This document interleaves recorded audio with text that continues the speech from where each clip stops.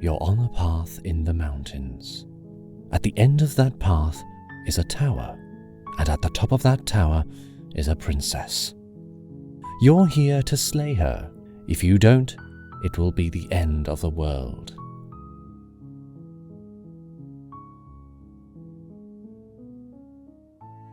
Where did you ever get that idea? No, your job is to simply slay the princess. That's it. It's not even that hard. And if you don't do it, I die, you die, and the princess will probably die anyway. And we don't want that now, do we?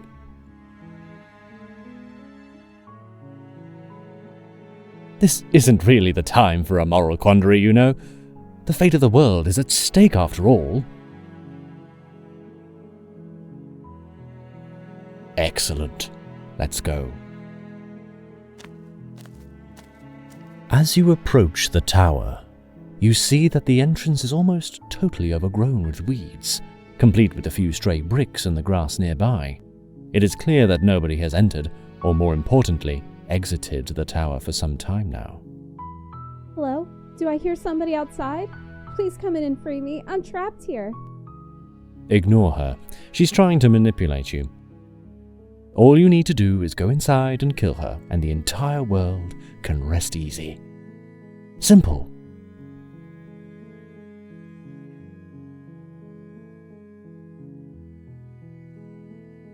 Of course she will. She will lie and cheat and try to manipulate you into trying to free her instead of killing her. But you can't listen to her. Nothing she says is true. Trust me.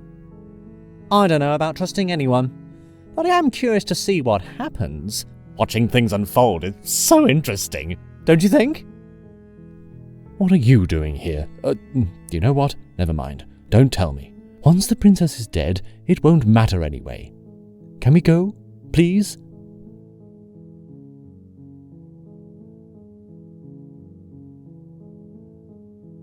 Did you not hear me tell you she was a liar? Like 5 seconds ago?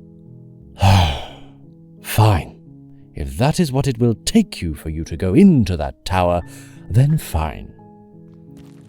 Using the overgrown plant life and an ounce or two of adrenaline, you scale the tower. Thankfully, the tower, being old, means that there are a plethora of footholds for you to choose from. Once both feet are firmly inside the tower, you turn. The room is simple. The only furniture is a small table that holds a singular blade, and the only other person in the room is the princess herself. She is sitting on the ground, a heavy manacle around her wrist. It is clear that she has been here for a while, and furthermore, that she cannot escape. Shock, hope, and caution swirl in her eyes. Oh, it was somebody outside, thank goodness. I was afraid it was just the rats again. Suppose I should be upset at you for not responding, but honestly I'm just happy you're here. If you could just free me from these chains, I'd be truly grateful. Please, I've been trapped here for so long. She is quite good at this, isn't she? Remember, she will end the world if you don't kill her. Oh, but she's so interesting! It would be a shame to kill her now, wouldn't it?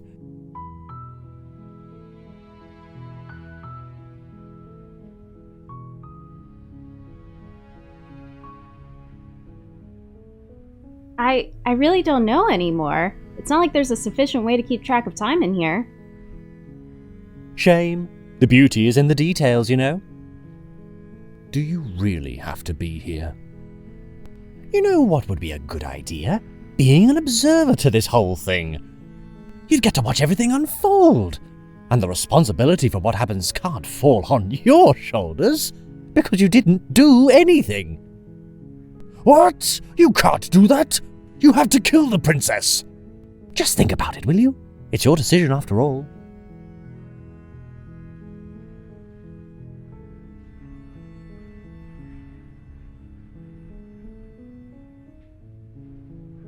You take a few steps to the side and sit down on the ground, leaning against the wall so you can get properly comfortable. You can feel the princess's hope shrivel away as she watches you. That's what you're going to do. You're just going to sit here and watch me suffer. You're just going to watch the world go by while I'm trapped here in front of you. Wow, she's a prickly one, eh? I think we should just get on with the show before she says anything else. Oh, but put it on 2 times speed for me, please. I only have so much of an attention span. After making possibly the stupidest mistake of your life, outside of maybe freeing the princess herself, you continue to settle into your spot and let the tale unfold in front of you, for better or for worse. Don't think I won't forget this. I'll remember it, and when I get out of these chains, you're gonna regret it. Chapter 1. The Hero and the Princess. You're on a path in the woods, and at the end of that path is a cabin. And in the basement of that cabin is a princess. That's weird. Just expecting like a castle or something. You're here to slay her. If you don't, it will be the end of the world. Okay, I know that this game is titled Slay the Princess, but I thought there was gonna be like a little more, I don't know, like mystery or something going into it. Like they're just like, narrator's like, you're slaying her. That's what you're doing. The world ends. Why would the world end? Oh, wow, okay.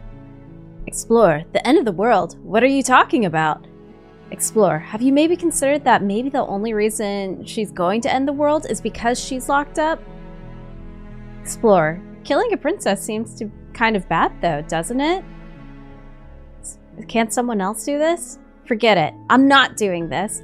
Have you considered that maybe I'm okay with the world ending? Do I get some reward for doing this? Okay, thanks for telling me what to do. Sweet, I've always wanted to off a monarch. Viva la revolucion. Silently continue to the cabin, turn around and leave. I want to know why. Why will the world end? I'm talking about the end of everything as we know it. No more birds, no more trees, and perhaps most problematically of all, no more people. You have to put an end to her. Wait, is that it? That's not really answering how would she do this. Okay. But how can a princess locked away in the basement end the world? Thank you. Yes, game. You know my thought process. Don't linger on the specifics. The specifics You feel have a really job important to do when here. murder's Just involved. get in there and do what needs to be done. We're all counting on you. Do you have any evidence to back this up, Mr. Narrator Man? This is wild that he's just jumped into. You gotta murder her. Don't think about too much on why and how could she end the world. You just gotta do it. Look, you're already on the path that leads to the cabin. Why would you be here if it weren't to complete a very important task? You've made it this far, you might as well reach the end of your journey. Okay, well now I'm wondering why don't I remember what happened before this point? This actually makes everything even more suspicious to me because I'm like, okay, did you drug me and now I'm here? Like, why would I be on this path? There's a million reasons I could be on this path that don't involve murder. Have you considered that maybe the only reason she's going to end the world is because she's locked up? While I appreciate the mental exercise, we are running up against a bit of a ticking clock. Why? Why? Nevertheless, let me assure you, the princess is locked up because she's dangerous. She is not dangerous because she's locked up. Well, if she's so dangerous, who locked her up to begin with? How could she be locked up? And before you decide to waste even more of our time by asking how I know that, let me suggest a more pragmatic lens through which to view this situation. I don't like this guy. Causality doesn't matter here, because Yeah, it does. the end result is the same no matter what led us up to this point. If the princess leaves the cabin, the world will end, and there is no changing that. But why? It's no use arguing semantics over a metaphorical chicken or egg, because the egg is hatched and it's about to ruin everything. Okay, but like you have to make yourself trustworthy to me first before I do stuff for you. Unless, of course, you do your job and slay her.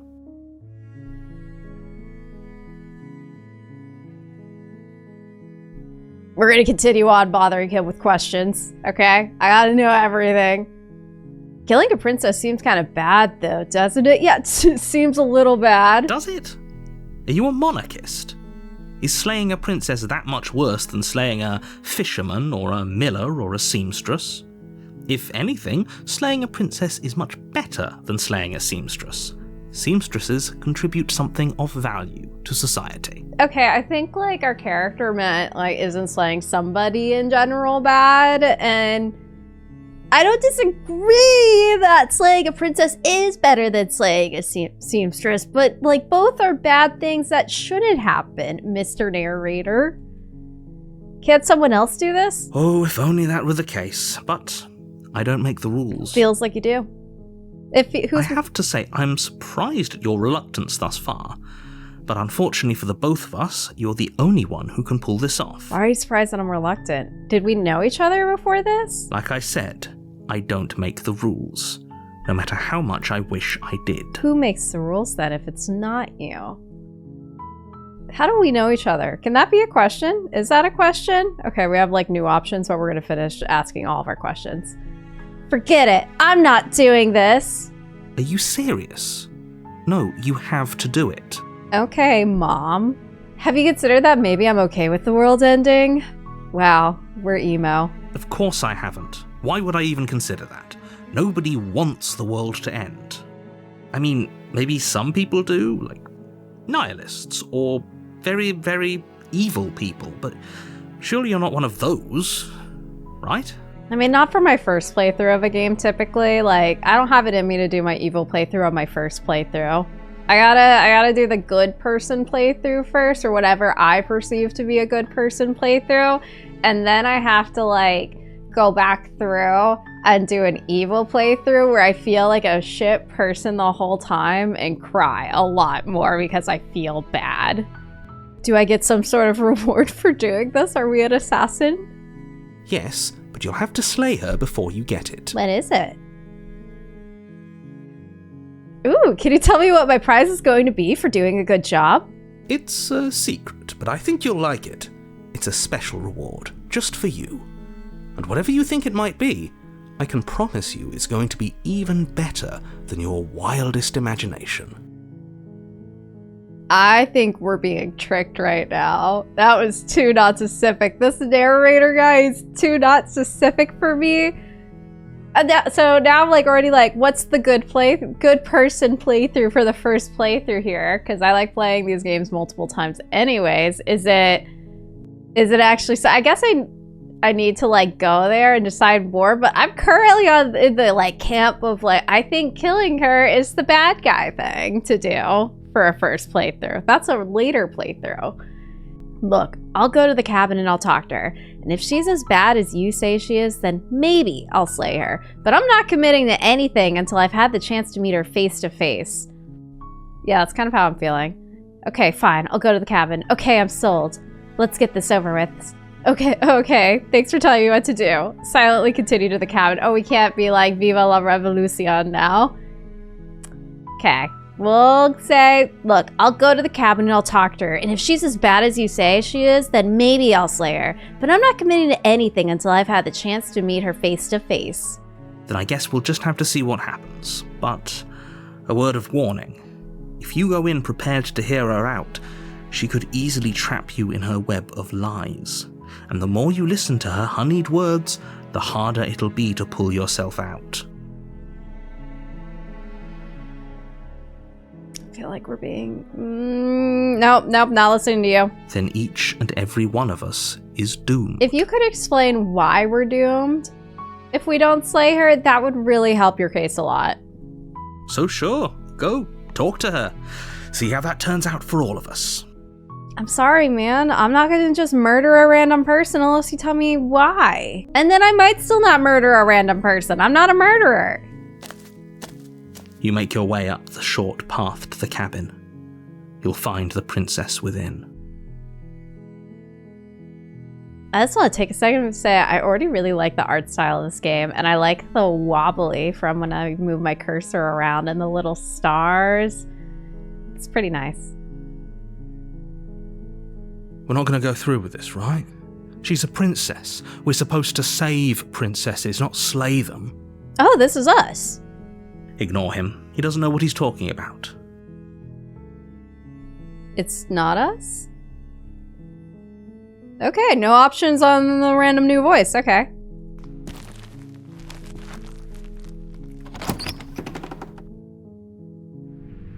The interior of the cabin is almost entirely bare. The air is stale and musty, and the floor and walls are painted in a fine layer of dust. The only furniture of note is a plain wooden table. Perched on that table is a pristine blade. Wow, where do people go to the bathroom here? The blade is your implement. You'll need it if you want to do this right. Oh, so we can go in without the blade.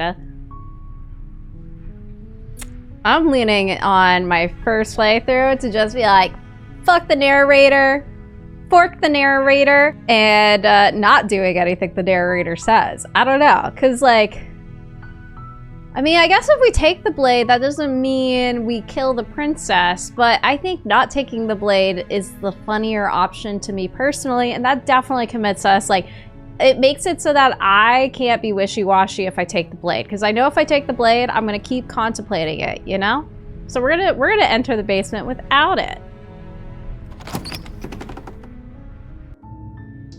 The door to the basement creaks open, revealing a staircase faintly illuminated by an unseen light in the room below.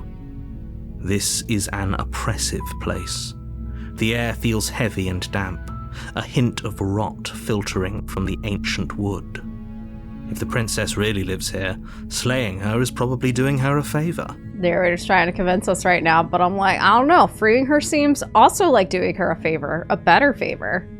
Her voice softly carries up the stairs. Hello? Is someone there? It's hypnotizing. It's the kind of voice you only have to hear once to remember it for the rest of your life.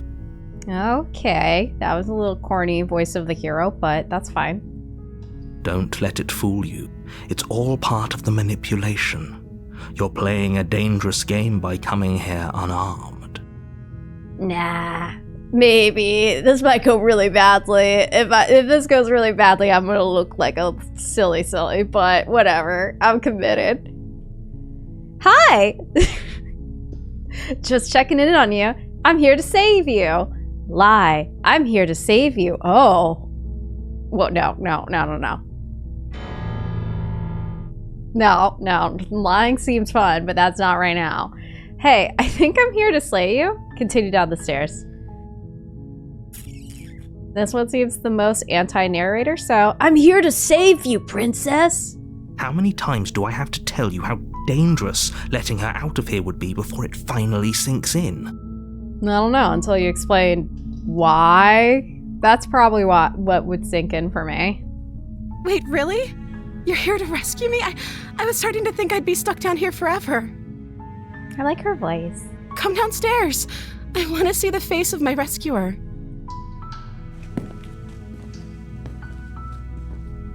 You walk down the stairs and lock eyes with the princess. No. There's a heavy chain around her wrist, binding her to the far wall of the basement. She's beautiful. How could someone like this be a threat to anyone? Voice of the hero, get your shit together, okay? Look, I said we're going against the narrator, but I didn't say that means we trust the princess. I'm committing to the path that seems not evil to me currently. I am begging you to stay focused. There's a lot riding on you here. That's too bad. I got pretty bad ADHD, man. Hi. I can't believe you're here. I've been waiting for something like this to happen forever. I hope you brought something to deal with these chains. Oh, well, I mean, we didn't know there was gonna be chains, if we're being honest. Don't do it. If she gets out of those chains, we're all one step closer to the end. Hold on, let's talk a bit first. I'll see what I can do, examine the chains. I want to know more about her. I want to know why she's here. Okay. I get it. I get it. If this were a real life situation and I was kidnapped and trapped in a basement, my rescuer came and was like, wait, before we save you, we gotta play 50 questions. So. Aww, she's a cutie. Explore. What's your name? I don't know anything about you. For all I know, you're locked up down here for a reason. If I'm the first person you've seen in a while, what have you been eating or drinking? That's a great question. That's a really good question. I didn't think about it. I thought her saying forever was weird because I was like, wait, like forever? Anyways, I was sent here to slay you. You're apparently supposed to end the world. What are you going to do if I let you? Is the piano stopping? There's like another sound. Anyways, what are you going to do if I let you out of here? I'm going to keep you locked away down here, at least for a little bit. We can get to know each other better while I decide what to do. Keep her locked away. Oh, I'm sorry, but I just can't trust you. This doesn't add up, and it isn't worth the risk to take your word over the potential fate of the world. That is so dumb. That's so dumb. Okay, so if some random person you've never met told you, go kill this person or the world ends, you would do it? Go back upstairs to retrieve the blade without saying another word. I can't believe they've been keeping you down here like this. I'm getting you out of here. Okay, I'm gonna get you out of here. Don't make you regret this. Okay. We gotta explore. And the best way to start is by asking her name. Oh. That seemed like an easy question, but okay. She pauses, carefully formulating her words before she responds. This is a weird question to be taking time on. You can address me as Your Royal Highness. Or you can just call me Princess if Your Royal Highness is too formal. Okay, so is this some, like, class stuff going on? Is Princess her name or her title? What if it's both? Could you imagine being named Princess? What if Princess is her name? So is Princess your name? Like I said, you can call me Princess if you'd like. Is she embarrassed about her name being Princess, or is her name not I don't think her name's Princess. Why is she being weird about it? I'm sorry, I've been down here so long, I guess I've just forgotten. I must have a name, though. Everyone has a name. Oh no, that's really sad, but also really weird that you don't know your name. Okay, that's weird. Yeah, that is weird. Thank you. Thank you, voice of the hero. We're buddies. She hadn't even thought to pick a name for herself. Hopefully you're starting to see that she can't be trusted. Go back upstairs, get the blade, and slay her before it's too late. No. That's the answer, Mr. Man. That's weird. I'll give you that. It's really weird, but that makes me think she's literally been here forever and nobody named her, but she can talk perfect English. I don't know. I don't know anything about you. For all I know, you're locked up down here for a reason. Of course I'm locked up down here for a reason. And that is? I don't actually know what that reason is, but you don't just stuff a princess in a basement and throw away the key without there being some sort of an explanation, right? Right. Narrator, did you hear that? This is really good reasoning right now. You have all the explanation you need. You should know better than to trust whatever she comes up with. They're both suspicious, though. They're both very suspicious. If I'm the first person you've seen in a while, what have you been eating or drinking? Good questions. I don't see what that has to do with anything. Okay, yeah, that's a fair response, but also, like, have you been eating rats? Like, what's going on here? What's, like, your day-to-day? This is the only time this is ever going to happen, but I agree with the princess. That's hardly relevant. It now feels more relevant that neither of them answered me. Okay, but actually, what has she been eating? She has to eat, right? Thank you. Thank you, voice of the hero. I was sent here to slay you. You're apparently supposed to end the world. But I don't think you're actually dangerous. If I wanted to see her for myself, I'm still not sure what to believe. I'm starting to think it's true. There's something about you that doesn't feel right. Okay, there is something about her that doesn't feel right, but she also has been kidnapped and has probably been through a lot of stuff. But I don't think you're actually dangerous. Is that why they threw me down here? But I don't want to hurt anyone. I like the world, I think. I think really, really makes me more confident in you. I don't remember much about it, to be honest. I've been down here for so long.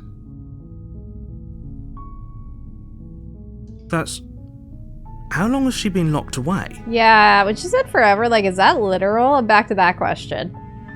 Did they tell you how I'm supposed to end the world? No, and that's really annoying. Deflect. What are you gonna do if I let you out of here? I've been told enough. I was hoping you'd tell me. No, but I'm sure they have their reasons for keeping that information secret from me, okay? No, which is why don't think you're actually dangerous. Remain silent. I was hoping you'd tell me. I don't know how to destroy the world, if that's what you're getting at. Fair enough. I believe her. Yeah.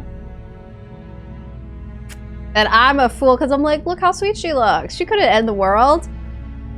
She doesn't have to know how to destroy the world to be capable of doing it. I feel like that should be a prerequisite of destroying the world. At the end of the day, whatever the two of us have going on down here is about trust. Whoever sent you to slay me claimed I was a threat to the world, but they didn't tell you why. I don't trust that, and I don't think you do either, or you wouldn't have come down here to talk. She has a point. We're talking like this for a reason. Yeah. So this shouldn't be about what I'd do if I got out of here, or me saying the right thing to convince you to save me.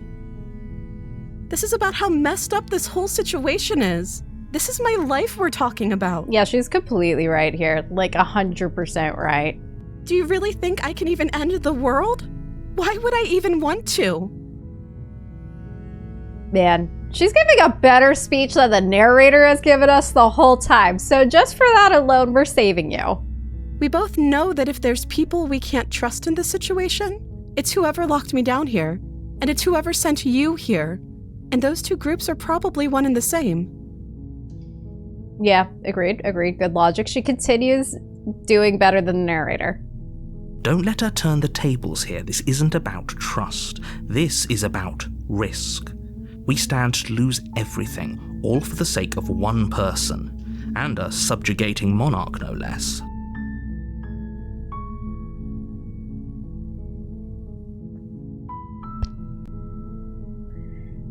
Nope, not listening. I won't kill you, but I can't just set you free. It's too risky. What if I stayed for a while and just kept you company? Maybe then everybody could be happy. No, that's really weird. My guy person, my hero, keeping somebody kidnapped seems bad. I'm gonna keep you locked away down here, at least for a little bit. We can get to know each other a bit better while I decide what to do. What? Why is this? I'm sorry, but I just can't trust you. This doesn't add up, and it isn't worth the risk to take your word over the potential fate of the world. Retrieve the blade. Go back upstairs to retrieve the blade. Oh, thank gosh. I was like, where are the options to save her? I can't believe they've been keeping you down here like this. I'm getting you out of here. Yeah, we're all in. You're only making this more difficult. No, you are. Thank you. Thank you. You're making a huge mistake. You haven't told me why. No. Or how. You're doing the right thing. Thank you. You walk up to the chains binding the princess to the wall and give them a tug. They're large and heavy, far too solid for you to even imagine trying to break them apart. I'm guessing you don't have the key? No, we're not that prepared. Maybe it's somewhere upstairs. Doubtful. Whoever locked the princess away down here intended for her to never see the light of day. They wouldn't have just left the key to her chains somewhere in the cabin. I feel like they could, but it was literally just a table and a blade, but maybe there's like a secret cabinet in there with the key. And if there is a key, and if there isn't a key, do you have any other ideas? I'm going to check upstairs. Maybe the key's still lying around somewhere up there, and if not, maybe I can at least find something to break you free. And if there isn't a key, do you have any other ideas? Maybe there's some way to break the chains? I'm not that strong. I'm a hero, but not like the buff kind, you know? Or if that doesn't work, I guess we can always cut me out of them. You're really, really chill about that. She offers the suggestion with almost complete nonchalance. Is it a joke? If we were stuck down here long enough, I'm sure we'd be nonchalant about cutting our way out if it meant we could finally be free. Will she just joke it, though? You attempt to make your way out of the basement, but the door at the top of the stairs slams shut. You hear the click of a lock sliding into place. Wait, who's up there? Is someone else here? Hey, let me out of here! Your shouts and pleas are met with silence. I'll repeat myself once again. You're here to slay the princess, and you won't leave until the task is done. Is it the narrator up there? Try the door. You try the door, but it's locked from the outside. Is it the narrator? Oh my gosh. Okay, we're not gonna slay the princess, but we might try to slay you, Mr. Man. You make your way to the bottom of the stairs. This would have been so much easier if you'd just taken the blade like you were supposed to. Okay. Easier for whom? Yeah, good question, voice of the hero. Easier for everyone. Look at the mess you're in. I heard the door slam. They locked you down here too, didn't they? There's a slight panic rising in the princess's voice. That's a fair thing to panic about. If I could just get out of these chains, I know we could force our way out of here together. Teamwork does make the dream work. She barely hesitates before raising her arm to her mouth, her teeth tearing through her limb with the determination of a trapped wolf. Oh no! Oh my god, what? Oh, baby, so the narrator might have been right. Rips her flesh from her bone. A sound comes from behind you. The clang of bouncing metal. It's a key? It's the blade from upstairs. Darn it! You're not sure how it made its way down here, but if there's a time to strike, it's now. Oh, that was really gross and questionable, princess. Or we could use it to free her. Oh, I hate that option too. You won't like what happens if you do that. I won't. We're gonna cut off her arm. Oh, we can only save the princess. It committed for me. That was the strong me now questioning my choices, but I guess we're saving her. Fine. Oh my gosh! The little cursor changed and I'm holding a little knife now! Oh my god, I love little details like this. Look at this little tiny baby knife. It's mine. It's my knife. Oh wait, okay, back to the thing. Against your better judgment, you place the blade against the ragged, self-inflicted wound on the princess's arm, just above the unyielding chain binding her to this place. She's just like chill. A little blood around her mouth. You cut into her flesh. Oh my god, our little blade cursor has blood on it now.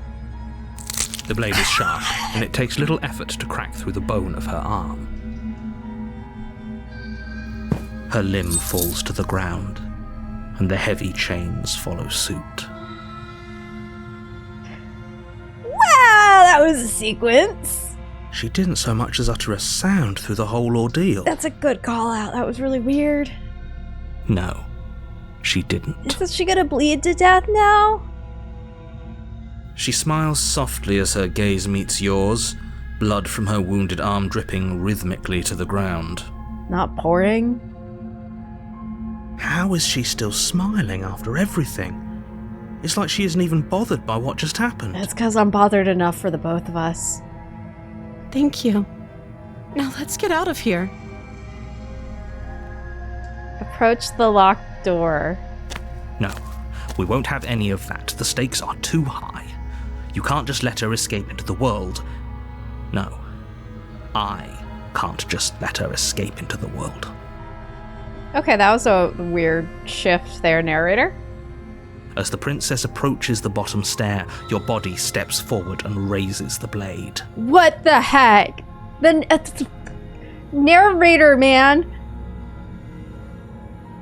Look, I just needed some more information from you to get rid of this. Also, what is up with our hand?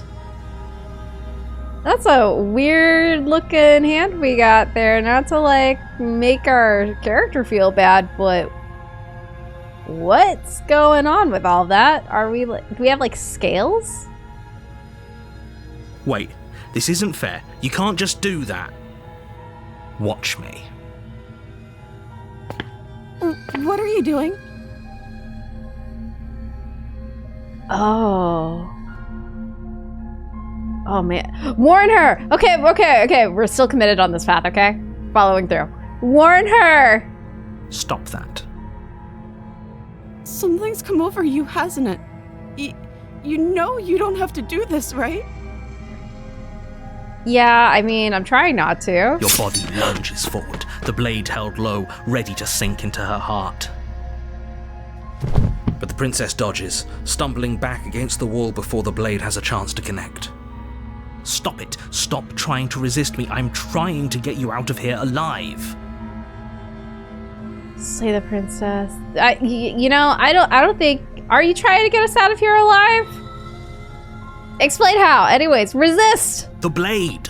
Move the blade. No! As your body remains frozen in stubborn resistance, the princess takes a cautious step forward. We both know this isn't you. She nervously reaches towards you and takes the blade from your infuriatingly rigid hands. What are you doing? I'm wondering what's going on with my hands personally. Like, in a what are these way, but... I'm sorry. I'll try to be quick. Oh my god, is she gonna kill us? She plunges it into your chest, tearing through flesh and sinew. It is agony. But you aren't dead yet. Oh god, her little arms right there. Oh no, I'm so sorry. Stay strong. We can tough it out until it's done. For her sake. For her sake? Don't you start pretending that dying a painful death is some sort of heroic gesture. The two of you have literally doomed everyone. Okay, but... Whatever. She sinks the blade into your chest again and again and again, and you feel every inch of burning pain that slices its way into your body. I'm sorry. She is really bad at murder, and we're supposed to think she's gonna end the world? She doesn't know how to use a knife, does she? Exactly! Apparently not, though it doesn't matter how sloppy her knife work is, does it? A stab wound is still a stab wound, and it won't be long before you bleed out. I'm so sorry. With one last thrust of the knife, your legs give out beneath you. You collapse to the floor, your blood pooling around you, your limbs unresponsive. The princess stares down at your ruined chest as tears carve rivulets of pink down her blood-spattered cheeks. It can't just end like this, right? Yeah, I think I really messed up this playthrough. I'm processing all of this right now. I think... Whoops. Oh, that's rich coming from you. As much as I'd prefer for things to have gone differently, I can't deny the reality of what's happened. The two of you made your choice. It's over. Okay, so this was clearly a bad route to do. Whoops. Everything goes dark, and you die. Okay, chapter 2, the damsel. Oh my god, do we get to play as the princess now? Princess? You're on a path in the woods, and at the end of that path is a cabin. And in the basement of that cabin is a princess. You're here to slay her. If you don't, it will be the end of the world. This is just how it started. Oh, okay, I'm getting a terrible sense of deja vu. Yeah, this is it. So is this us again? Wait, hasn't this happened already? Yeah, okay. Okay, no, but I died. What am I doing here? Yeah, how did we get here? Was that supposed to happen? Obviously, they built it that way. But, like... Hasn't this happened already? Oh, you bastard, you're in for it now! I'm wise to your tricks! I like that one more. My tricks? What on earth are you talking about? We just met for the first time. Sure. Gaslight, gatekeep, narrate boss. If he doesn't remember what happened, then maybe it's best to keep it that way. Voice of the hero, what the heck? Yes, he didn't approve of us last time, did he? If we're going to save our beloved, we'll have to be sneaky about it. And now we have a new voice. Voice of the smitten. Our beloved? Oh. Yes, you'll have to be very sneaky about your intentions if you're going to try and save the princess. Yeah, we're already caught. Voice of the smitten. Great job. Ah, so all of the cards are on the table. Then you should know that we and the princess are in love, and the four of us will be foiling any and all assassination attempts you've got in the works. We'll see about that. Whatever you do, just be sure to ignore him specifically. It sounds like he's the sort who'd sacrifice the whole world for a peck on the cheek.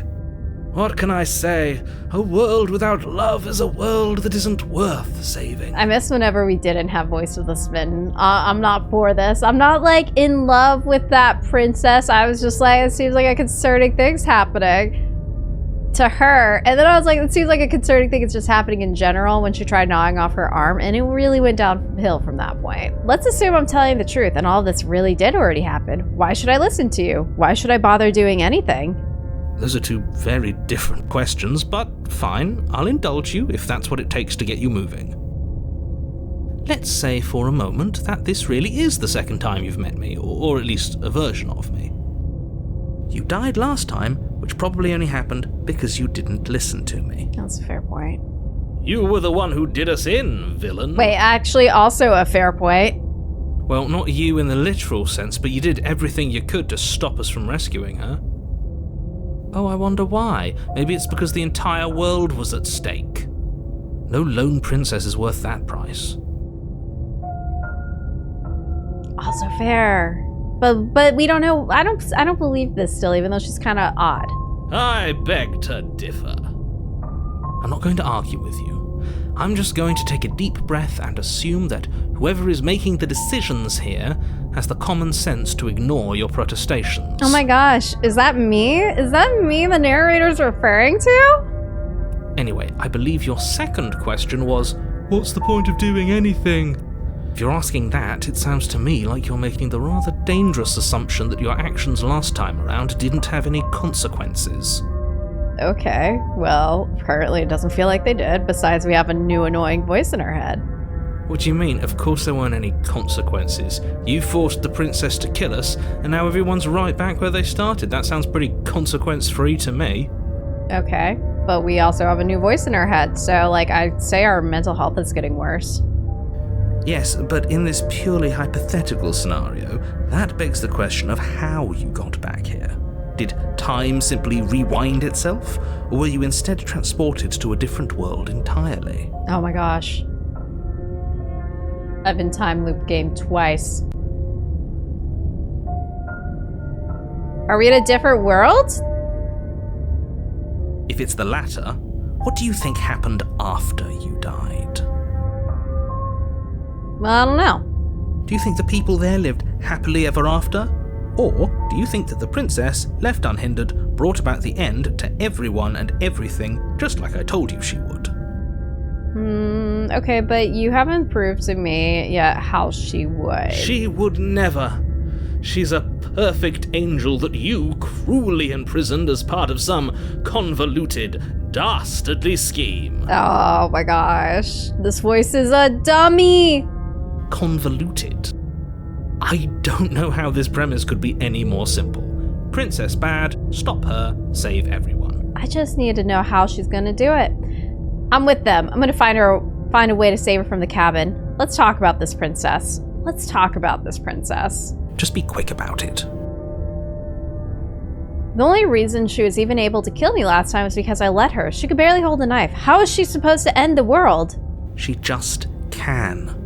Believe me, I wish I could tell you more, but you'll just have to trust that what I'm saying is true, and that, despite it all, you're fully up to the task that's been given to you. Maybe it's her beauty that threatens the world. Sure, it's her beauty.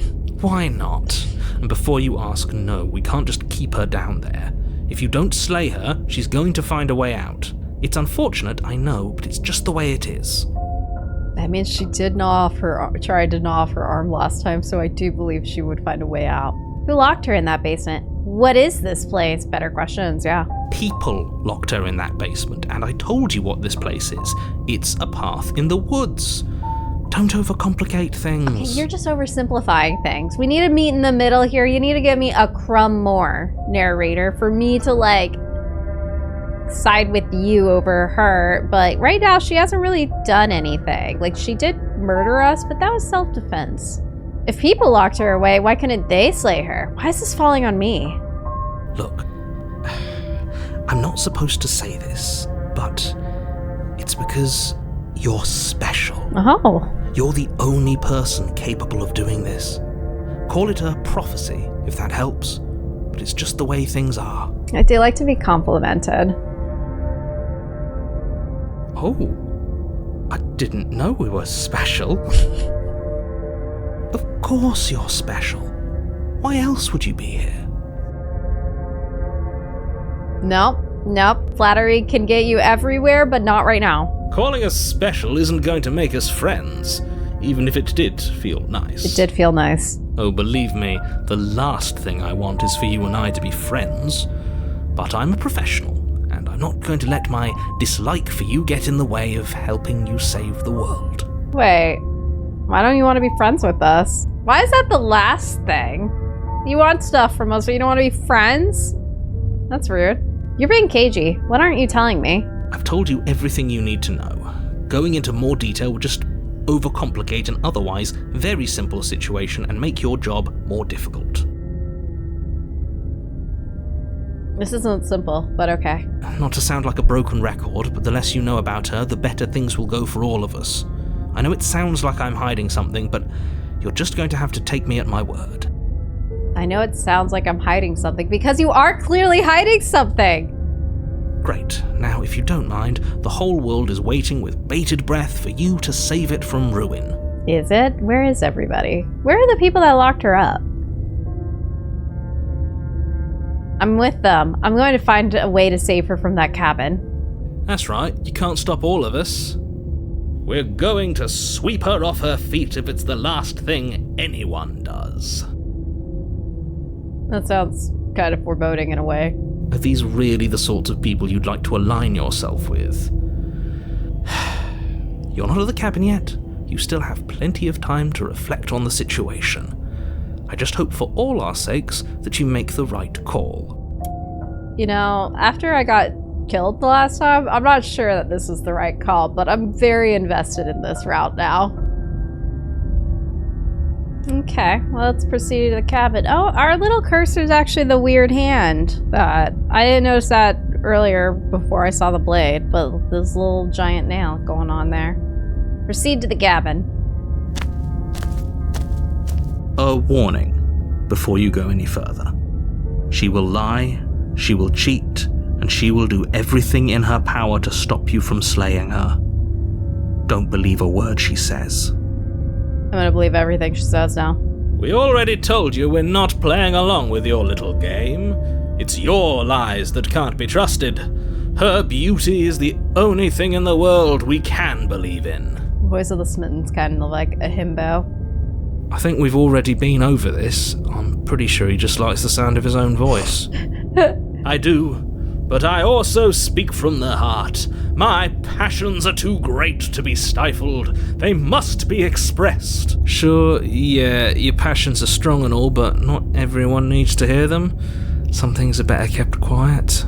Me and Voice of the Hero, I feel like, are on the same page like 90% of the time. Don't pay their bickering any mind. Focus on the task ahead. Proceed into the cabin.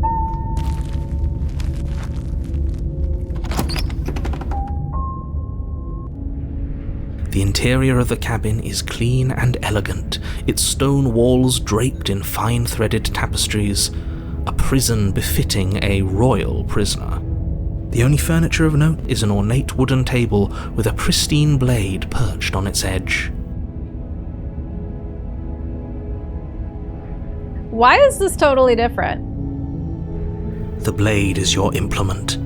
You'll need it if you want to do this right. This feels like a cute romantic tower, not like a little cabin. There's even little banners. Some very fairy tale vibes. You didn't say anything about the mirror on the wall. That's really nitpicking a detail, but okay. This whole cabin is different than last time. Why was that the second option? Approach the mirror, take the blade, enter the basement. This whole cabin is different than last time. Very different.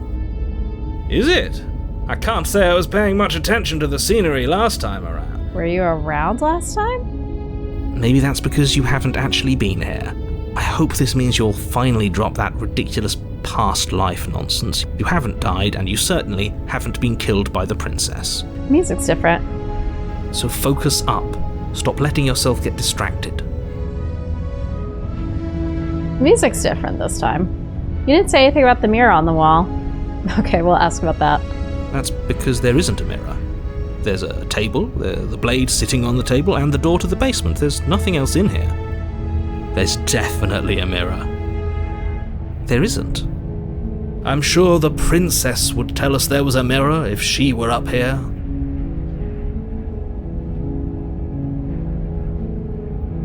In which case she'd be lying to you because, again, there isn't a mirror.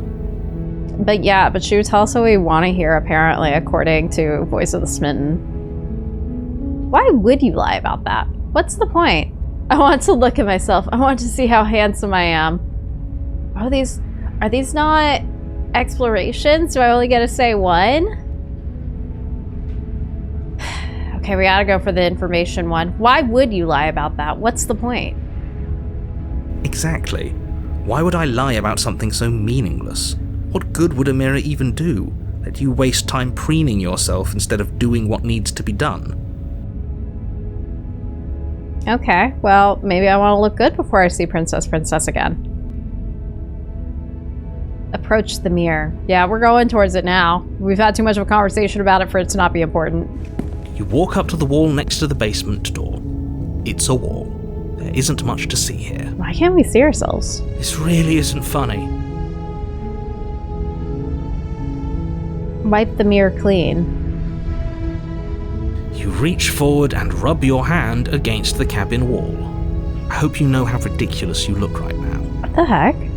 But it was there a second ago. What is going on? And now it's gone. Pity. We could have a feather out of place, and now we'll never know.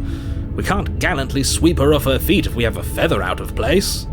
What are we? Because I noticed earlier, it did kind of seem like there was like some sort of feather thing going on in the upper arms from the arm that we could see, but I just assumed that was like clothing. Maybe we're wearing a cloak or something. But the narrator also just like used the word preening yourself in the mirror. And preening can mean, you know, you're just like trying to look good in the mirror, but also preening has like a double meaning of that's what birds do. Are we a chicken? Why would we be a chicken? This feels very odd. Maybe I'm just focusing on something that does not matter. What are we? Explore, take the blade, enter the basement. We're entering the basement. Continuing.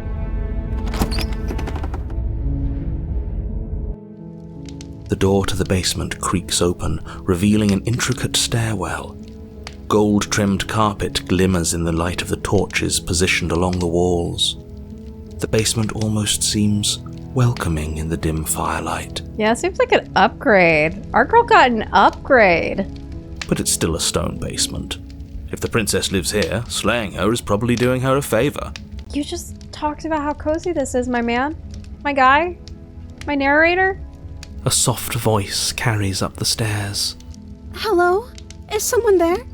Her voice. It's somehow even more beautiful than last time. I can hear wedding bells already. Can we kill Voice of the Smitten? I would slay Voice of the Smitten. I've held my tongue till now, but you're taking this a little too far. We barely even know the princess.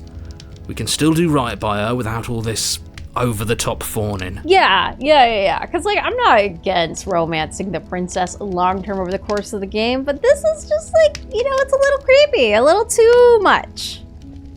Yes, for everyone's sake, you're not in love. Just remember that her charms are all part of the manipulation. You walk down the stairs and lock eyes with the princess. There's a heavy chain around her wrist, binding her to the far wall. Oh, did her outfit change a little bit? Like, that's a new tiara, isn't it? My love, we're here to rescue you from your unjust and foul imprisonment. I hope that's not something we're saying out loud. You know she can't hear you, right? Oh, thank gosh. She may not be able to hear my words, but surely she can hear my spirit. Oh, your spirit's plenty loud, all right. It's you, my dashing hero.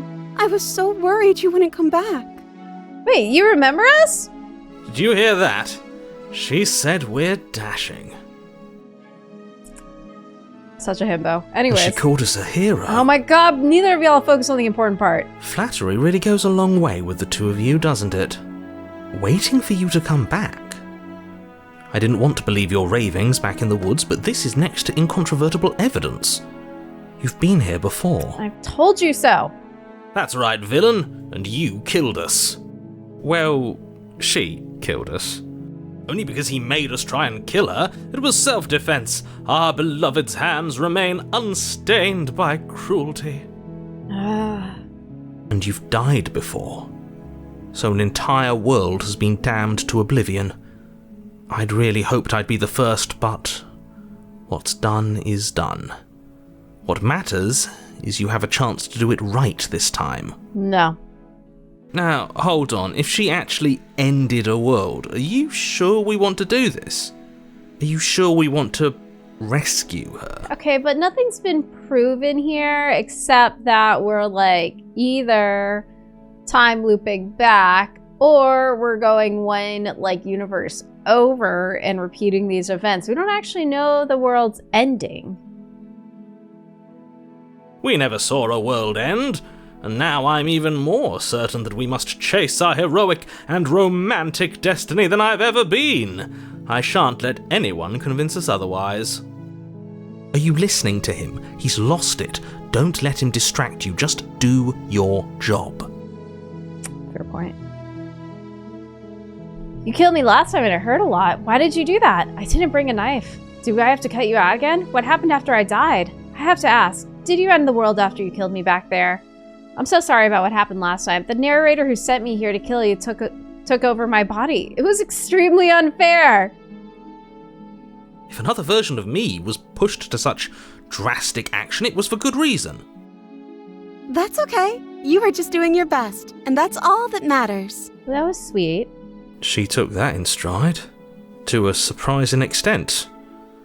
An almost unsettling extent, actually. I think she's just maybe had such a bad life, or like a life not exposed to anything, very sheltered in this basement, that her standards are shockingly low. So that's what I'm gonna go with. Is it unsettling? Yeah, but like she's had a pretty bad life for what we know limited right now.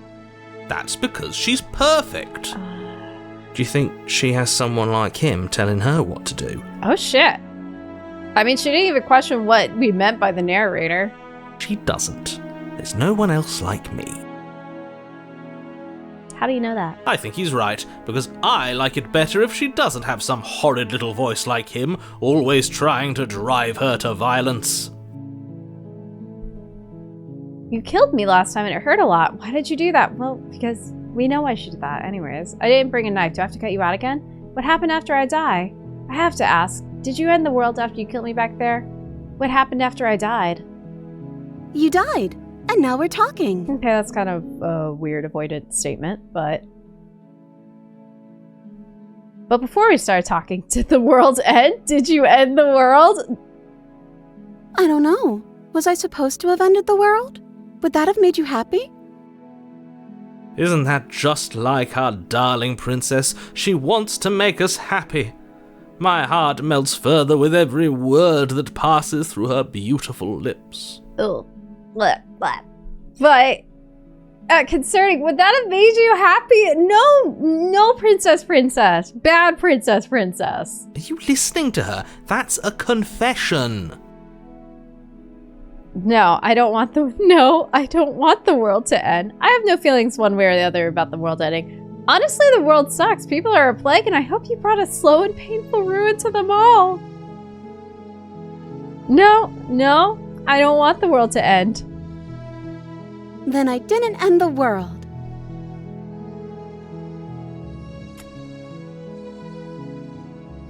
I feel like she ended the world. That feels like she ended the world. Who else here thinks that means she ended the world? She's lying to us right now. See? She didn't confess anything. She is innocence itself. I'm not so sure. Yeah. You killed me last time and it hurt a lot. Why did you do that? We know why, but... I'm sorry. Didn't you want me to? I guess we kind of did. Did we? Kind of. We warned her of the cruel forces seizing our body. That's practically telling her to kill us. She is our beloved, and she made the choice to free us of our misery, to show us mercy and make the best decision for everyone. She made the best decision for her. Don't be so quick to assign kindness. You're just opening yourself up to manipulation. But she seems very sweet and just wants to please us now. I think she's just like kind of easily adjustable. She's just trying to do what we want her to do. It feels a little messed up. I didn't bring a knife. Do I have to cut you out again? Oh, please no. I'm okay with whatever you come up with. You can cut my arm off again. I would love to not. We won't be laying a finger on her perfect wrists, and indeed, we won't even have to. Do you see how dainty her hands are? We'll be able to slip her right out with no harm done. Wait, for What? real? No, she's a prisoner here. You can't just slip her hand through the chains. Can we for real do that? Why are you two arguing over the logistics of slipping her hand out of her shackles? She just said she'd be okay with any idea we came up with. Am I the only one here who thinks that's weird? It is really weird, but again, we don't need to keep going into she really has like a lot of stuff going on. She didn't care last time. Why should she care this time? That's our stoic, smiling angel. That's kind of a good point. She really didn't care last time as long as she got out. No, you're right. It's extremely bizarre behavior and further evidence that she's a monster who's not to be trusted. So go ahead and slay her. Rescue the princess. Oh, we don't have the option either this time. No, I can't let you do that. If you take another step towards the princess, You'll what? Take over our body and force us to try and kill her? Ooh. I would if you had a weapon. Yeah! Not on my watch, villain.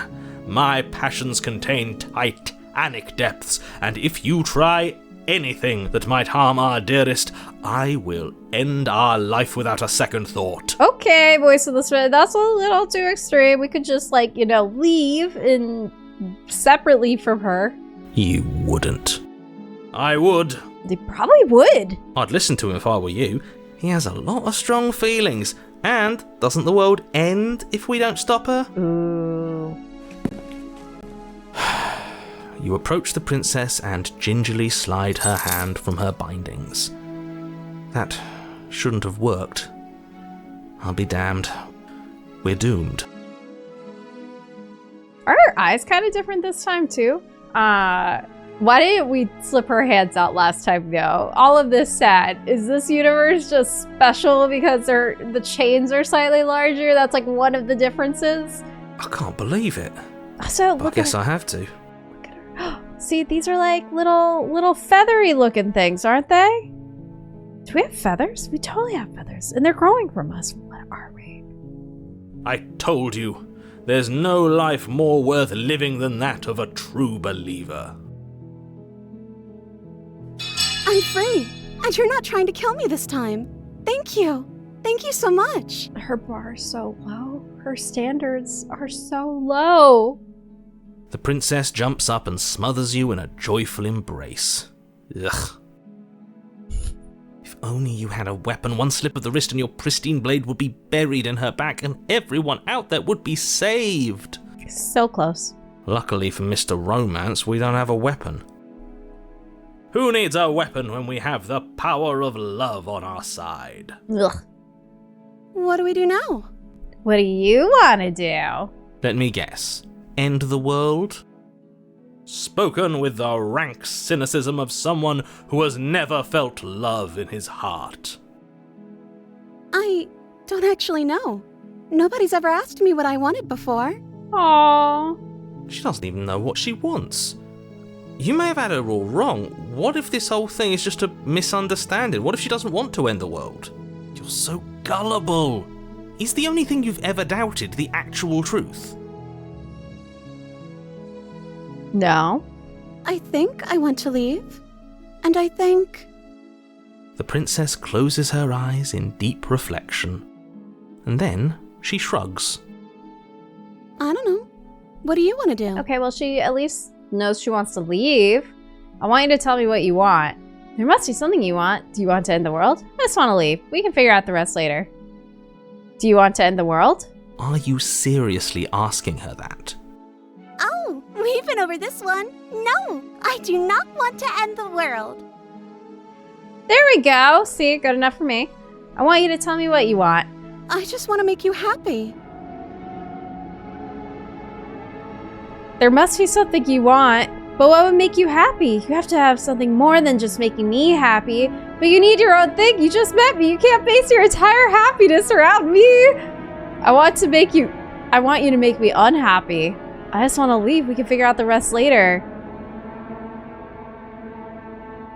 Why did the music start getting so distorted? This feels like it's going sideways. I really want to pick this option. But not right now. You have to want something more than just making me happy. There must be something you want. But what would make you happy? I just want to make you happy. Why is she changing so much? What the why? What? There must be something you want! I just want to make you happy. She's becoming like more and more... What is this? But you need your own thing. You just met me. You can't base your entire happiness around me. Okay, if that's what makes you happy. What the fuck? Is it just me, or does it feel like we're alone right now? Like we're the only ones here? Yes. What happened? What is this? What was going on there?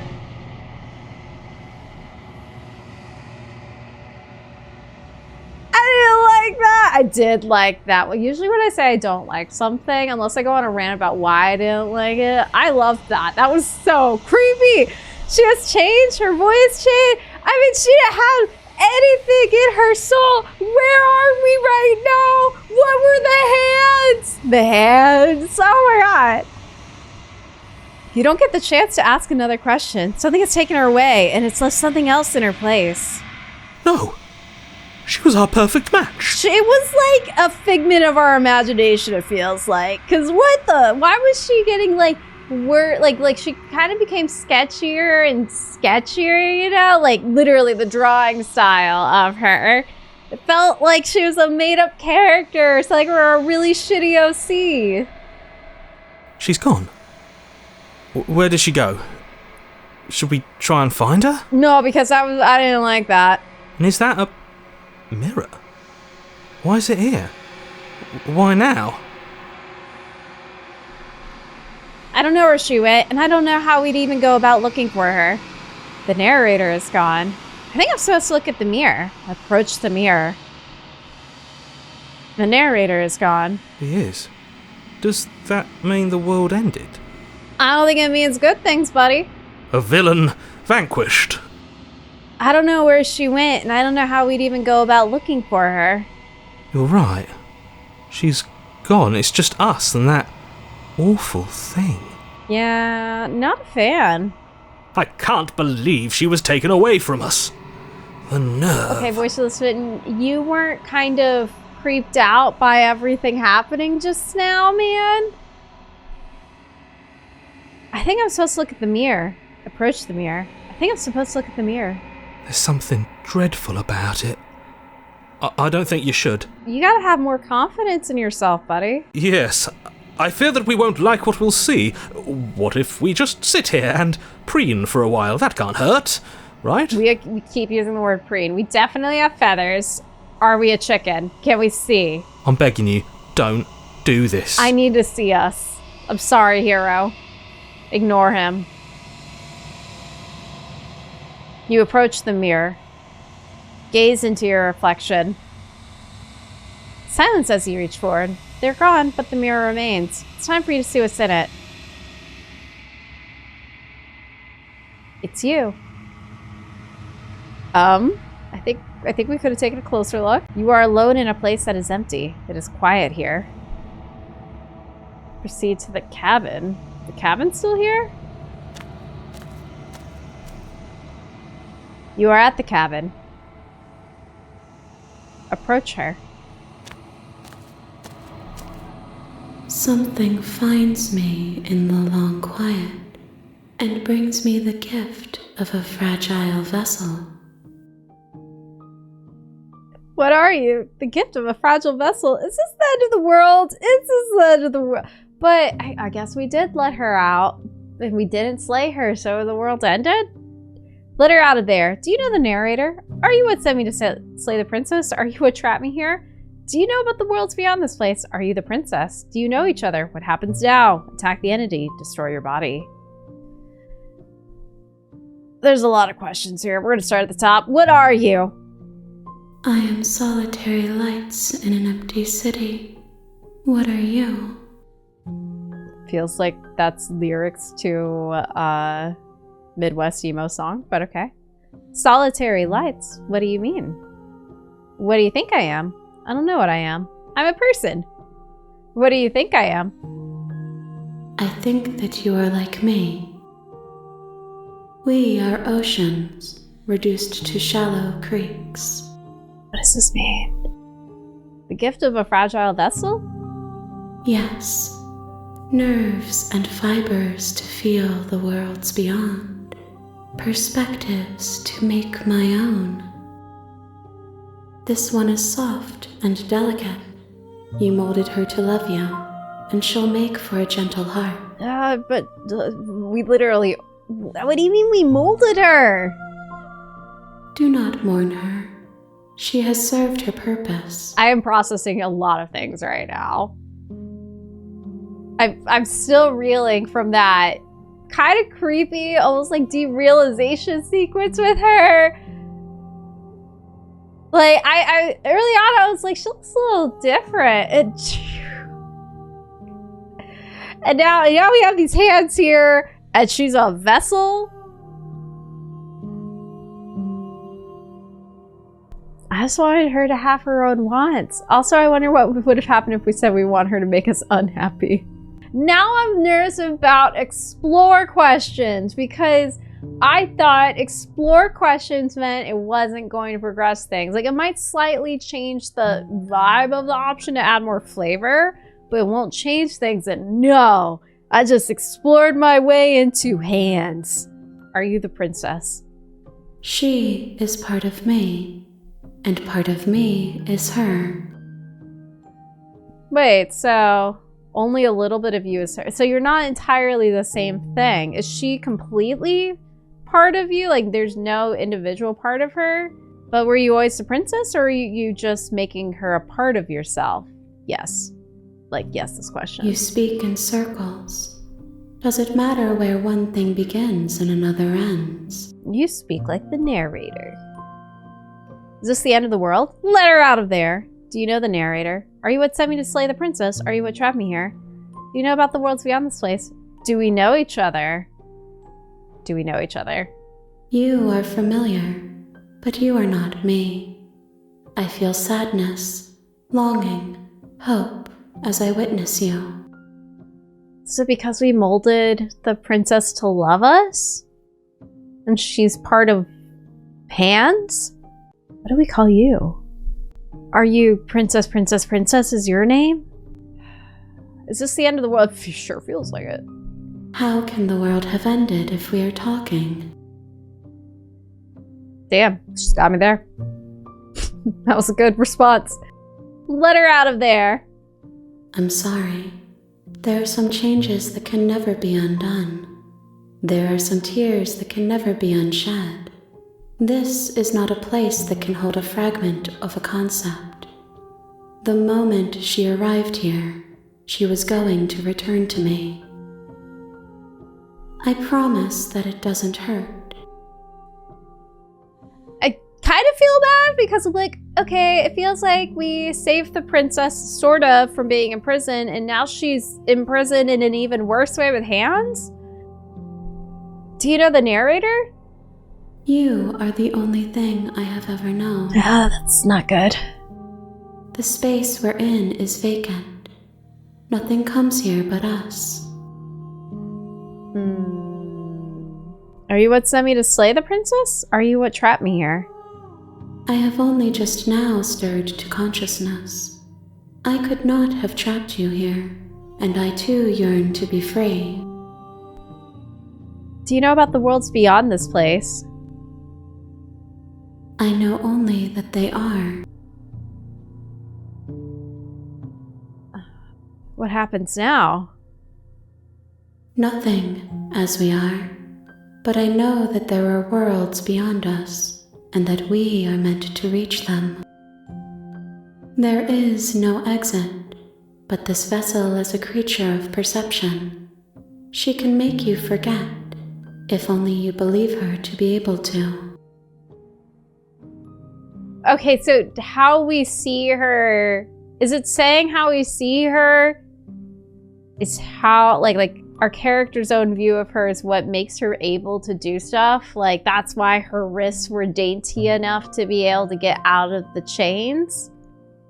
Is that why she had this wild, just like, as we were questioning, like, we were like, how do you not have any wants? She became less real feeling to us, so she became more and more like just like a half-done sketch because she didn't feel like a fully fleshed like human the more we probed. Okay. Continue. Bring me more perspectives so that I may be whole, and perhaps then we will know our freedom. That's totally it, right? Oh my gosh! So if we do different stuff, do we get different princesses? Like, does she change more? Do we get different? Does her drawing change? Are you scared that I'll find a way to kill you? I am so, like, that was not even what I was curious about. Usually that's on the same page, but sure. I have not lived. I am not afraid to die. Okay. How many more pieces of you do I have to find? More than you have found, but less than there are to find. I am infinite. The rest will find their own way home. I love non-specific answers, okay? So will you have to find more than one? How much will I forget? What do I do if I... And what if I don't let you do this to me? I was sent to slay the princess to stop her from destroying the world. If I help you, is that what you're going to do? And what if I don't let you do this to me? Then we will be here forever, as we are now. Unfinished, dry, hollow. She seems kind of chill about it. I'm not going back. Wait. Ooh, how much will I forget? Everything. Until we meet again.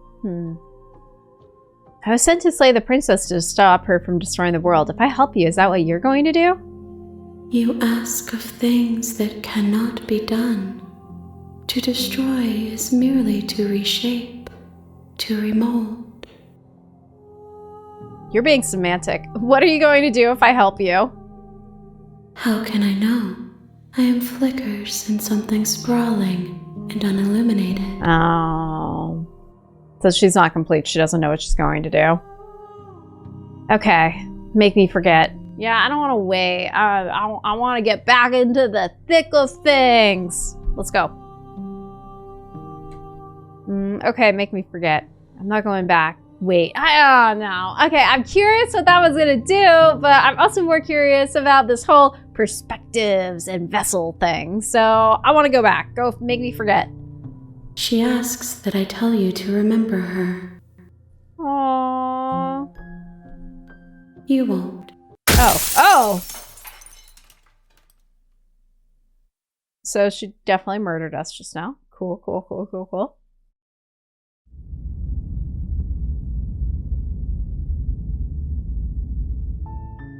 You're on a path in the woods, and at the end of that path is a cabin. And in the basement of that cabin is a princess. That drawing sequence was so good. I can't get over how much I loved that. That, like the exploration options changing how we perceive. That was just so good. Sorry, I'm still hung up on this. I need a minute to process. I'm gonna go make myself some dinner and then come back to this, and we're gonna do the next princess.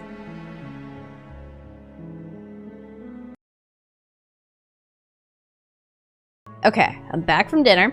Well, I want to test if she does change based on what we do. I don't know. Do we just like do the exact opposite of last time? I guess that's the way to see how different things can go if we just do the literal exact opposite.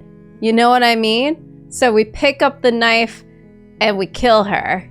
And maybe that'll be a less slightly terrifying end than what just happened. Because that was some terrifying shit there. Sweet, I've always wanted to offer Monarch. Viva la revolution! That's the spirit. Yeah, it's okay. This time we just go and murder. The blade is your implement. You'll need it if you want to do this right. Explore. Take the blade. Yeah, we're taking the blade this time. You take the blade from the table. It'd be rather difficult to slay the princess and save the world without it. I just love the little cursor change. That's such a good detail. Okay, we're gonna... Piggy promising y'all. I'm gonna go in there. I'm gonna murder her. No questions asked, just murder. We're doing the opposite now. Enter the basement. Boop, boop, boop. Stab, stab, The stab. door to the basement creaks open, revealing a staircase faintly illuminated by an unseen light in the room below. This is an oppressive place. The air feels heavy and damp, a hint of rot filtering from the ancient wood.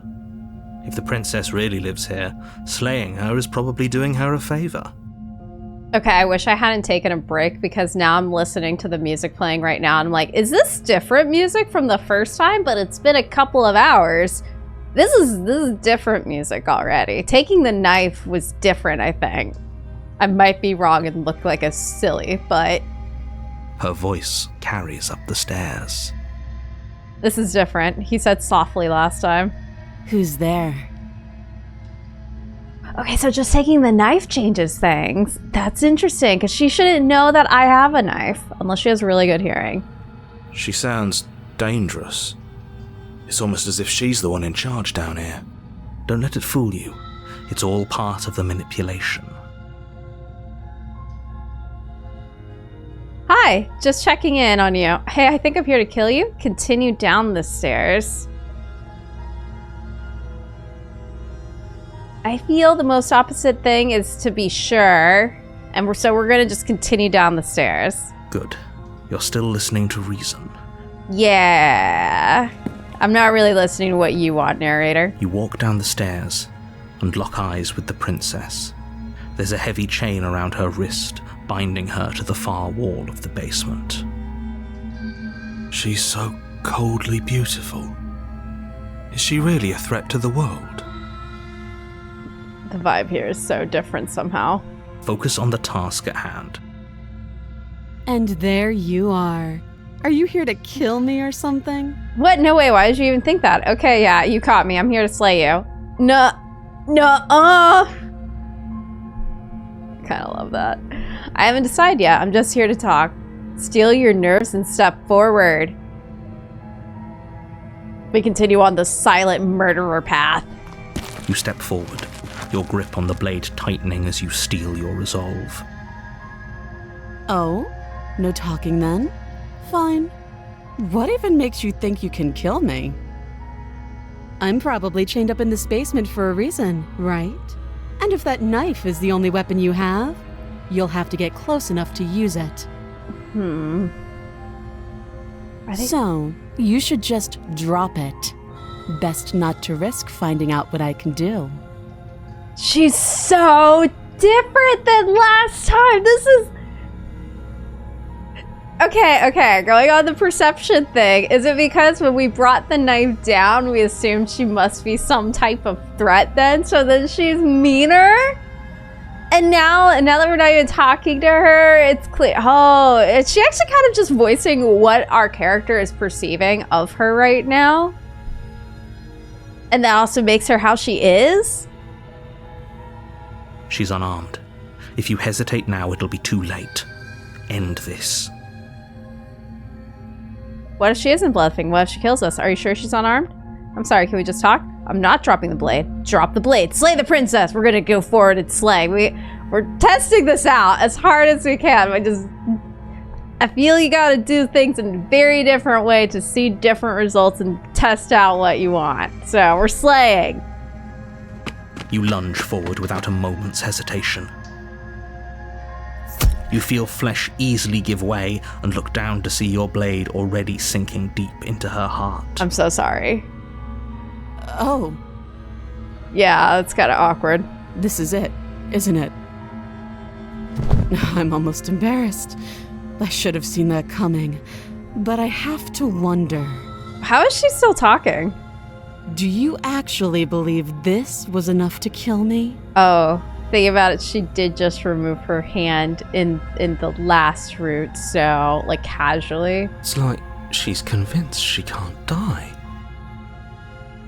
Yes, even as she lays there dying, she entirely believes herself to be alive and well. Oh crap, she is dying. But it's over, isn't it? She stopped breathing moments ago, that arrogant look still plastered on her face. But is it over? Really over? Is it? Of course it is. She's dead. I'm not sure. I feel like she has to have some kind of trick up her sleeve. Of course not. That was too easy.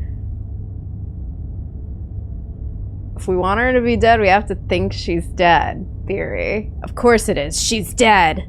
Yes, exactly. It's over.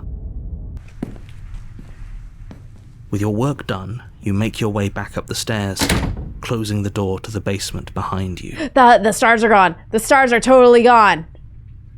Why do I feel like we've done something terrible? We totally did. We did murder immediately.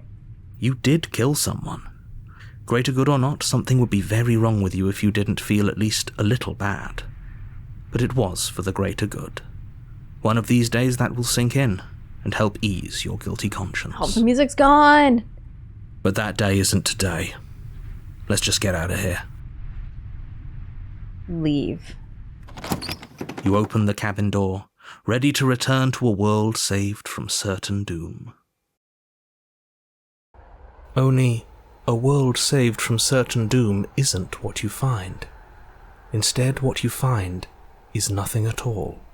Where a lush forest stood mere minutes ago, the only thing in front of you now is the vast emptiness of some place far away. Are we already back to the other...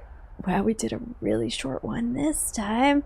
So we're already back to the place with the hands? But the narrator's still here. What happened? Everyone is fine.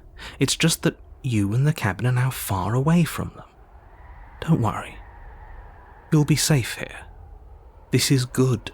Everyone is happy. You'll be happy. So what the narrator wants to is bad. This is not a good ending for us. That's bullshit. Let me out of here. Okay. I was kind of hoping I'd get a better ending for saving the world.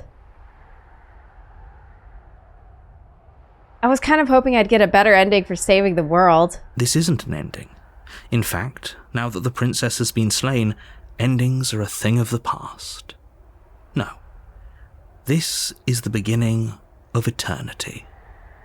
Your reward. Eternity seems like it kind of sucks a lot. Not to be a Debbie Downer, but it does kind of seem trash. This is what's best for everyone. Trust me. Time passes. You can't be sure if it's days, or months, or years, or even decades. It's all a wonderful, boring blur. You've never been happier. This seems like the most boring place to spend eternity. It's just in this little room with a dead body below. Psst. Hey. We're not just gonna stay here forever, right? I hope not. Explorer, didn't you hear the narrator? I'm happy. We're happy. Hell no. Do you have any idea how to get us the heck out of here? Of course we are. I like it here. No. See, now I'm scared of the explore options because apparently they're not totally safe to click. But I want to know all the like extra details, but I don't know when it's a trick and a trap. But whatever. Didn't you hear the narrator? I'm happy. We're happy. Are we really happy? Or is he just telling us that we are? Definitely the latter. Okay, maybe I'm not happy. And I'm not just saying that because you're the last person I talked to. No, we're happy. I'm sure of it. No. Okay. Maybe I'm not happy. And I'm not just saying that because you're the last person I talked to. Good. Because I have an idea to get us out of here. Though you're probably not going to like it. The blade. We can use the blade to get out of this. I don't want to go to that body. Oh my gosh. I can hear everything you say, little voice. There's only one thing it would want you to use that blade on, and I'm afraid that thing is you, dear hero. He's right. It's the only way out. Do you hear that? It wants to take this happiness away from you. It wants this wonderful place to end. I find it interesting that the narrator uses it for the voice, but everybody else uses he for the narrator. Like, that's a little interesting dichotomy. Well, I don't know. I think, didn't Voice of the Sin refer to Voice of the Hero as a he? That's an interesting little bit, if that's the case. The narrator thinks the voices are beneath it. Him. Do you not? There's more for us to do, and the only way for us to do it is to take that blade and use it. Don't you dare. Explorer, wouldn't using the blade, kill us? Wouldn't we be dead? Well, we'll go to chapter 2. Anything to get out of this, Hal. You're right. I didn't like that idea. I'm just going to stick around and do nothing at least for a little while longer. Wouldn't using the blade, kill us? Wouldn't we be dead? How astute. You are absolutely correct. Using the blade to kill yourself would kill you, and you shouldn't do it. Okay, I'm feeling snarked, and again, just because I did what the narrator said at the start doesn't mean I like the narrator. This is just my testing round. In a sense, we die, but looking at things from another angle, are we even really alive anymore? This place, it's nothing. It's absolutely nothing. It's just the same thing, constantly, forever. I know this is out there, but trust me, I know using the blade will work. Voice of the Hero, you actually haven't led me astray. That little voice didn't want you to slay the princess. It didn't want you to be happy. Last time, I think I was a lot closer to being happy than this time, so you better be right about this. I'll be pretty upset if we die. I'm not risking death over your weird hunch. Anything get out of this, Hal. Okay. We're trusting the Voice of the Hero because Voice of the Hero has not betrayed me yet. And I'm about to look like a silly Billy for saying that. You better be right about this. I'll be pretty upset if we die. If we die, you can yell at me all you want. I made this happy little place for you. Is this not a good enough reward for saving the world? An eternity of bliss? You ingrate. I would like a bit more than a one-room cabin with a dead body in the basement. Like, at least put me somewhere really cool, like in snowy mountains, and the cabin has great views, and there's cute elk in the forest. I don't know. Fine. Whatever. For the first time since time stopped meaning anything, you throw open the door to the basement and walk down the stairs. The princess's body is dust and bones, though the blade you used to slay her is still as pristine as the day you first held it. I don't like that. You pick up the blade, you stab yourself, and you die. I really can't change my mind at this point, huh? The end. Nice knowing you. Chapter 2, the Specter. We have another chapter. Okay, what's gonna happen now? You're on a path in the woods, and at the end of that path is a cabin. And in the basement of that cabin is a princess. You're here to slay her. If you don't, it will be the end of the world. Oh, you bastard, you're in for it now. Why is your we already done that? I'm getting a terrible sense of deja vu. Wait, hasn't this already happened? Okay, no. But I killed myself. What am I doing here? Okay, no, it's too funny. Oh, don't you start grandstanding about morals. The fate of the world is at risk right now, and the life of a mere princess shouldn't stop you from saving us all. If he doesn't remember what happened, then maybe it's best to keep it that way. That's fine. It wasn't very hard to kill her last time. We'll just do it again. Voice of the Cold, is it because we... Ooh, okay, so Voice of the Smith was because we just were all in on being the hero and saving her, and so... Wait. Okay, so if we get the different voices based on our actions, ignoring Voice of the Hero that we just seemed to start with, is it because how we are perceiving ourselves, we did a very cold-hearted thing by just silently going to the basement and killing the princess? Or is it because that's how the princess in turn perceived us? You know what I mean? Because the hands said when we were like, do you know me? She was like, you're a creature like me. Why do we get these voices? Well, if for whatever reason you're going to insist that this has happened before, at least your heart's in the right place.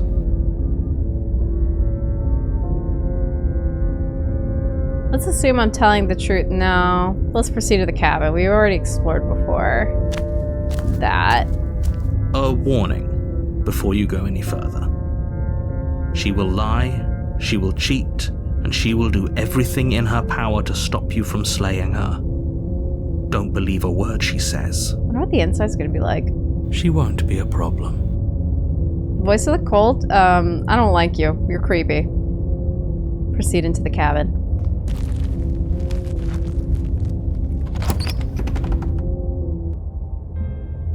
The interior of the cabin is cold, a soft odor of dirt permeating the air.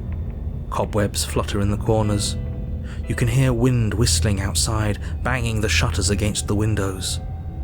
The only furniture of note is an elegant antique table with a pristine blade perched on the edge. The blade is your implement. You'll need it if you want to do this right. It feels like no one's been here for a long, long time. Yeah, this feels like a abandoned fancy mansion. Cause look at the trim on this. That's expensive trim. Like I've been saying, she's dead. We killed her already. Is she already dead? You didn't say anything about the mirror. Nah, take the blade. Enter the basement. Do we approach the mirror? Does looking at ourselves change anything? Is the mirror there so that we perceive ourselves in the moment? We're gonna skip the mirror this time in the spirit of adventure. But do we take the blade or not? If we take the blade, that means we think she's alive. If we don't take the blade and just enter the basement, that means that she's dead. Right? I like the piano music on this one. Anyways, we're gonna enter the basement without the knife. Oh, and the mirror just disappears. The door to the basement groans open, revealing an old banister and a creaky wooden stairwell. Everything is coated in a thick layer of dust, and you can feel it settle into your lungs as you breathe in the stale air. The very building itself feels dead. If the princess lives here, slaying her would probably be doing her a favor. The room below is silent. Nobody's here. Naturally. Oh. So is she dead? As much as I appreciate the optimism, you shouldn't be so sure. No, we should be sure, I think. I guess we'll just have to go down and see. If we're sure, then our dreams make up our realities. I don't know. As you descend the final step, the form of the princess comes into view. A skeletal body lying in a heap on the floor, its wrist still bound to the wall by a thick chain. Okay, she's definitely dead. It's just like I told you. Before you have a chance to finish your thought, the top of her head appears from underneath the floor. Oh, this was a mess up. Oh, I didn't like this. Okay. Just a little head. I was like basking. I was like, this is going exactly how I thought it would based on my theory. But nope, there's a little head there. 2 deep-set eyes stare up at you, followed by a mischievous skeletal grin. Okay, she kind of looks adorable though. And finally, the rest of the body floats up to join the head. Wait, this isn't right. What's going on here? So she's a ghost now because we killed her. Ghost!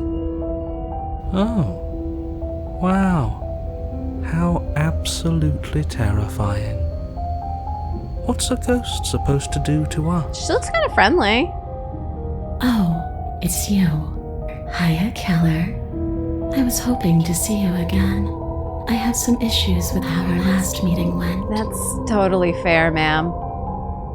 The princess drifts across the room into your orbit, gently running her fingers across your shoulders and down your neck as she circles you. Is she flirting with us?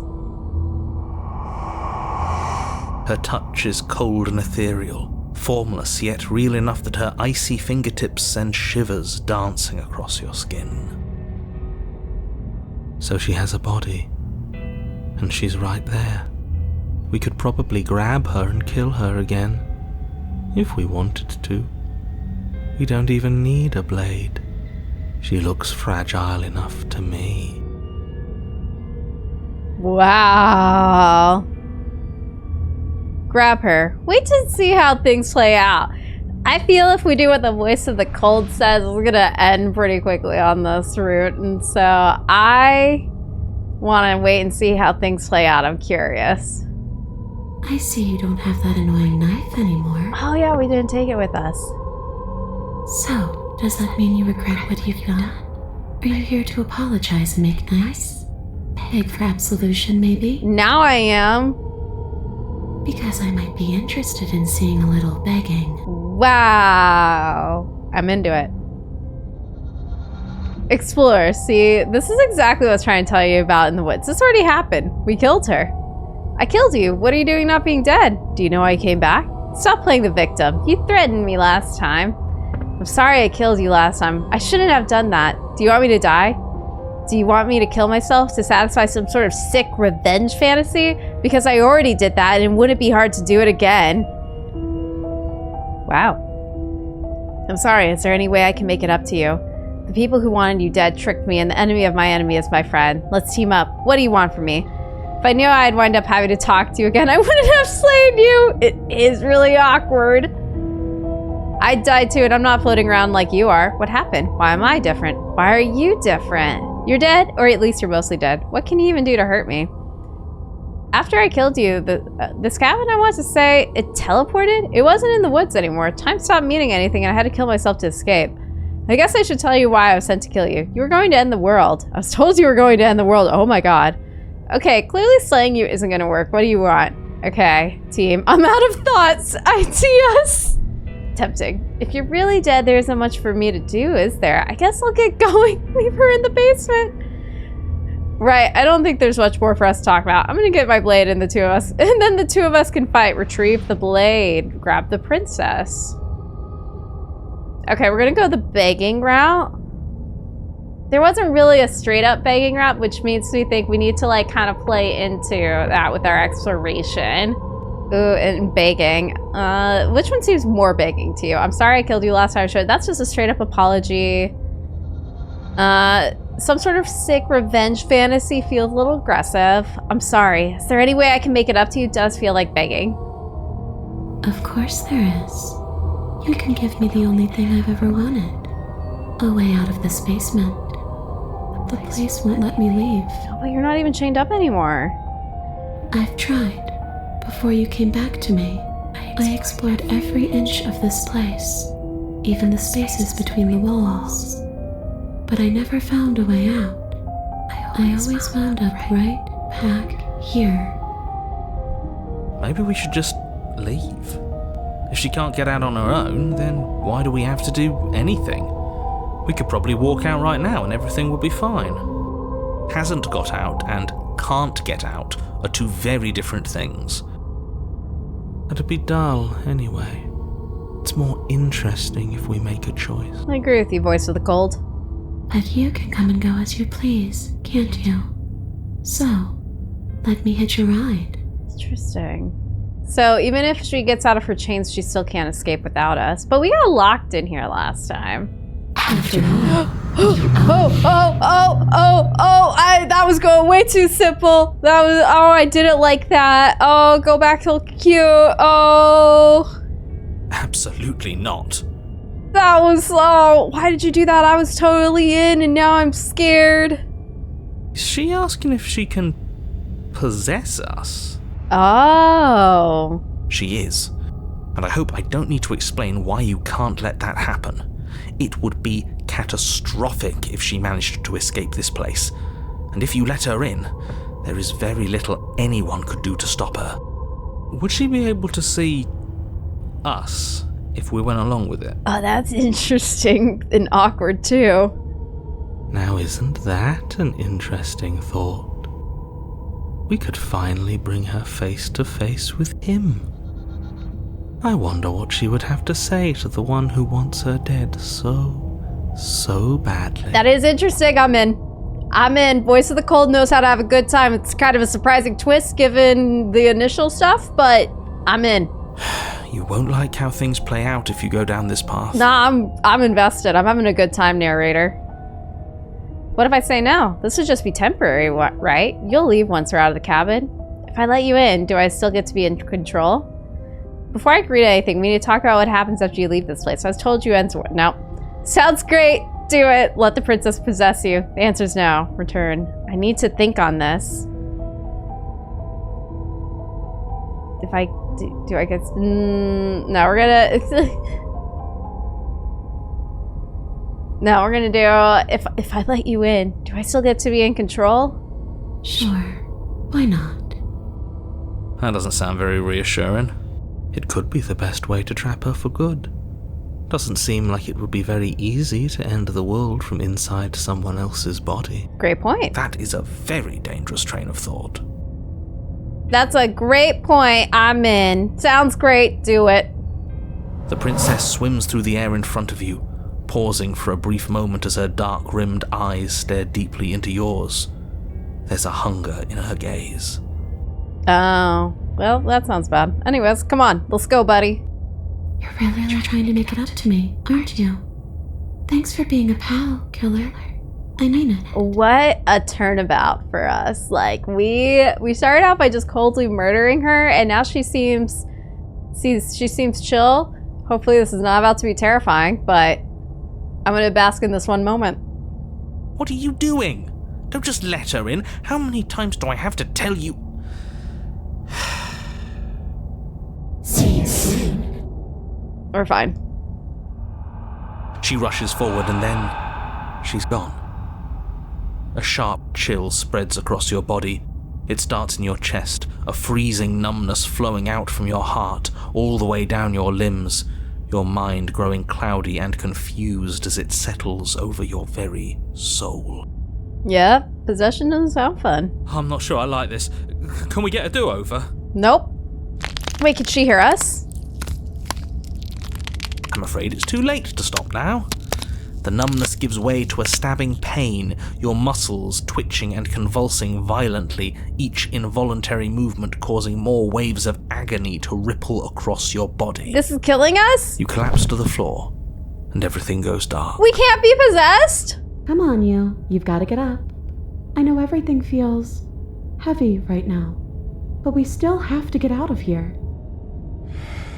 Your eyes flick back open as you get your bearings, your vision swimming as... Can she hear this is what it's like to be you, huh? Disembodied voice narrating your every move? So you can hear the narrator! You know what's going on now.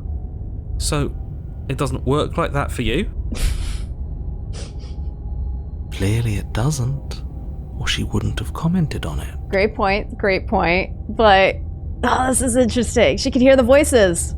All these shards of broken glass on the floor. Are they also supposed to be you? Hey, I'm not a shard of broken glass, It's okay. You can finish your thought. She's so nice now. I'm a voice? I'm me, is what I am. Oh, this is so interesting. Also, when she says shards of glass on the floor, what does she mean? Is she seeing us from, like, the inside of our mind right now? Like, where'd that come from? I know she means the voices, but why is she calling the voices that? Is it, like, different aspects of ourselves? Who cares what we are? We exist. That's all that matters. You don't have to fight. We'll all be out of here soon. She's gone so nice again. This is such a turn. No, it matters. What we are matters. If I'm a shard of broken glass, then that raises some questions about certain other voices in here too. Yeah, it does. I'm clearly the same thing you are. They're not listening to me. Do they not listen to you either? Nope. No, I'm not talking about you. I'm talking about him. You don't need to know what I am. You just need to know that I'm different from you. More important. How different from us? So, you're the one who pulled the strings and made me dead. I can tell you don't belong here. You're barely even there. Like the shape of something left behind. You're more of a memory than a person. She is giving us so much information right now. This is some great teamwork. Oh my gosh. Like, we couldn't get anything from the narrator. And she kind of was, empty last time, but now she's like rooting around at us and like explaining things, more of a memory than a person. So what does that mean? That's rude. Oh, is that because he went away at the end of chapter, like this is a new one? You're kind of like me, actually. Wait, what? I'm just going to ignore her. You push yourself off the ground. The princess is nowhere to be seen. Obviously she's nowhere to be seen. Because I'm in here with all of you. Everybody knows that. Yeah, narrator, you're not doing great. I'm setting the stage. The room is empty because you made a spiteful, idiotic, and all-round foolish decision. You don't have to let him get to you. You're better than that. You're starting to make things right. I love having her be on our sides like this. It feels like a true partnership. This is infuriating. Just whatever you do, you can't leave this place. It's not too late to fix this. Probably. Explore. I can't think straight. There's too much noise. Now we're leaving the basement. I don't want to explore and say that. That might make the voices go away, and I like the voices right now. Your legs, weary with the weight of the princess's spectral form and clumsy with the cold that still pervades them, stumble towards the stairs. I'm just trying to get home. You don't have to act like it's the end of the world. Yeah. But that's exactly what you leaving this place is going to be. But why? Why? I just want to know why. You don't know that. Yeah. I do. But how do you know that? Memory of a person? Wait, if she has a home to go back to, doesn't that mean that her leaving won't end the world? That's a good point. It doesn't mean that at all. It could mean that wherever her home is, it's outside of the world. What? Yeah, but it has to be somewhere, doesn't it? And if it's somewhere, then it's part of the world. I mean, it depends on if we're talking about the literal planet we're on or not.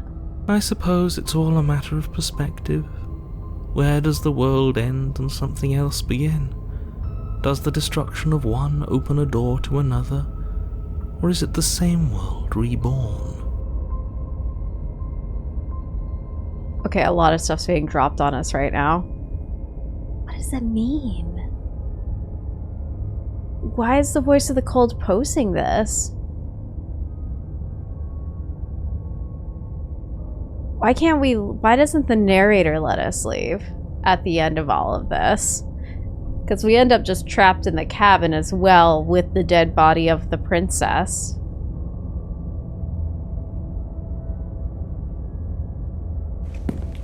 Against the backdrop of the inane conjecture of meaningless little voices, your body continues its ascent up the stairs, staggering through the open door. For how much you hate her, you aren't doing a whole lot to stop us from leaving this place. Maybe the bossy one doesn't actually hate me. Maybe he even likes me. Or maybe he just knows that he's been in the wrong. Maybe he's trying to make amends too. I like all of these takes. That's so kind of you, Princess. Not at all. I'll have you know that I do hate you, and I will continue to hate you for as long as I am able. Are you bashful? When you say you hate us, do you actually like us so we're actually friends? Oh, we still have the sky this time. We don't have the lines.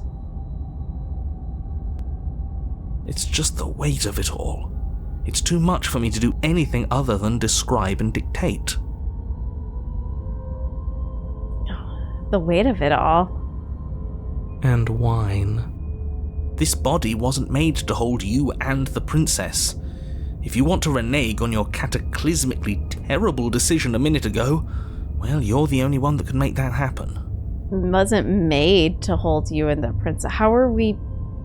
Made's a weird word! I'm sorry, I feel like I'd be a lot quieter now. I'm just like... What does this all mean? Explore, take the blade, trudge for... Oh, we could kill ourselves still at this point. Trudge forward, ignore the blade. You continue slowly to the door, your feet like lead dragging across the floorboards, growing heavier with each step. We're so close. Thank you, thank you, thank you. If we get out of here, I won't even care that you murdered me anymore. You should probably still care about that. Like, again, we need to work on your standards. You lift your shaking hand and rest it on the door handle, but you pause before you open it, exhaustion sapping what's left of your will. Was exhaustion really the best you could muster up? It's over. There's no use stalling. Let's see what happens next. Yeah, I want to know what happens next. Oh, are we actually going to be able to leave with her? Shit.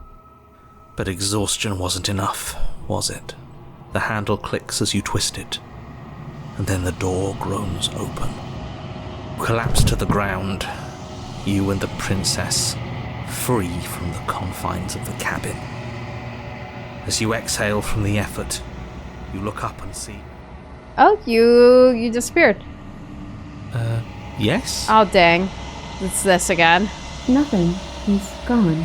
And so is everything else. That's unfortunate. So we did slay him after all. He had it coming, I suppose. Where's the cold, new favorite voice? But what about us? Are we just stuck here in nowhere forever? Did taking her out of the cabin really end the world? Isn't this where we were last? Like, okay, so the narrator put us in some sort of purgatory space that line-wise seems like the same place that, like, we were in the end of the previous thing. So is this just all that is outside of the story that has been set for us, or just lines?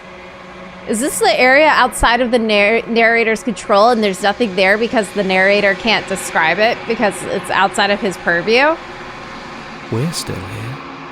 Yeah, but that thing you said earlier, are we not part of the world anymore? Are we in some world that exists after the world ends, or on top of the other world but not in it, or have we never been part of it? We never been... Are we in some world that is... So are we me and the princess characters from outside of the story that the narrator tells? Okay, I've heard enough from these two. Let's see if I can pop out. Oh, but I liked you hearing stuff from both of them.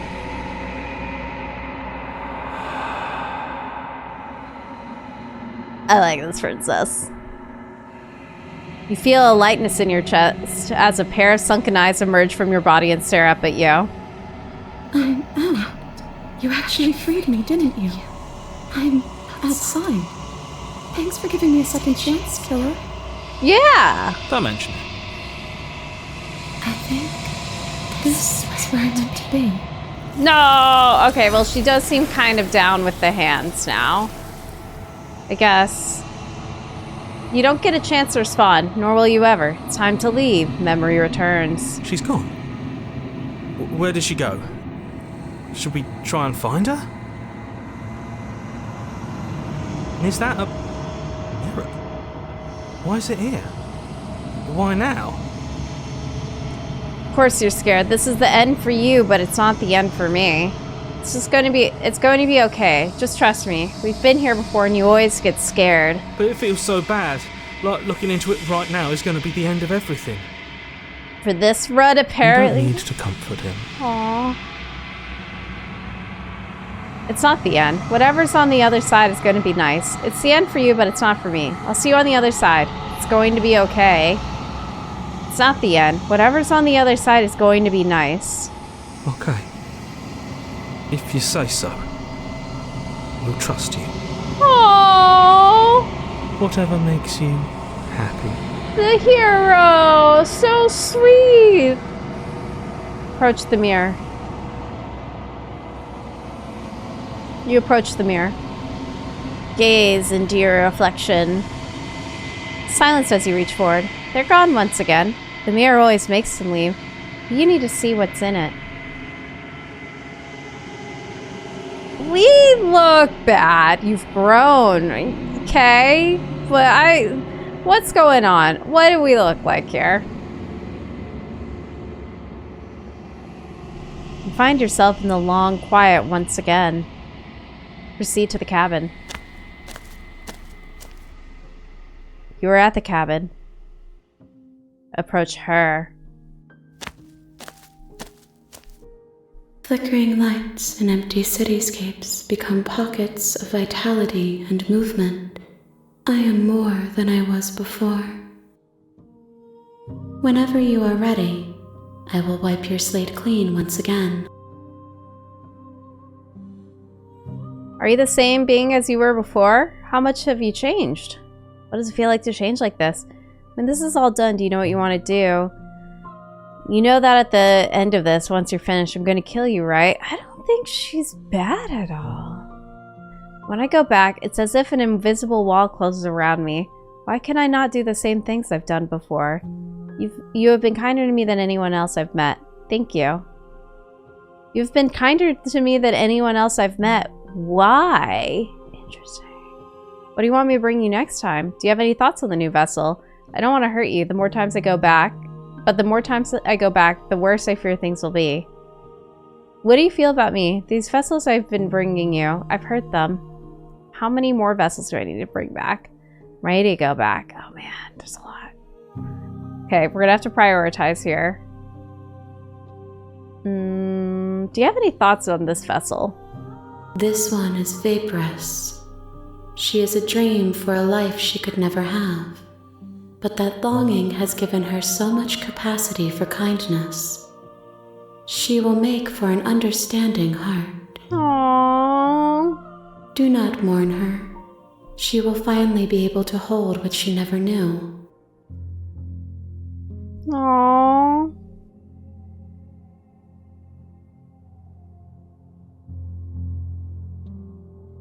You have been kinder to me than anyone else I've met. Why?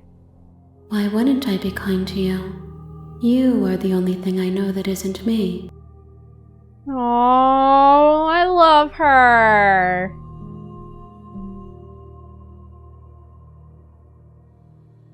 It's just like so. It speaks to such a kind soul that her reaction to something that's not her is just automatically kindness instead of like fear or rejection.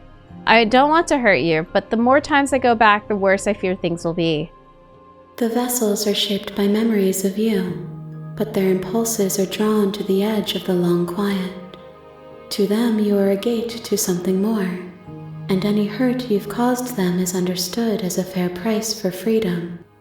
But they are only thoughts and perspectives. They are not me. The wounds they've suffered carve texture around my heart. Without them, I would be as I was before. I would be alone and without sensation. I could not feel the joy of having you by my side, for I would not know your absence. Huh. Okay, so Princess Hands is a sweetie. That's what I'm picking up from this. What does it feel like to change like this?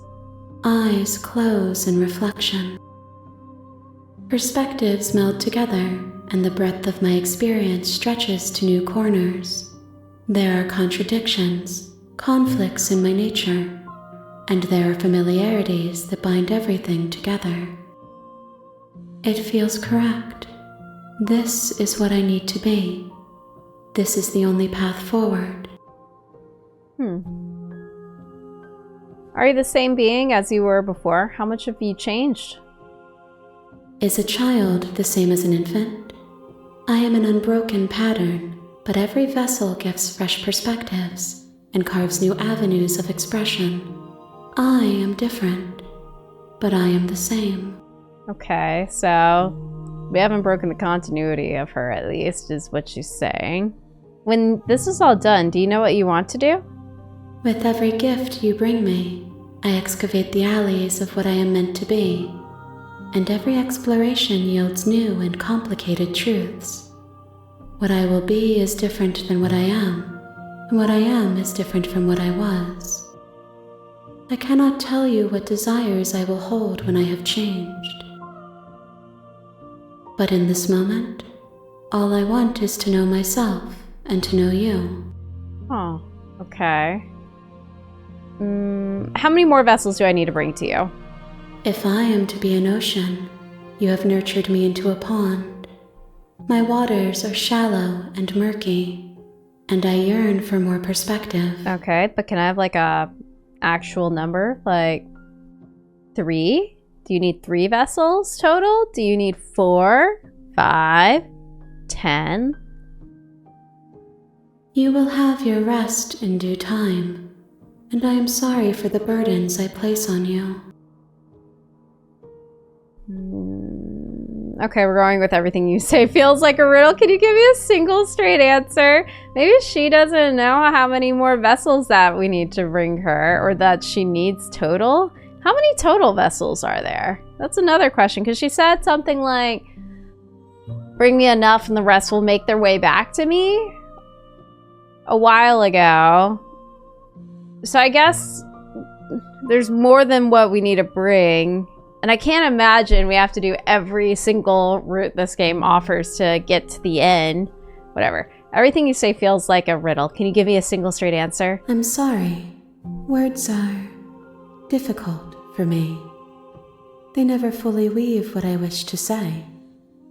If you do not like my answers, then you need not ask me questions. We made her mad. Oh, we were mean. The vessels you choose to bring me carry far more meaning than anything words could say in the spaces between. You're right, you're right, you're right. I'm so sorry. I was mean. I was mean. What do you want me to bring you next time? Gifts aren't what someone tells you to bring them. Oh god, yeah, we messed up the first rule of gift giving. My joy is in seeing what you choose. There are no wrong answers, and every perspective illuminates my shadows and shares new secrets. Huh, okay. So you don't have any preferences on how you'd like to change or grow? My preference is for you to show me what you would like me to see. I cannot know the ways I wish to grow, for I have yet to feel them. It is you who guides me down the thin trail of perspective and memory. Okay, that's fair, that's fair. When I go back, it's as if an invisible wall closes around me. Why can I not do the same things I've done before? Oh, I can't? I just went so opposite last time that I didn't even know. Let's ask this. Those paths lead to worlds you've already seen, and to perspectives I have already made my own. They are useless to us now, inaccessible. The only paths of value are those that are yet untread. Okay, so that's a good nugget of information to know now that I haven't wandered into that, but okay. So we can't get the same princess again. I'm ready to go back. I will long for your return, but it will give me time to reflect on what I am. Yeah, same here. I'm going to be reflecting on what you are and what my character is, because right now I think we're a chicken. We will meet again. That gets me every time. You're on a path in the woods, and at the end of that path is a cabin. And in the basement of that cabin is a princess. You're here to slay her. If you don't, it will be the end of the world. Okay, what's our game plan this time? Thanks for telling me what to do. Turn around and leave. That's another different option that we could do, but that sounds boring, you know? Let's alternate. We'll go back to not taking the knife down. Okay, thanks for telling me what to do. Don't mention it. It's all part of the job. The blade is your implement. You'll need it if you want to do this right. Nope, we're not taking the blade this time. We're just going to enter the basement. I wonder how we're going to do this differently. Hello? Is someone there? Hi, just checking in on you. I'm here to save you. Lie, I'm here to save you. Ooh, okay. What if we betray her? That feels fun. Lie, I'm here to save you. Wait, really? You're here to rescue me? I was starting to think I'd be stuck down here forever. Right. That's totally what we're doing. I see. You're trying to get her to lower her guard. It's a gamble, but it might work. Thanks, narrator. This feels messed up, but I'm just kind of like chaotically really interested in what's gonna happen, you know? Come downstairs. I want to see the face of my rescuer. You walk down the stairs and lock eyes with the princess. There's a heavy chain around her wrist, binding her to the far wall of the basement. She's beautiful. How could someone like this be a threat to anyone? I mean, we haven't actually really encountered how she is a threat beyond everything goes to the long quiet when we leave, so... I am begging you to stay focused. There's a lot riding on you here. Hi. I can't believe you're here. I've been waiting for something like this to happen forever. I hope you brought something to deal with these chains. Nope, haven't yet. You were lying when you said you were here to rescue her, but regardless of your intentions, breaking her out of those chains would be a big mistake. Don't even try it. Hold on, let's talk a bit first. I'll see what I can do. Examine the chain. Let's do hold on, let's talk a bit first and see if we have any new options now that we lied. Okay. Okay. Everything here is the same. I think what we do this time to keep the betrayal up, the thing. I know that we'll get the knife. So we'll free her from the chains. And then when the knife comes and she starts going up the steps, we stab her in the back. I can't believe they've been keeping you down here like this. I'm getting you out of here. If I could just get out of these chains, I know we could force our way out of here together. She barely hesitates before raising her arm to her mouth, her teeth tearing through her limb with the determination of a trapped wolf. As she rips her flesh from her bone, a sound comes from behind you, the clang of bouncing metal. It's the blade from upstairs. You're not sure how it made its way down here, but if there's a time to strike, it's now. Oh, yeah. Or we could use it to free her. You won't like what happens if you do that. Slay the princess. We have the option now. We didn't have the option last time because we were being too nice. Okay, slay the princess. Be strong. Okay. Feel bad? Go. Without hesitation, you bring the blade down and plunge it into the princess's back. Finally. What? I feel like we kind of missed. The wound drives her to the ground. This is mean. Okay. There's no going back now. I'm with you to the end. Let a ride or die. I feel bad. You bastard. Were you lying to me this whole time? No. The princess pushes away from you, the motion ripping the blade from her back. Wounded, but still alive, she crouches on all fours in the corner of the room and meets your eyes with the ferocity of a cornered predator. Oh no. You've made a terrible enemy, and there's nothing in the world that can possibly save you from me. I thought we had the upper hand, but It's as if she's barely even threatened by us. Yeah, she seems pretty, she seems fine for she's taking this stab wound like a champ. It's an act. She's wounded and unarmed. There's nothing she can do to hurt you. We needed to stab her in the heart. I'm not so sure. Don't waver now. As you ready your blade to deliver a lethal blow, she lunges at your legs with the same animal ferocity she used to tear at her arm. Oh, her nails are all sharp now. Has she already changed? Have they always been sharp? Your knife cuts into her again and again as you're tackled to the ground, your body racked with pain as she rips into you with tooth and claw. Claw seems to. Forget about trying to rescue her. This is about survival now. Give her everything you've got. We forgot about trying to rescue her a while ago. Slay the princess! Though your nerves are seizing with pain, you know you've done your fair share of damage as well, your blade having left deep gashes in the princess's back. You seize a moment of hesitation to throw her off of you and shakily push yourself back to your knees.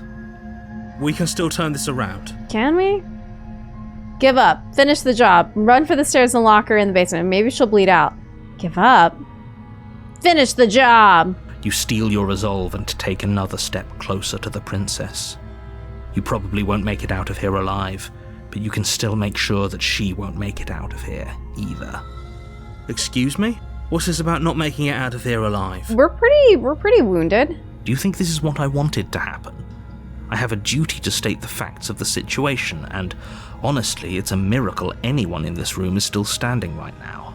Don't act so surprised. I actually don't blame the narrator for this at all. Can you not feel all those gashes and holes pulling you apart? If the princess doesn't do you in here, blood loss is certain to finish the job. You take another step forward, and the princess lunges towards you.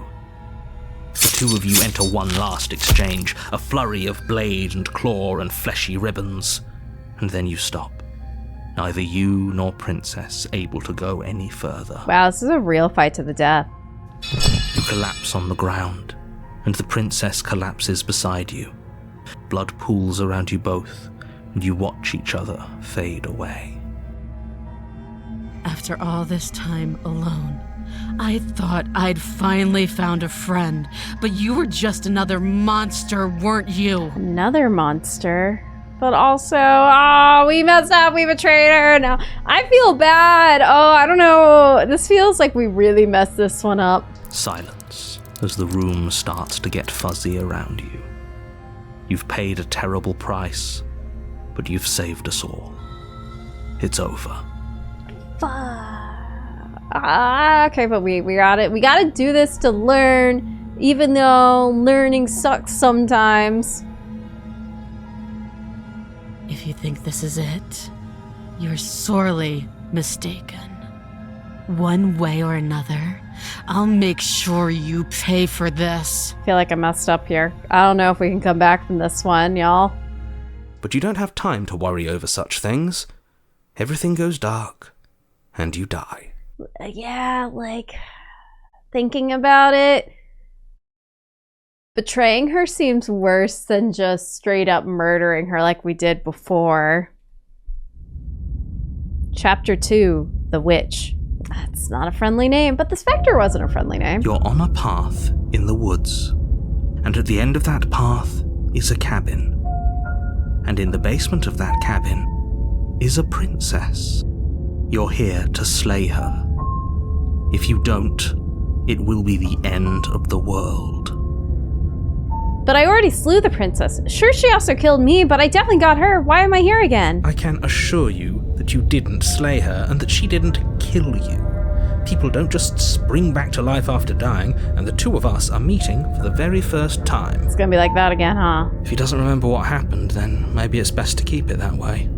Brilliant. We need to keep our cards close to our chest, and I'm not sure we can trust him. Voice of the opportunist, because we got her trust and then used it to kill her. You know I can hear you, right? It's going to be a lot harder than you think to keep secrets from me. Did I say I'm not sure we can trust him? Slip of the tongue, bit of the old brain fog. I meant to say that we should probably head over to the cabin and slay that princess. We already know we can't trust her, so let's get on with the show. Yeah, totally. Totally. It's just silly us. Sometimes, you know, after you have a near-death or a total death experience, you just mix your words up a little bit. Proceed to the cabin. A warning before you go any further.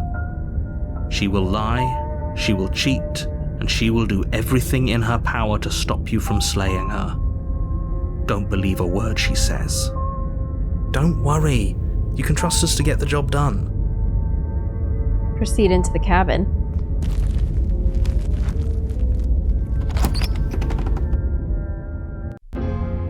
The interior of the cabin is a mess of twisted roots. The walls a chaotic weave of knotted wood that, almost as if by accident, just happened to resemble a room. The floor is damp and earthy, and the only furniture of note is a slab of mud in the shape of a shelf, with a pristine blade perched on its edge. The blade is your implement. You'll need it if you want to do this right. You didn't say anything about the mirror on the wall. Approach the mirror, take the blade. Let's see what we look like right now. You walk up to the wall next to the basement door. It's a wall. There isn't much to see here. What are you talking about? This isn't a wall. It's a mirror. Or at least it'll be a mirror once we wipe off that layer of grime. Wipe the mirror clean. You reach forward and rub your hand against the cabin wall. I hope you know how ridiculous you look right now. Do we take the blade or not this time? Feels like we kind of committed to really messing this up, so let's take the blade with us. You take the blade from the shelf. It would be difficult to slay the princess and save the world without a weapon. Yeah, we probably need it this time. Well, if we're grabbing a weapon, we should probably keep it hidden behind our backs. She doesn't have to know we have it. That's a good point. That's not actually a bad idea. Yeah, voice of the opportunist actually might be useful. Enter. Yes, down. The door to the basement creaks open, revealing a staircase dug into the muddy earth below. The ceiling is thick with roots that hang like locks of tangled hair. The weak starlight from the cabin windows behind you can barely penetrate the gloom here, only illuminating the edges of an opening below. It shines in the darkness like some kind of massive maw waiting to swallow you up into the earth. Why is it roots this time? So last time, the first time, chapter 2 was like a romantic castle, like from a love story. The second time, it was like a haunted house. This time, it's roots. The air smells of dirt and copper. It's thick and wet, as if your lungs are being coated in mud with each intake of breath. If the princess lives here, slaying her would probably be doing her a favor. Because she died and now it's a tomb? This doesn't feel like a tomb either. Her voice skitters up from below. Ooh. Something nasty finds itself on my stairs. Come on down. Don't be scared. I probably won't bite. I'm not nasty. Hello. Say nothing. Hello. I recognize that voice as easily as I recognized your nervous little footsteps coming up the path. I know who you are, and I remember what you've done. I like her sass. I like her. Okay, curious to see what she looks like this time. She must have you confused with someone else. She seems friendly enough. Maybe we can talk our way out of this whole situation. You can't. Unless you slay her right away, she's going to break free and end the world. There's no reasoning with what she is. Look, I'm just throwing ideas out there. I like to think out loud. I'm the kind of guy who likes a discussion. Don't we want to hear what everyone has to say before making any big decisions? This dude would do so well in a corporate setting. Do you want to hear what everyone has to say? Or do you just want to hear yourself talk? You need to stop lingering. Your task is to slay the princess, not endlessly debate about what to do with the princess. Fine. You're the boss. Thank you. You descend the basement steps, entering the dark room below. Oh my god, she has a tail now. You can just make out the shape of the princess in the gloom. She's huddled against the far wall, her eyes bright and glaring from amid the thick roots. And there you are, one hand tucked away behind your back, gripping that sharp, sharp blade, no doubt. That's no fair. How would she know that? Were we literally just walking in with one hand behind our back and just be like, oh, this is totally not suspicious. Our character is not the brightest bulb. Oh no, that was so, oh, we should have brought the knife. That's totally, whoops. So, we've dropped the pretenses. Good. You made a comment back in the woods about having been here before. Now she's acting like the two of you already know each other. Yeah, I told you we do know each other. Oh, no. You've already been here, haven't you? Yep, and we're stuck in this loop together, sir. That's pretty sharp. How'd you figure that one out? Call it deductive reasoning. Well, you seem to be great at it. So, you really don't remember us, do you? No, I don't. But you and the princess clearly have a shared reality, even if I'm not a part of it. I won't waste time fighting you on something that's clearly true. I'm just glad we could put all this behind us. Such a happy lad. Is it all behind us? Just focus on the task at hand. I don't care if you've been here before, and I don't care if you think you'll go somewhere else after this. My world is on the line right now, so I'd appreciate it if you would take this seriously and slay her. Okay, we gotta... Let's chat her up a bit first. Maybe we can find a middle ground where everyone's happy. That's not a bad idea, but confusing. Like I don't know how we would get her to trust us again. Don't talk to her. You're just going to make things more difficult than they have to be. No, we're gonna talk to her. You always lead to the most boring stuff, narrator. Well, I seem to remember you having a tongue. She's cute. She's cute. Wait. Okay. Sorry. I was scrolling back. So, in the fight sequence, the narrator said, as you ready your blade to deliver a lethal blow, she lunges at your legs, the same animal ferocity she used to tear at her arm. And now, she looks like an animal. Anyways, I'm sorry about last time. Look, I made a mistake. We all make mistakes, right? I'm sure you've made mistakes. Don't worry, the blade isn't for you, or not for killing you. We've got to get you out of here somewhere, right? I get the sense that you're not happy with me. You scared me, okay? When you started gnawing your arm off, it scared me, so I stabbed you. Things got out of hand! I really like that option. We both died last time. Can't bygones be bygones? Look, I know. Things got messy last time, but I think there's something bigger than both of us at work. We should team up. I have a nagging feeling you're gonna stab me in the back if I help you out of here. I don't want to hurt you, but clearly there's some broken trust. Take this as a gesture of my goodwill and give her the blade? Okay, that kind of thinking does work well. I don't trust you, not enough to free you, and definitely not enough to get close to you. I'm leaving. Bye. I'd like to be straightforward with my intentions. I didn't care for how you treated me last time. I think you might be a danger to the world. I'm going to attack you now. Slay the princess! Slay the princess. Okay, we're gonna explore like a little bit, but I really want to give her the blade, so we're gonna be careful on this. You scared me, okay? When you started gnawing your arm off, it scared me, so I stabbed you. Things got out of hand. Things did get out of hand, didn't they?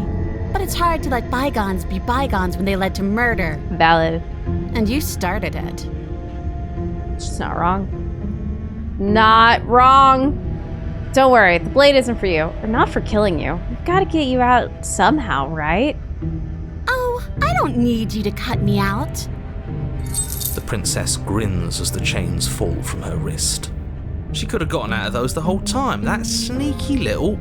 A woman after my own heart, really. She knows how to hold her cards close to her chest. She does. Honestly, I love how crafty that was. This is why she can't just be abandoned here. If left to her own devices, she'll find a way out. Now stop her.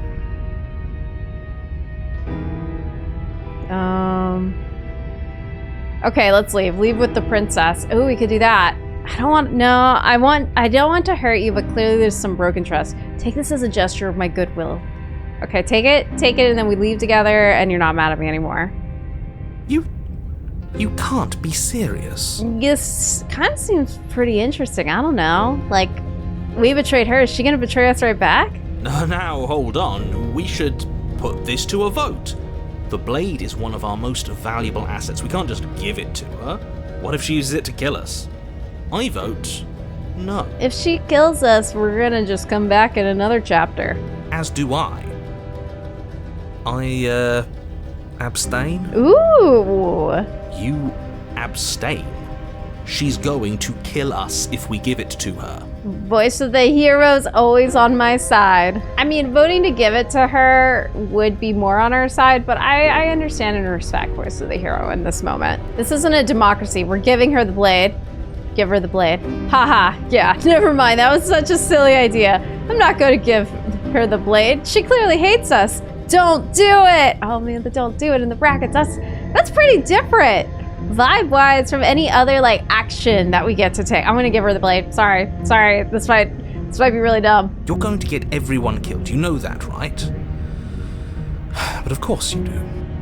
Yeah, I just have a hard time not doing the funniest possible thing that I can think of in the moment. You toss the blade at the princess's feet. That could have gone badly. What if we had bad aim and accidentally just straight up stabbed her with it?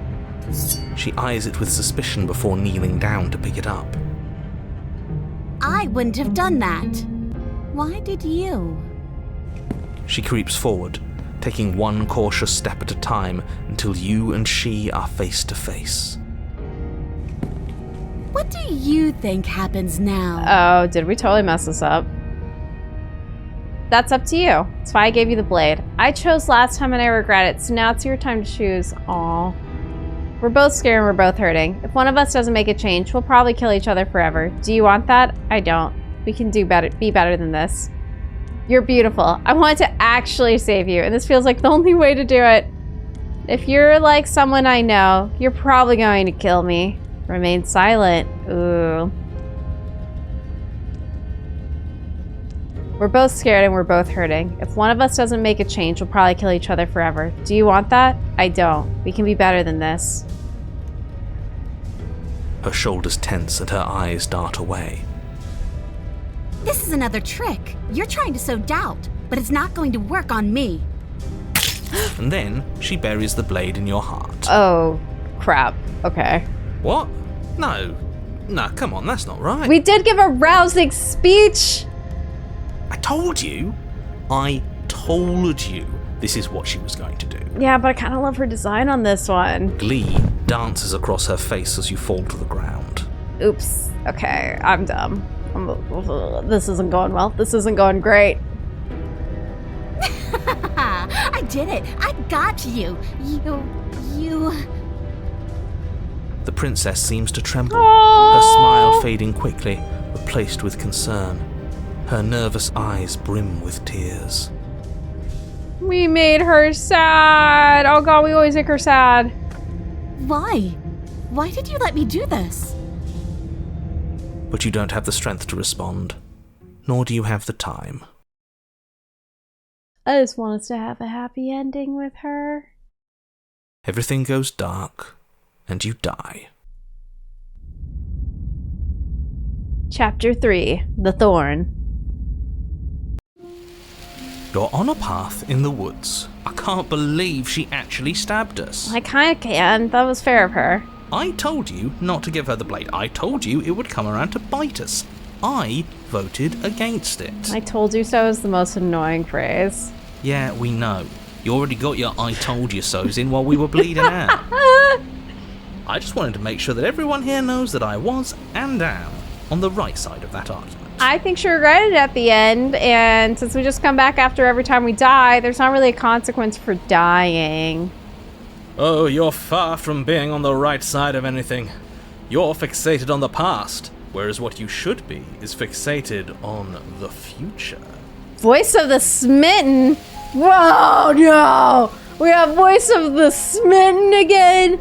That's... Oh, worst case scenario. I messed up.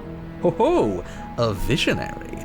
I like it. Tell me more. Voice of the opportunist, I was liking you. Gladly, my dear fellow. By cruelly turning on the princess in her moment of vulnerability, we made ourselves an enemy.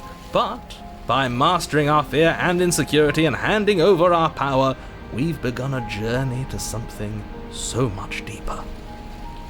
I like journeys. Travelling is a bit of a passion of mine. It makes me so relatable. Now, where are we off to? Again, Voice of the opportunist should work in a corporate office somewhere. Well, if we're lucky, it's a journey to love. She hates us. Voice of the hero is like, she hates us. But Voice of the hero, everybody knows that enemies to lovers is like one of the best romance tropes.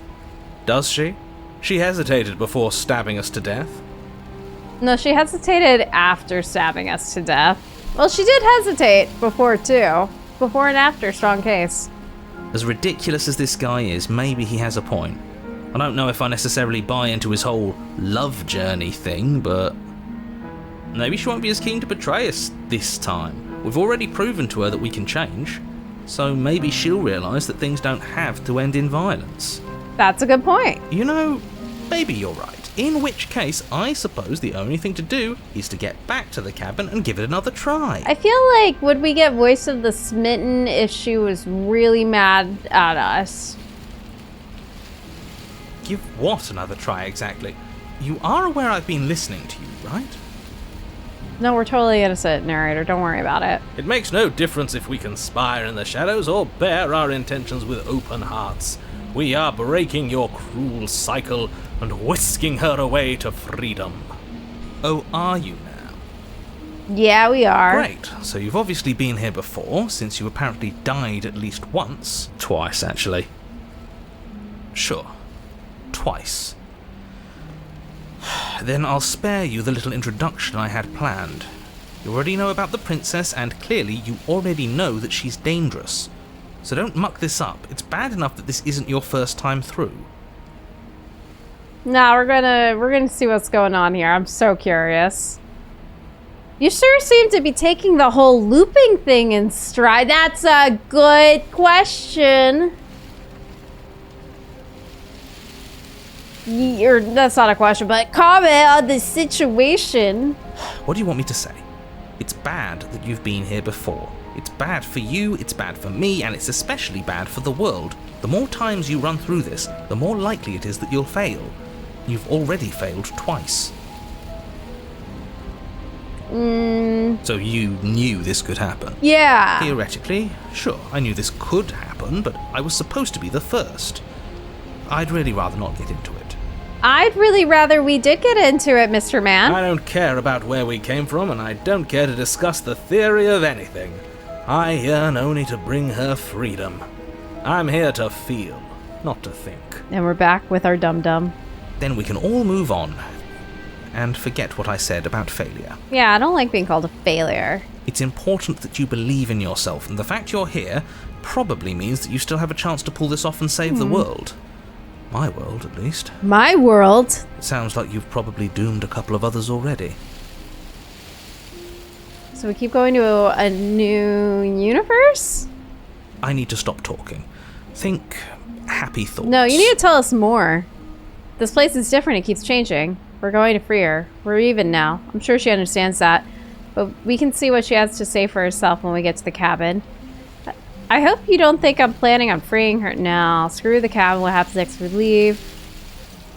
I'm done with this. Bye. This place is different. It keeps changing. Wonderful. If the woods themselves are changing, then that's all the more reason for you to take this seriously. It would mean your grip on things is slipping, which, in turn, likely means her influence is spreading. So she can influence things, and it's her influence of stuff as well that shapes reality. Someone's in the know. Yeah! I've already said too much. The more information you have, the more difficult your task will be. Don't listen to her, definitely don't free her, and if you can, don't even think about her. Are the voices her perceptions of us? So like when she's just a princess in a... Well, I can't tell if it's... Our voices are her perceptions of us or our perceptions of ourselves, because we have that mirror theme, But we still change even without, like, taking stock of ourselves. But that would explain why we get the voice of the hero from the outset. Well, I guess we still hear... God, I'm, like, just like, what's going on with that little bit of it? You don't have to worry about me. My head's always empty. Except for thoughts of her. So, okay, we're going with the princess influences how we are. And this is how Voice of the Smitten is. She thinks we're stupid. We're even now. I'm sure she understands that. But we can see what she has to say for herself when we get to the cabin. Yes. Good. Playing both sides. That's what smart people do, and you're the smartest in the room. I have two very different entities inside me right now. I'm not sure it counts as playing both sides if people can hear you doing it. We're just not good at it. Buddy, you're thinking in far too few dimensions. There's layers to doing this right, and I'm pretty sure the one making the choices gets that. Trust in the plan. I do like being flattered. Trust in what plan? The Decider's plan. Oh, that's sure, our name. We don't know what the plan is yet, but that's part of the whole trusting thing, isn't it? A good leader knows how and when to keep things secret, and sometimes a good leader even knows to keep things secret from himself. So we're the Decider, that's our name. There isn't a plan, and that's the whole point. We're supposed to be guided by emotion. We're supposed to passionately live in the moment, and I'm sure that when the time comes, those passions will tell us to set our darling princess free. I don't want to do anything that Voice of the Smitten likes, just because I don't like Voice of the Smitten. If I were you, I'd remember what she's done. You know how dangerous she is. You should know that someone like her shouldn't be let loose upon the world. Yeah, it'll be fine. No matter what happens next, it seems like all... Well, no, screw the cabin. What happens if we just leave? She gets out is what happens. Maybe not right away, but eventually. And a world that's doomed tomorrow is just as bad as a world that's doomed today. He's a bummer, isn't he? All doom this and doom that. There's more to the world than how and when it will end. Love is what makes everything worth doing. Whatever you do, don't listen to this one. He's ridiculous. Whatever he wants you to do, do the opposite. Now I'm conflicted, because I also don't want to do what the narrator says. No matter what happens next, it seems like all our answers are in the cabin. Let's see this through. It isn't long before you find yourself at the base of the cabin. I think it's clear where everyone stands at this point. There's all the thorns now. Just like Sleeping Beauty. I don't know if I'd say everyone. You talking about me? I have a position. It's a good one too. Ignore him, he's just talking for talking's sake. My position is the only one that matters. You know what you have to do. Proceed into the cabin. The interior of the cabin is hardly an interior at all anymore. The burned out ruins merely suggest the shape of the structure that once stood here, charred wood still reeking of ash. But beneath it lies the fresh smell of spring growth after rain, the promise of new life in the wreckage of the old. And there's no blade! And there's a bunch of flowers, and they're red, and I wonder if it's because of new love or because of blood spilled. Either way. The only furniture of note is the crisp shell of what was once a table. A pristine... Wait, this isn't right. There's supposed to be a pristine blade. Why isn't there a pristine blade? Oh my gosh, okay. So we're on a... Yeah, so she did feel bad. We gave it to her last time. She can't still have it, can she? Oh my gosh, is that why? Well, it's not here. And if she has it, let me guess, you want to get all chummy with her. Look, as far as I see it, if it's between him and her, I say we side with the one who has the weapon. It's just the smart thing to do. Opportunist not wrong? I wouldn't be so hasty. I'm sure the blade will turn up somewhere. She can't have it. That's not how this is supposed to work. And in our memory, we gave it to her, and that's why she has it right now. Just like whenever we knew we killed her, she became a ghost. Like when we were just really confident that we're like, nah, she's dead. Because we saw her dead. Okay. If she does have it, that's all the more reason to put our faith in her. We have already shown her our heart. Now she has to show us hers. Unless her heart tells her to stab us, which doesn't seem unlikely, so yes, I agree. Let's make sure we get on her good side. Easy to do. How do we even get down there? The only thing I see is that mirror. You're right, the mirror is back. There isn't anywhere for us to go. But there isn't a mirror.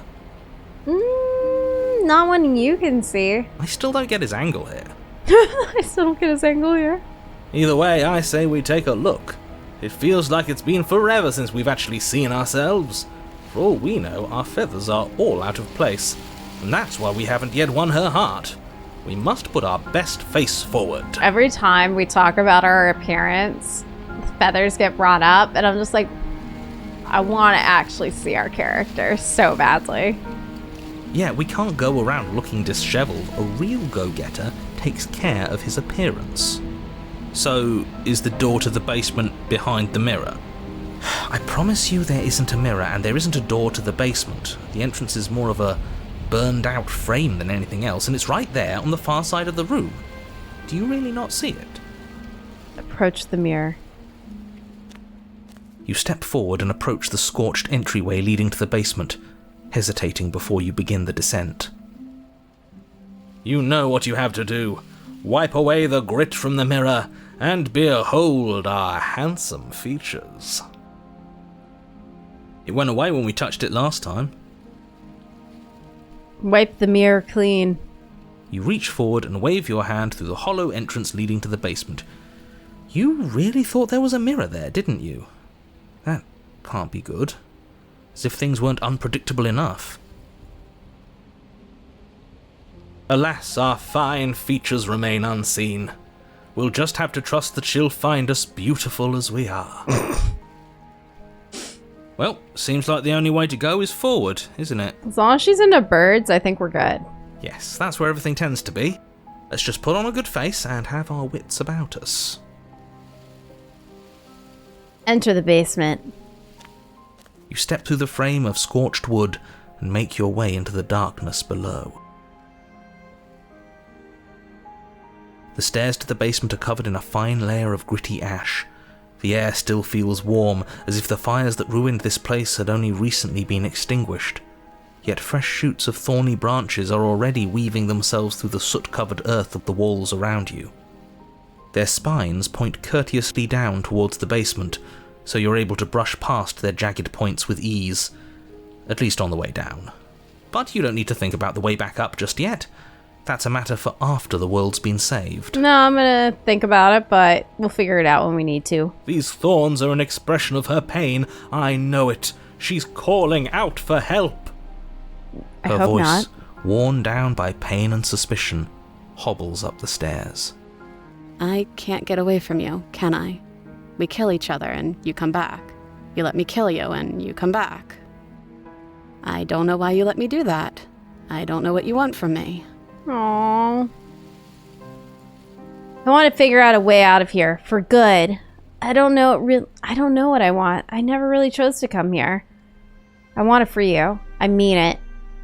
I just want to talk. Really talk. Proceed down the stairs. Aww. I just want to talk. Really talk. I think you know how this goes. I'm down here and I can't leave. So, come down and talk.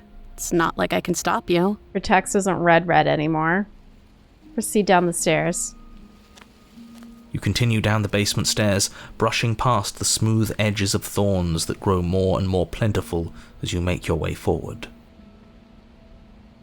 You step out into what was once a vast open cavern, now overrun by briars and prickles and thistles. She does have the dagger. The space thick with hostile vegetation. At the heart of it all, encased in a tight weave of vines, is the princess, her bloody, trembling hands clutching a pristine blade. Did you know this was going to happen to me?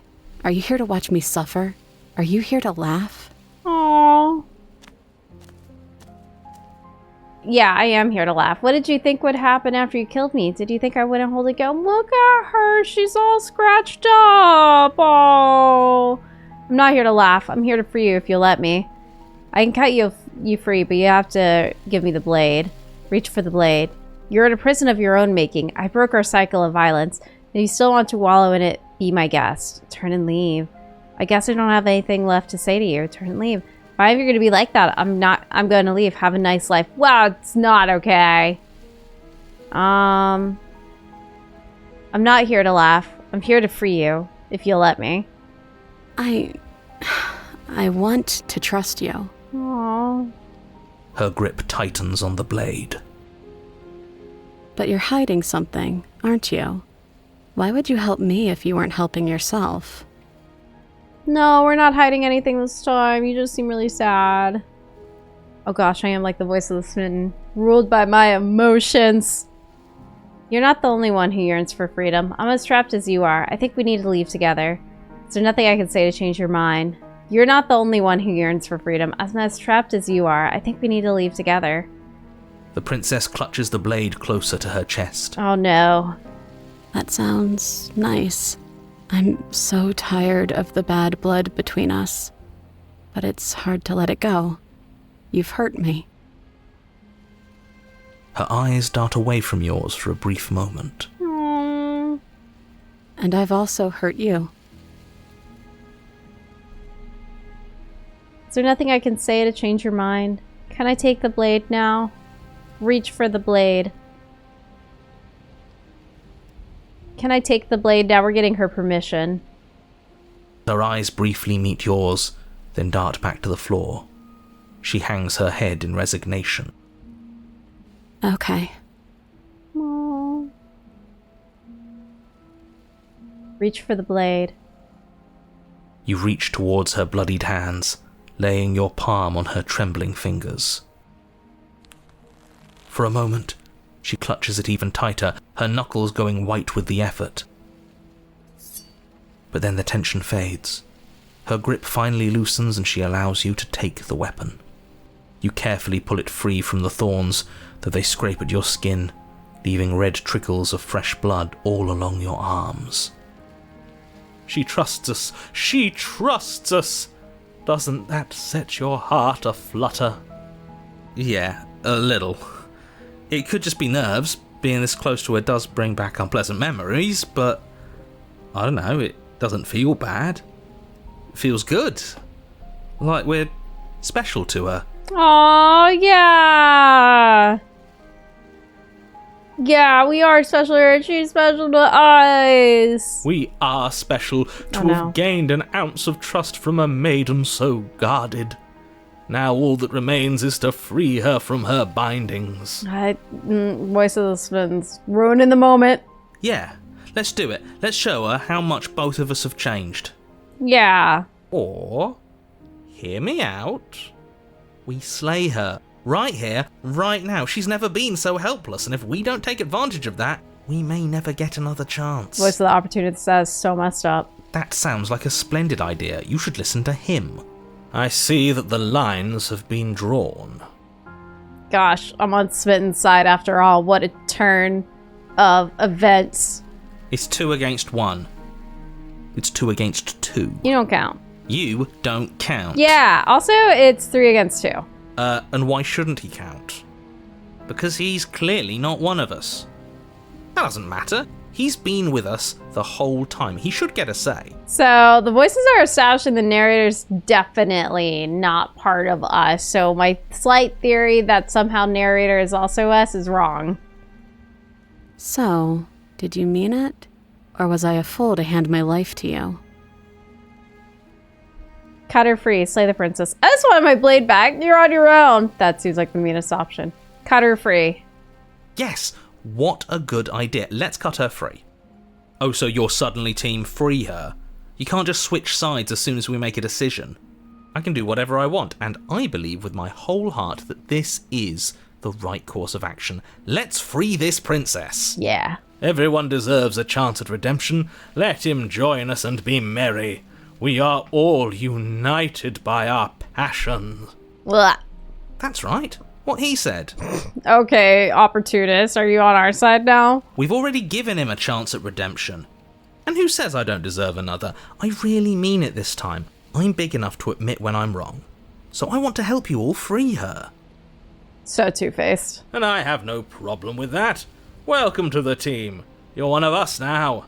One of the good guys. Voice of the spittin', don't be too trusting. You take the blade to the thorny vines imprisoning the princess, and she flinches, relaxing only slightly as the blade slices into the thick vegetation rather than her arm. And she flinches again as the last of the vines is cut away, as if, after all of that, she's still expecting you to turn on her and stab her in the heart. But you're not going to do that, are you? Still, all it would take is a single slip of the blade. Nope. Such a pathetic attempt at distraction and subterfuge. Our blade is a dashing sword, and every dashing sword is an extension of its hero. It won't slip. The confidence of this man. You're right. He can't even make it slip, can he? He's a bit of a nobody. Good thing I've been on your side of all this since the beginning. Lies. The princess falls into your arms, tears streaking down her cheeks. I can't believe you're making me describe this. I hate you. Yeah, this is our romantic get-together story, so keep narrating it, buddy.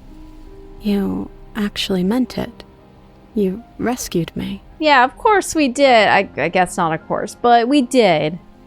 Do you see the way she's looking at us? Kiss her. Kiss her now before the moment ends. Oh my god, can we kiss her? Kiss her! I just really hate the people who put us here. Of course I did. Can we kiss her? Oh, is she gonna reject us? Kiss her! Can we actually do that? No, you can't. Absolutely not. You know as well as I do that we can. Oh, man. And we wouldn't want to throw away a chance for a special moment, now would we? Oh my god, that's such an opportunist thing to say. If I were only capable of throwing myself off a bridge. Well, you're not. Well, are you going to describe our steamy, romantic kiss? Oh man, I'm blushing. You lean in and you kiss her.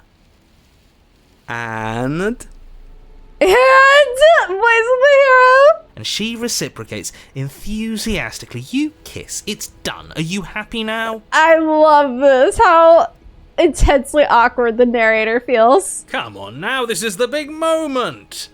You can do better than that. Ugh, fine. You and the princess lock eyes and stare deep into each other's souls with all the roaring emotion that comes from letting what once was hatred turn into pure, unbridled passion. Reading through it as fast as possible. Are you making fun of us? And then each of you close your eyes and kiss. Words can describe neither the nuclear fire nor the oceanic depth of your connection. Oh my god. Please.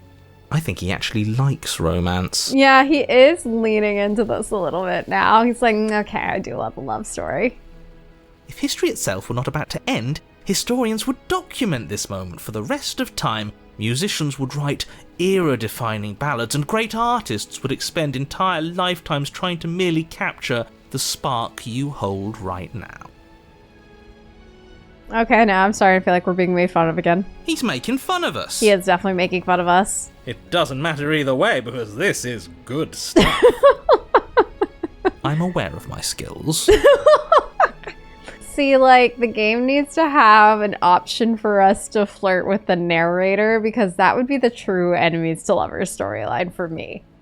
But unfortunately for you, the moment doesn't last forever. You open your eyes, the princess smiles gently up at you. Time for you to damn the whole world to oblivion, I suppose. Oh. That was nice. Her hand slips into yours, and the two of you rush to the basement stairs. That was nice. You like the kiss. Shameful, really, that the same thorns that so graciously allowed you downstairs are now blocking your only way out. please. After all the trials we've been through, do you really think a few measly thorns can stop us? Love is an even more powerful weapon than our blade. We cut through those other vines just fine. They're only thorns. I'm not afraid of getting a few scrapes. I'm not even sure we need to do any cutting. We can just move them out of the way. What a pathetic showing, really. So if we think we can do it, we can? A few pointy sticks can't keep us down here.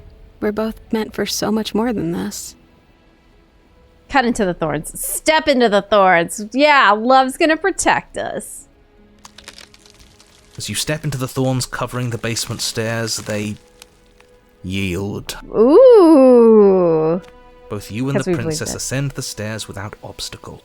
This is unacceptable. The second you step out of this cabin with her, the world ends. Do you hear me? Oh my gosh, this is the first time. What did the world ever do to you to deserve this? Nah.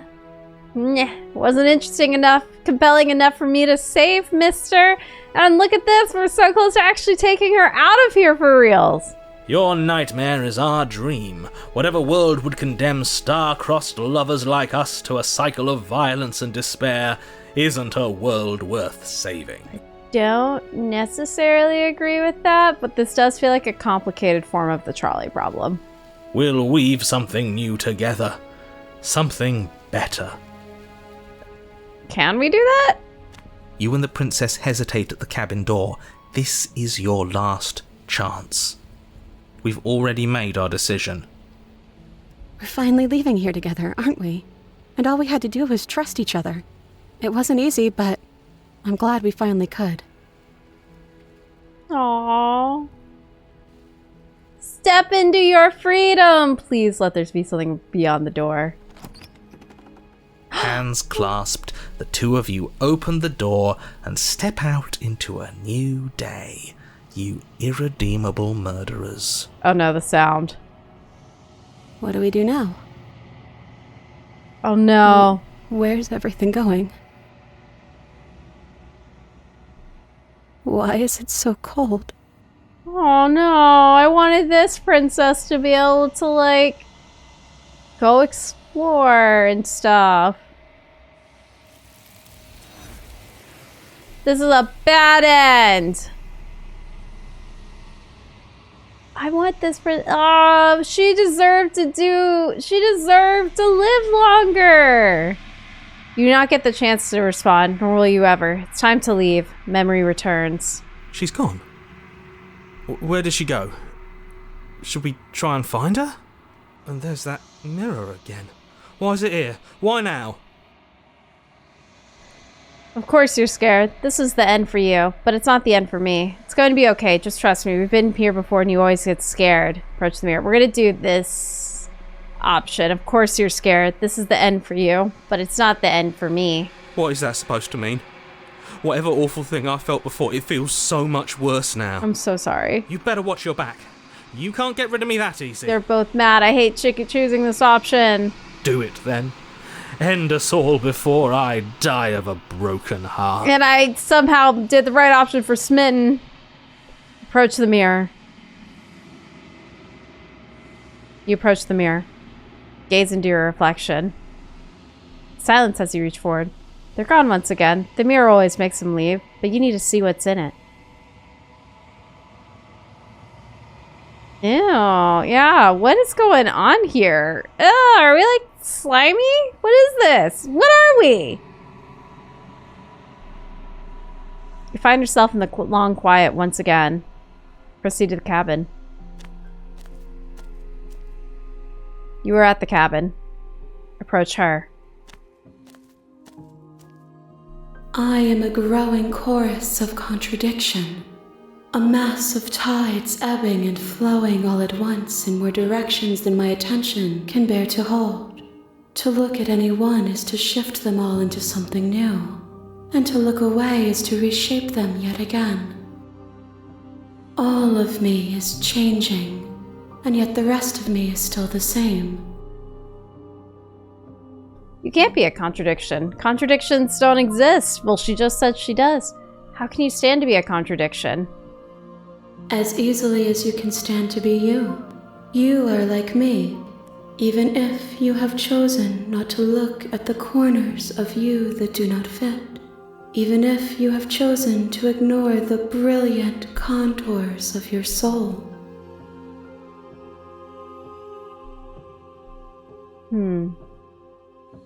Doesn't matter how many times they go back. At least one of us always hurts the other. Doesn't that change you? Doesn't that make you... Okay, so... I'm sorry, I'm thinking again. So we're just like her. So are our voices the equivalent of her getting different vessels? And we're choosing not to stand here and analyze why we're getting each one. What do you think of this vessel? This one yearns for connection she feels she doesn't deserve. Even when shown compassion, she hid herself away. She will make for a cautious heart. Do not mourn her. She isn't alone anymore. I kind of do mourn her. How many more vessels do I need to bring you? We will know when we near our destination. So we're not near it yet. You can't be a contradiction. Contradictions don't exist. And yet my waters flow and my streets bustle. There are no words that can describe me into non-existence. There is no logic that can bind my multitudes. I am everything that you have known me to be, but I am also none of it. What do you mean, none of it? Okay, then. Do you know what happens to the worlds we leave behind? My perspectives are shadowed. You have seen what I have seen, just as I have seen what you have seen. The angles of my vantage do not offer me hidden truths, and my attention is turned inward, except when you are here with me. So we both know about the same as the other. Perhaps this will change when our work is done. Do you still not care what I bring you next? I care about your gifts, but I have no preferences to burden you with. Even if I did, I would never dare to tarnish our relationship by assuming myself above you. Oh, she's so great. We have a really toxic but simultaneously almost healthy relationship. I'm ready to go back. I will be here when it is time for us to meet again. Everything goes dark and you die. See, the only thing is I just don't like all the hands. You're on a path in the woods, and at the end of that path is a cabin. And in the basement of that cabin is a princess. Okay. Obviously new day for me. My clothes changed. I'm thinking through what I want to do. It feels like every path I get more information about what's going on. Obviously, so I'm just like, I want to keep trying to do different things that seem like they're going to give me more information. And I'm hesitant to redo something that's very similar to what I've already done. So at this point, we've saved her, slayed her, betrayed her.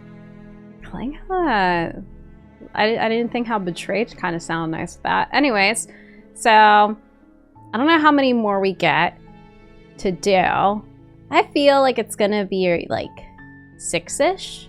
My basis for this is we just asked the vessel how many more, or not the vessel, the hands.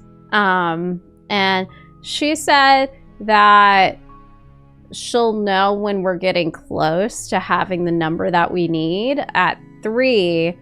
And so that implies that we're not close yet. So I think at least 3 more is my guess.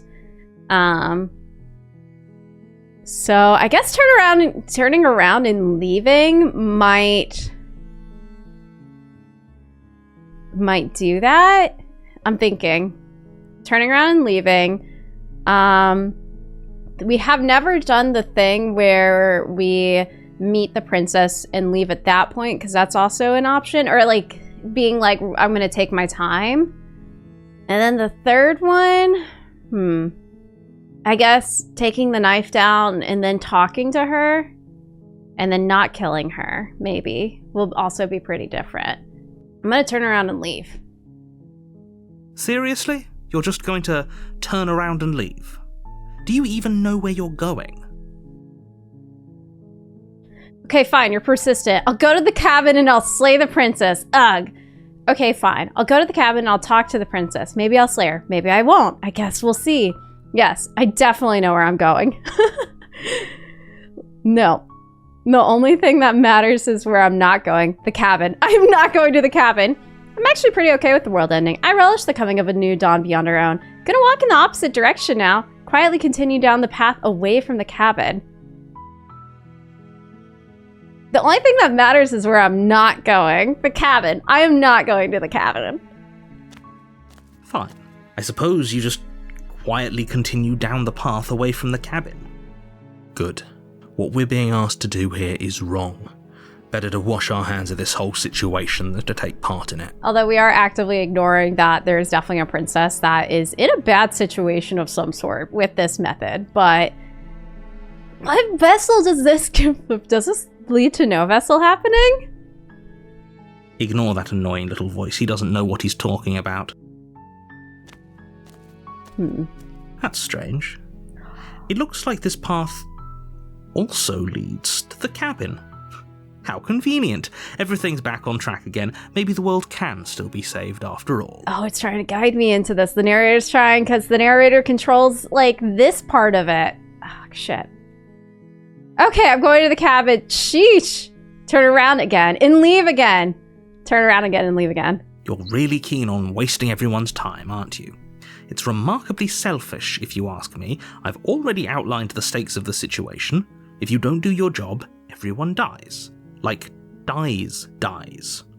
Forever. But we've not seen anybody outside of, like, this weird contained space we're in. I don't care. I'm not killing a princess. Good. Maybe everyone should die. It's what they get for dumping me in the woods and asking me to kill someone for them. You're not emotionally blackmailing me into doing this. Quietly continue down the path. You're not emotionally... This feels... You're not emotionally blackmailing me into doing this. Stakes and consequences aren't emotional blackmail. They're facts of life, and if you had an ounce of maturity, you'd understand that. Well, if you had an ounce of maturity, you'd realize you can't just tell somebody to kill somebody and not give them why. Like an actual why, not just a vague one. Okay, so does us exiting the story, this is going with, like, we're in a storybook theory. Does us exiting the story, the main characters, well, the hero and the princess, if we're in the story and we're the main characters, then the happily ever after should be fine for us to have. You know? Like, it shouldn't have to be slay then. So I guess it's not just because we're characters exiting a story that the world ends. Oh, what? But fine. You turn around and trek back down the path you came. It just went on its own, and I don't think I have autoplay on. Okay. Oh, would you look at that? You're at the cabin again. Now, I'm not normally one for superstition or astrology, but I have to say, it seems like the universe itself is doing its best to bring you to your fated confrontation with the princess. No, you're the one doing it! There's no fighting this, is there? I don't have to go into the cabin, don't I? Fine.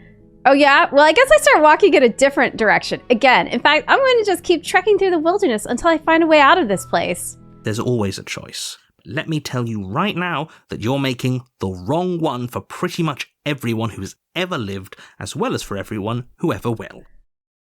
The music just stops so abruptly, oh my god. And here we go. As you trudge into the woods, something strange starts to happen. At first, it's little flickers out of the corner of your eyes. Glimpses of familiar wooden structures through the leaves. Is that the cabin? Again? But is it a new house? Familiar wooden structure. Are there multiple cabins? But as you focus on your surroundings, you start to realize that those flickers weren't just a trick of light. In every direction, there is a path and a cabin. And not just a cabin, the cabin.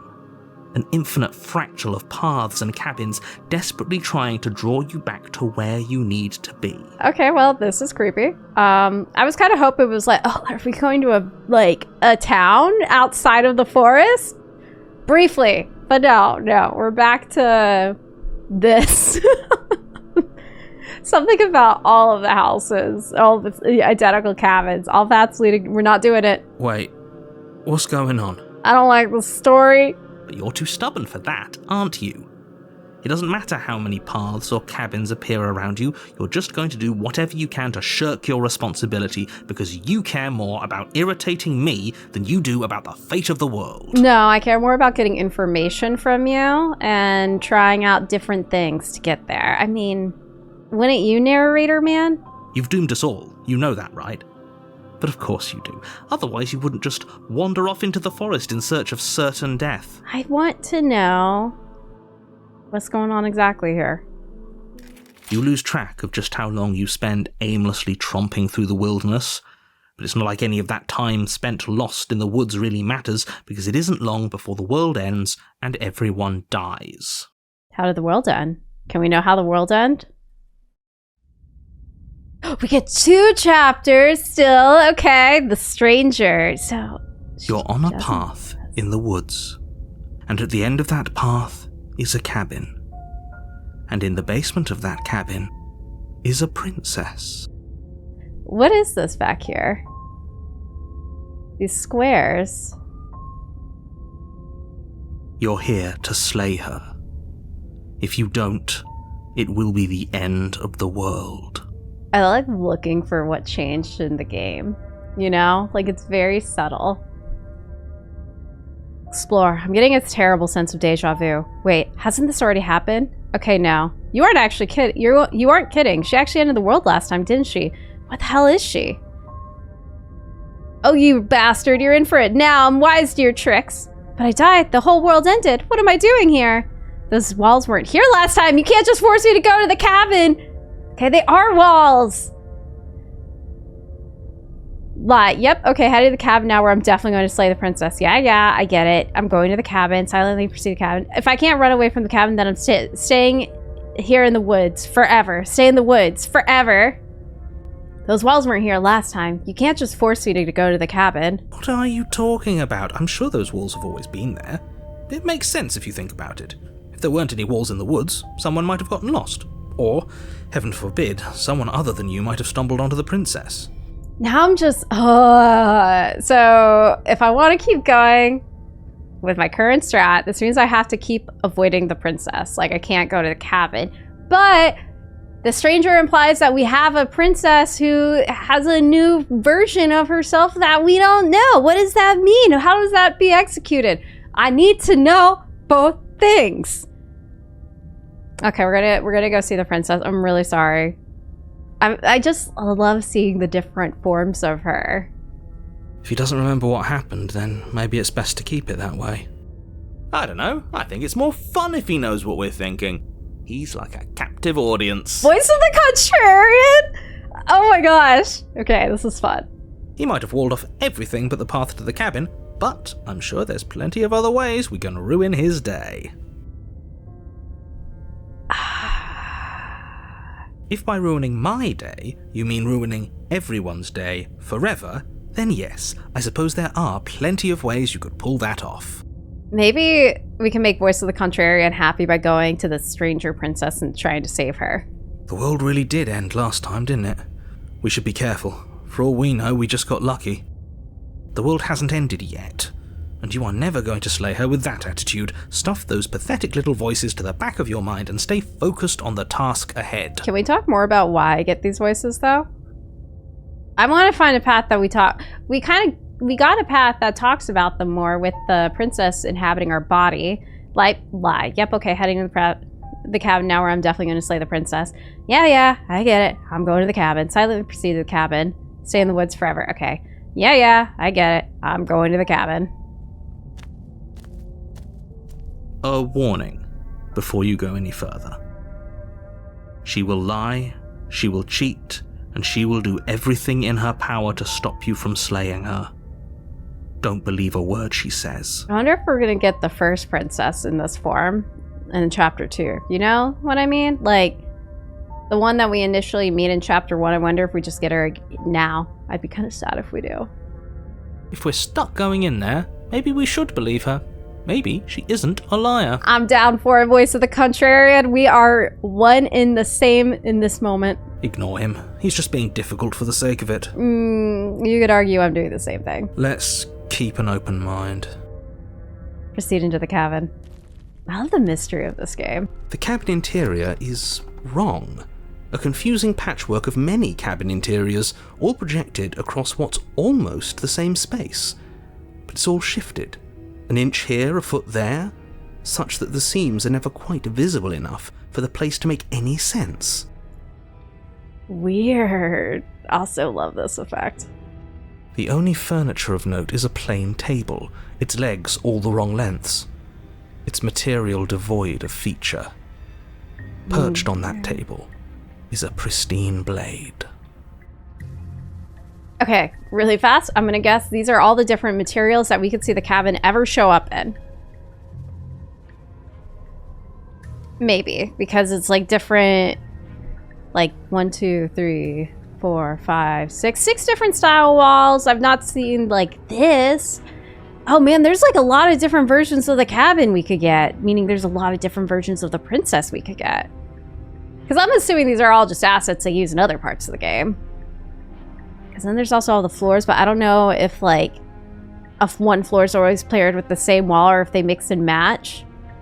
This doesn't matter, I guess, to be thinking about, but I'm like, oh, look at the possibilities here. But also, is it breaking because we didn't meet her? Are we gonna get a bunch of different princesses all patchwork together? The blade is your implement. You'll need it if you want to do this right. Nope. If he wants us to take it, maybe we should just leave it to collect dust. Or better yet, grab it and throw it out the window. What good is a knife against a world-ending monstrosity anyway? Oh my god, love your thinking. No, we're taking the knife. Have you seen this place? We have literally no idea what to expect and no idea what we're dealing with. I've already told you what you're dealing with. You're dealing with a princess. How many times do I have to explain this incredibly simple and straightforward premise? You can't just say that. Not when everything here is so wrong. Listen to me. My job is to describe facts as facts and to guide you through your job, which is to slay the princess and through that action, save the entire world. And if you're going to slay her, you cannot let fear creep into your heart. You cannot lose yourself before you even get to her. Oh, ho, ho, ho. You've piqued my interest. What's going to happen if we lose ourselves? Nothing, because you're going to pull yourself together.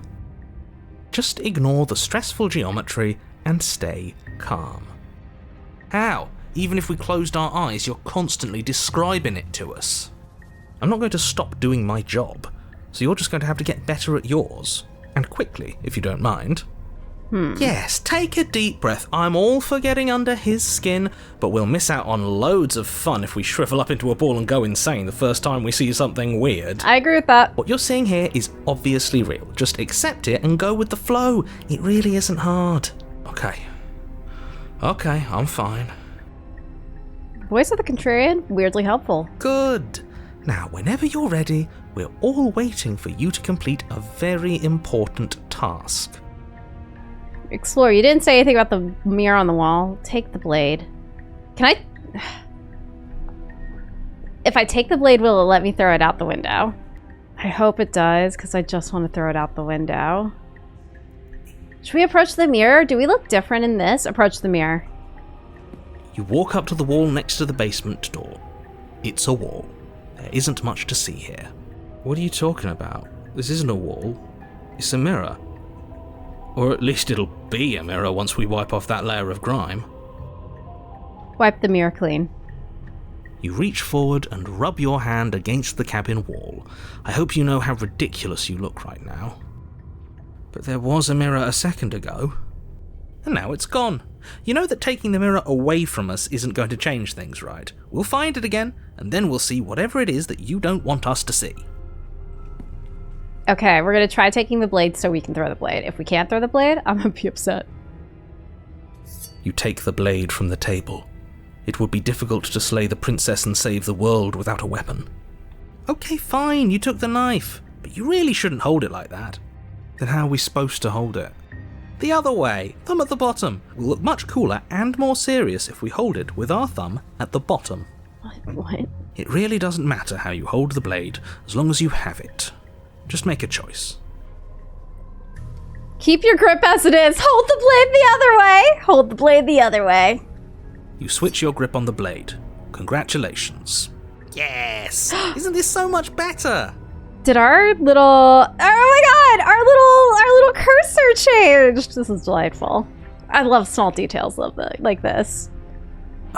Okay, fine. You're right. This does look a lot better. It really doesn't matter. Just get on with it and deal with the princess already. Stab, stab, stab. Explore. Throw the blade out the window. Yes! We get this option. I love being a contrarian. Contrarian? Whatever.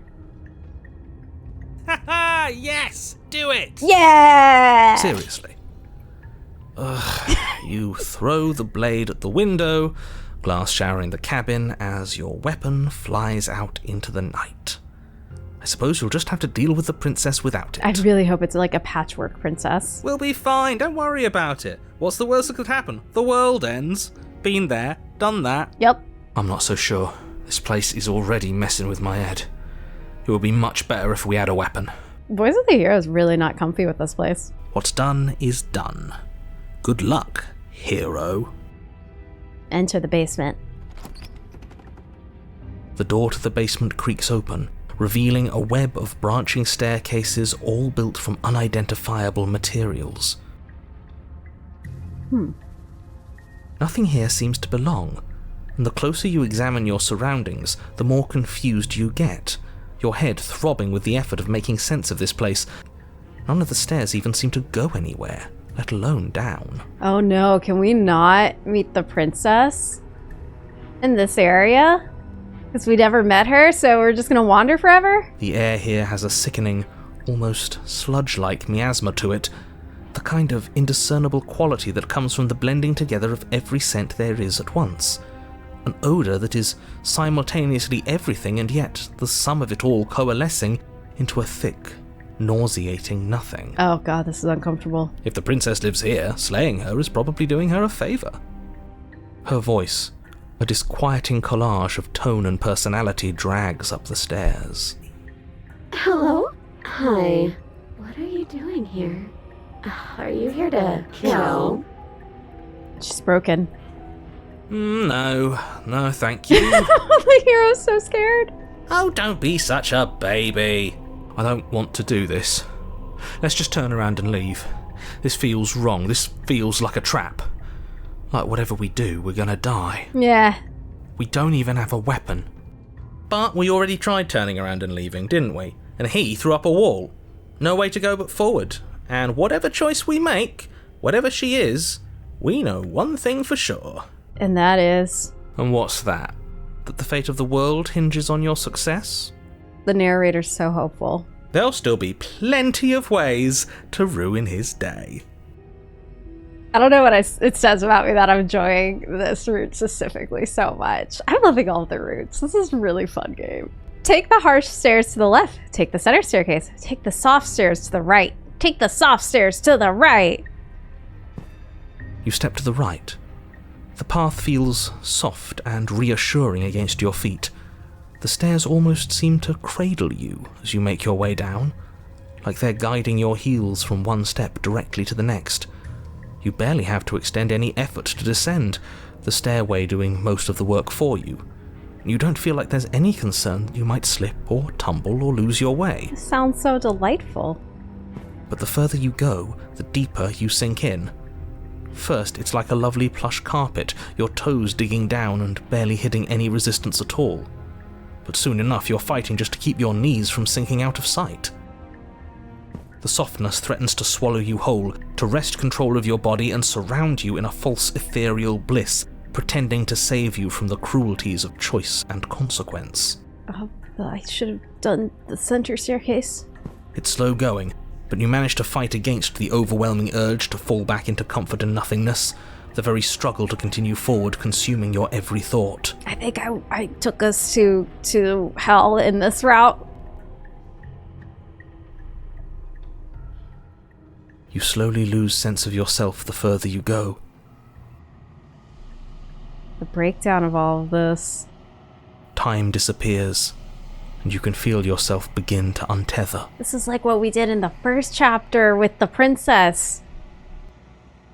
Physical sensations dull and then vanish, until the only things experienced are the endless repeating patterns and emotions of the journey, a continuous march forward to a destination long forgotten. Was there a princess I could meet? Like, was it possible to meet her? We heard her.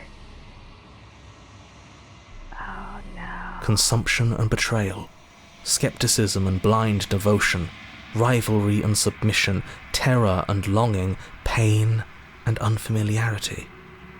And at the heart of it all, an emotion that can only be described as... Are you okay? What the hell was that? What happened to us? Oh, I totally thought we were going along quiet with this. I feel so strange. Like I'm fundamentally different, but also still the same person I was at the top of the stairs. Oh well, that was a trip, but now it's over. Time to get back to our old devilish ways. Oh my god. We just had this, like, very trippy sequence. And the contrary is like, whoa, that was a huge thing that just happened to us. Well, anyways... The princess, eyes bright but otherwise shrouded in darkness, watches you impatiently from the other side of the basement. Don't forget why you're here. And, why are we here again? In case you weren't listening, I'm afraid I lost myself on the way down. You're here to... He's just being an ass, we remember. Though I'm still not sure if we should trust you. Let's talk to her for a bit, try and get our bearings. She seems... normal. Famous last words. I'm sorry, I didn't realize I was here. What's your name? Getting down here was weird. Like I was pulled apart and put back together again. Do you know what happened to me? For all I know, you're locked down here for a reason. Do you know why you're down here? You're apparently a threat to the world. I was sent here to slay you. Interesting. So this is only exploration options. What's your name? You can call me Princess, if you'd like. Princess. As the princess speaks again, it's almost as if she fractures, and where there was once just one of her, there is now another. Oh, are we gonna get different iterations of, like, see different versions of her all at once here? We can do that? I don't like this. It's those cabins all over again. Can we put her back?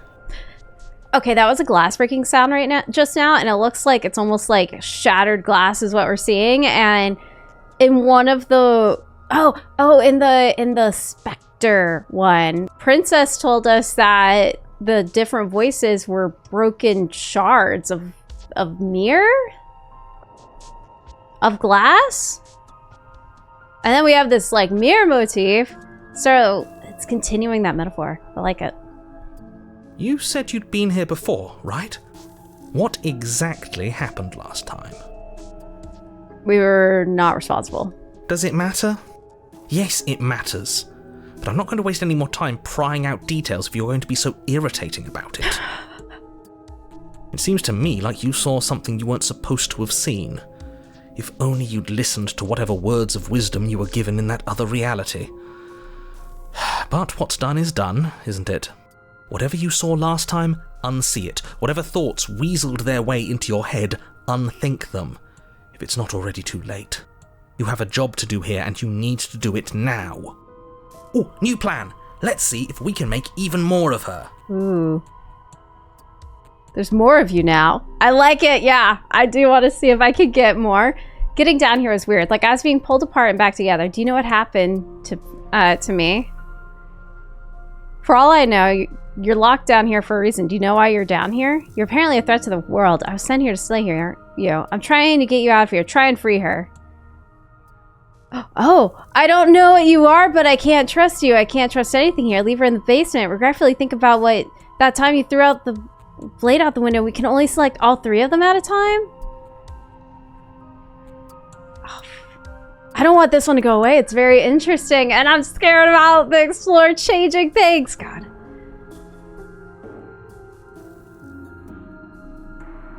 Getting down here was weird. Like, I was pulled apart and back together. Do you know what happened to me? I don't know what happened to you, but you look like you're in one piece now. But I understand. Sometimes I feel like I'm being pulled apart too.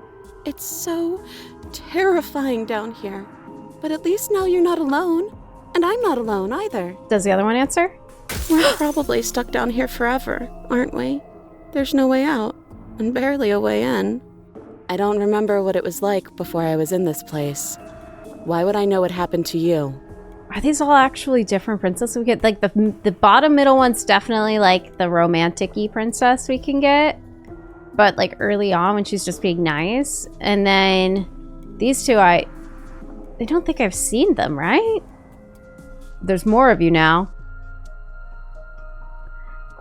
Okay, guessing. I feel like there's 2 more we can do if it's gonna fill up. So I'm gonna say there's more of you now. Do you need help? Not that there's much I can do chained up like this, but I'm the only one down here. So if you need anything, I'll do my best. Oh, she's so nice. I don't feel like I've gotten any bigger. And what's that supposed to mean? Are you trying to get under my skin? Another. She fractures again. I don't like where this is going. Neither do I. Which is why you need to slay her now before things get more complicated than they already are. Did we go too far? How would we even do that? Where would we start? You could always start by retrieving the blade. The one he made us throw out the window. I wasn't the one who threw it. Oh, come on, you told us to. Don't try to pass the blame now that it's come back to bite us. Well, if I'd known we'd be dealing with this, maybe I wouldn't have been so hasty with my suggestions. Okay, this was fun for a bit, but we can't even really interact with her, can we? What's the point of asking questions if all we're going to get is a million answers? Can't even follow what's going on anymore. We need to get out of here. This whole place is making me itch. For all I know, you're locked down here for a reason. Do you know why you're down here? Can we do the 3 options at once? I don't think we can go one more. The 5 options, I think, is going to be bad because that's going to fill up the screen, and I feel like that means something's going to happen. I'm getting you out of here. Try and free her. I don't know what you are, but I can't trust you. I can't trust anything. Leave her in the basement, and regretfully think about that time you threw the blade out of the window. Wait, that's not right. Go on. You take a step forward. Your foot lands, but it lands different. You experience a firm footfall, a gentle tread, a confident stride. All at once. You can feel yourself rupture. The room spins, your perception multiplying in a sickening kaleidoscope as your very self is pulled in incomprehensibly many directions. This is so weird. You find the blade suddenly in your hands. All at once you use it to strike at her bindings as you remain upstairs and slay her and leave her to languish alone. Is this what the end of the world looks like? What an unbearable mess. But this... we can't... I don't like these drawings. Do you not have anything witty to say? Creepy. I could use a good bit of wit right now. No, I don't, because this isn't fun. How are we supposed to have fun if everything is happening at the same time? It's the same as nothing happening, and nothing is excruciating. Luckily for all of us, nothing and everything doesn't go on forever. The world and the princess collapse in on themselves before it all falls apart. I think he's gone. Oh gosh. We made an abomination, y'all. We were never going to salvage this, were we? I don't think so, man. It is a patchwork princess. What happened to us? What are we? There are parts of us that are dead, and others they just don't fit. They just don't fit. Well, I feel like we're giving the hands a 1, 2, 3, 4, 5 for 1 deal with this vessel, so kind of won. We can feel them moving around in spaces they don't belong. It's all so uncomfortable. Did you do this? Did we do this? Can you pull us back apart? Can you fix us? I don't think so. We should help her. I think we did this. Yeah, we did. How surprisingly sincere. I didn't actually think our actions had consequences. Ooh, this is the moral of the story here. It's a little late for regret, isn't it? Please. It's going to be okay. I'll do my best. I don't think you're supposed to be fixed. No, you just destroyed everything. I'm not going to fix you. Say nothing. I'll do my best. Oh.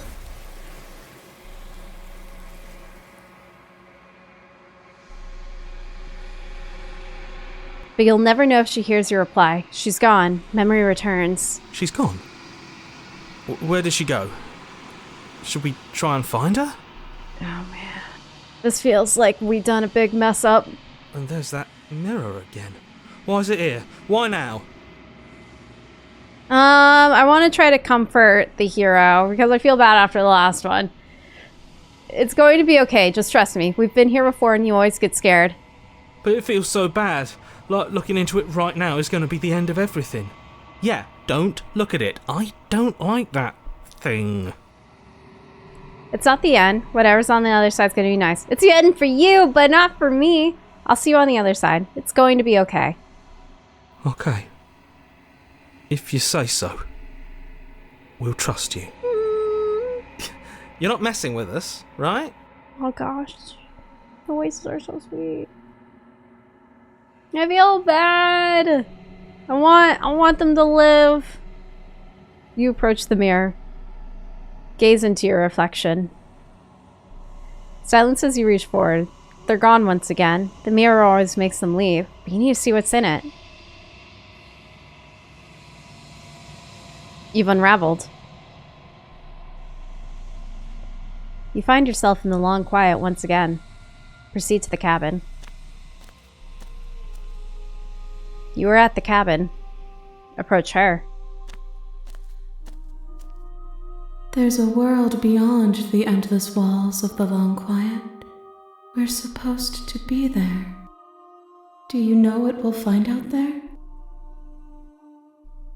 Is that a rhetorical question? Do you know? Do you want to tell me? There's trees and stars, and there are people, I think. At least, there's supposed to be people. Do you think that anything is real out there? Do you think we're real? Do you have thoughts on this vessel? Do you know what's going to happen when you awaken? When you send me back, I'm not alone. There are voices that speak to me. Some of them are me, but one of them is something else. I call him the narrator, and he wants you to kill you. Do you have a narrator? Have the vessels had one? How many more vessels do I need to bring you? Do you think that anything is real out there? Do you think that we're real? We are real. Nothing is an idea that dwells in the absence of something. But nothing cannot exist on its own. And because of that, nothing can't exist. Damn. Yeah, nothing is a paradox. There's trees and stars, and there are people, I think. At least, there are supposed to be people. Yeah, we get to kind of finally talk to her about how there's no people that we've met. There is a warmth and sadness in me at the thought of people. Fresh tears on a winter's day. They are not like us. They do not last. So we're forever. Are we like gods? We're immortal is at the very least what this implies. And then it's the end of the world. So we somehow as gods bring about the end of the world?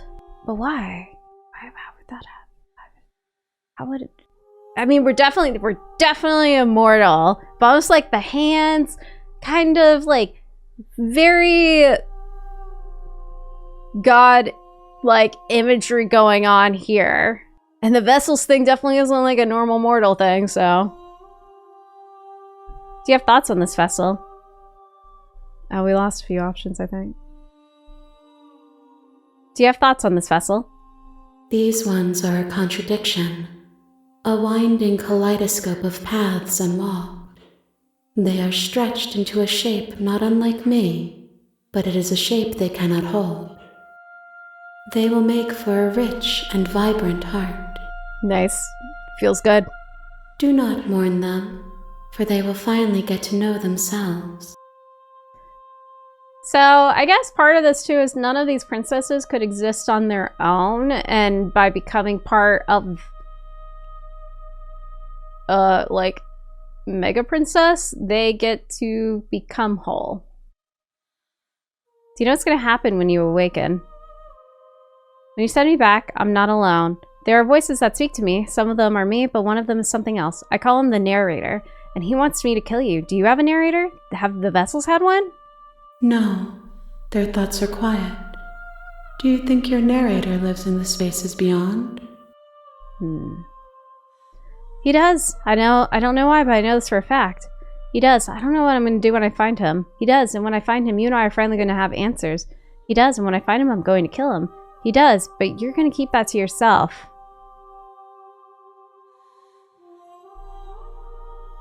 This feels like a big thing to say. I don't know.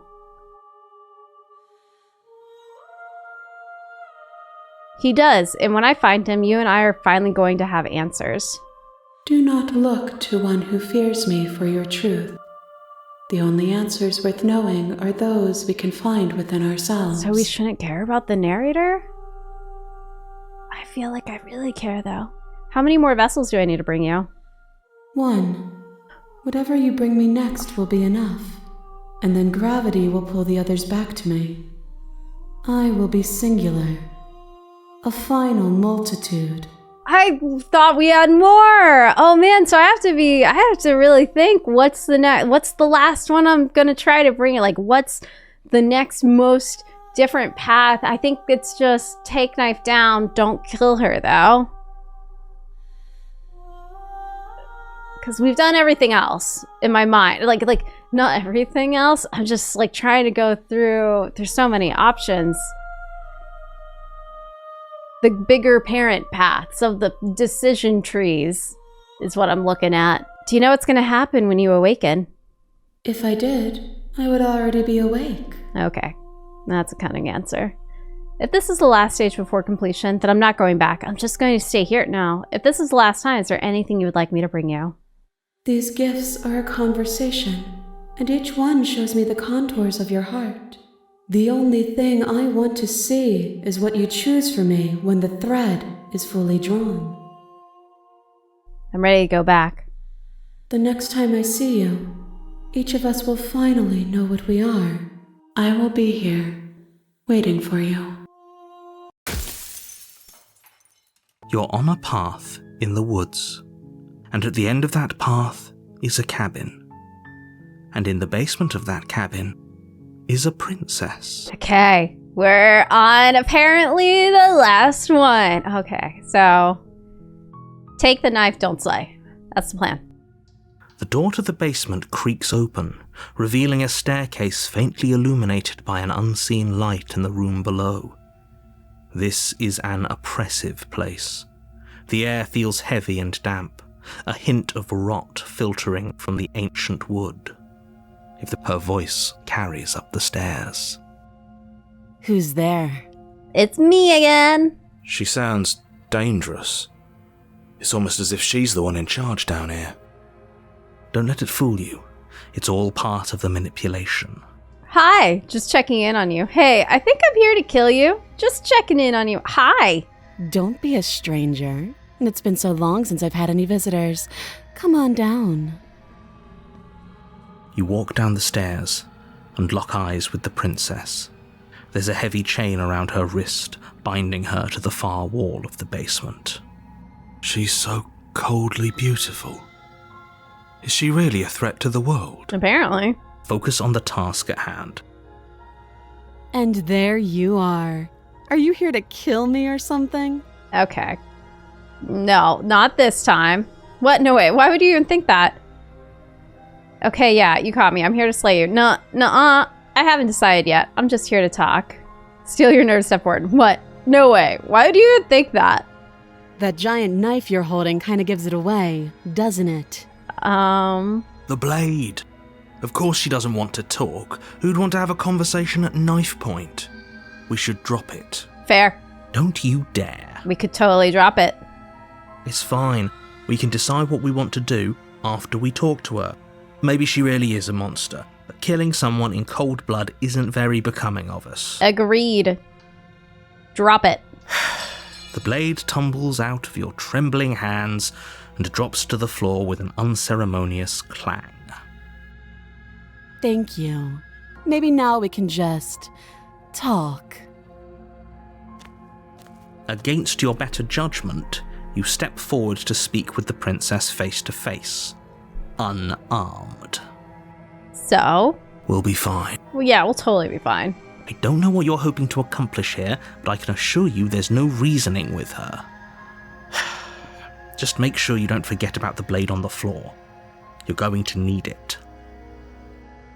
So here we are. What an awkward start to a relationship. Oh, we have one? A relationship? Are you coming on to me? Don't jump to any weird conclusions. We're two people who have met each other. By definition, we have a relationship. I like that answer. I'm here because you're supposed to end the world. There's people out there who think you're going to end the world. What do you have to say about that? What's your name? How long have you been down here? Do you know why I'm here to kill you? These are all the options we had earlier. How would I get you out of here? How would I get you out of here? You can't. Don't bother. I'm guessing you don't have the key then. I'm sure there's a key somewhere around here, and if there isn't... well, we can always put that knife to good use. Her sharp eyes settle on the edge of the blade. She isn't suggesting what I think she's suggesting, right? Maybe we can cut her out like we saw with the stranger princess. She is. I'm sure of it. What's your name?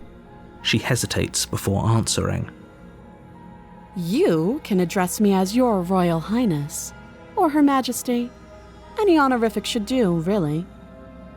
Okay, this one just seems like you do know your name and just don't want to share it. Note the lack of detail. You can't trust her. I'm here because you're supposed to end the world. How long have you been down here? I'm here because you're supposed to end the world. There's people out there who think you're going to end the world. What do you have to say about that? Don't just tell her that. I can. Is that why they threw me down here? But I don't want to hurt anyone. I like the world, I think. I love that they're reusing the lines for that the innocent princess used, because it's like the tone it gives everything such a different inflection. I don't remember much about it, to be honest. I've been down here a long time. Just how long has she been down here? If I'm supposed to be capable of ending the world, then how did I wind up here, chained to a wall? Have they told you why I'm allegedly so... dangerous? Nope.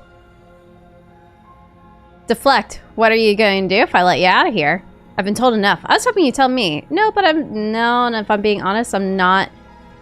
I'm more inclined to trust you than I'm inclined to trust them. I've done those options before. I'm like, do we go on the same path as romantic princess if we just say the same things, but the only difference is like the knife? Let's do no. And if I'm being honest, I'm more inclined to trust you than I'm inclined to trust them. Sooner or later, you'll understand that I have your best interests at heart. Hopefully sooner. How sweet. Now be a pal and help me get out of here, would you? We could figure out how to deal with them after I'm free. Fair enough.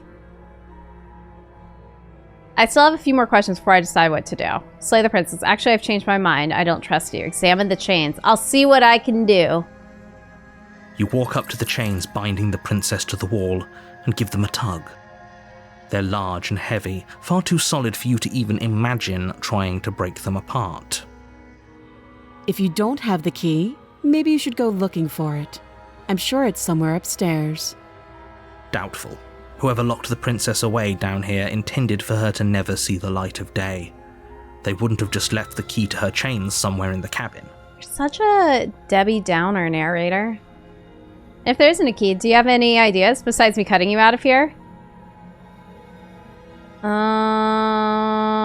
Let's do that besides me cutting you out of here. That would be fine. I can lose an arm. No. She speaks with almost complete nonchalance. If we were stuck down here for long enough, I'm sure we'd be nonchalant about cutting our way out. Anything to finally be free. I heard the door slam. They locked you down here too, didn't they? Yeah, sorry for the bad news. The knife. Pick it up and cut me out of here. Wow. You won't like what happens if you do that. Oh, we have the knife again. save the princess, but please don't give us a cutting off the arm sequence. Against your better judgment, you place the blade against the princess's arm, just above the massive, unyielding chain. Well, this is like the worst. That or her actually gnawing off her arm are the two worst ones. You cut into her flesh. The blade is sharp, and you make quick work of it. Before long, you're able to crack through bone, and she pulls the bleeding stub of her arm through the iron gauntlet. Throw it. She didn't so much as utter a sound. Get rid of the arm, so we don't at least have to look at this.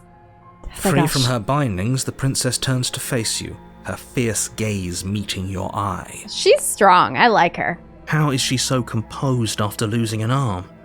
It's like she isn't even bothered by it. I don't think she is bothered by it. Thank you.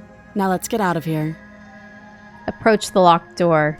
No, we won't have any of that. The stakes are too high. You can't just let her escape into the world. No, I just can't let her escape into the world. As the princess approaches the bottom stair, your body steps forward and raises the blade. Wait, this isn't fair. You can't just do that. Watch me. What? No, yeah.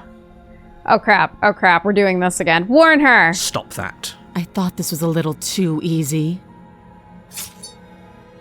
Your body lunges forward to sink the blade into her back, but the princess swiftly moves out of the way before you can connect. This is a different stance. Stop it. Stop resisting me. I am trying to get you out of here alive. What happens if we kill her at this point? Now we're gonna continue on. Resist! Or slay. Do we slay?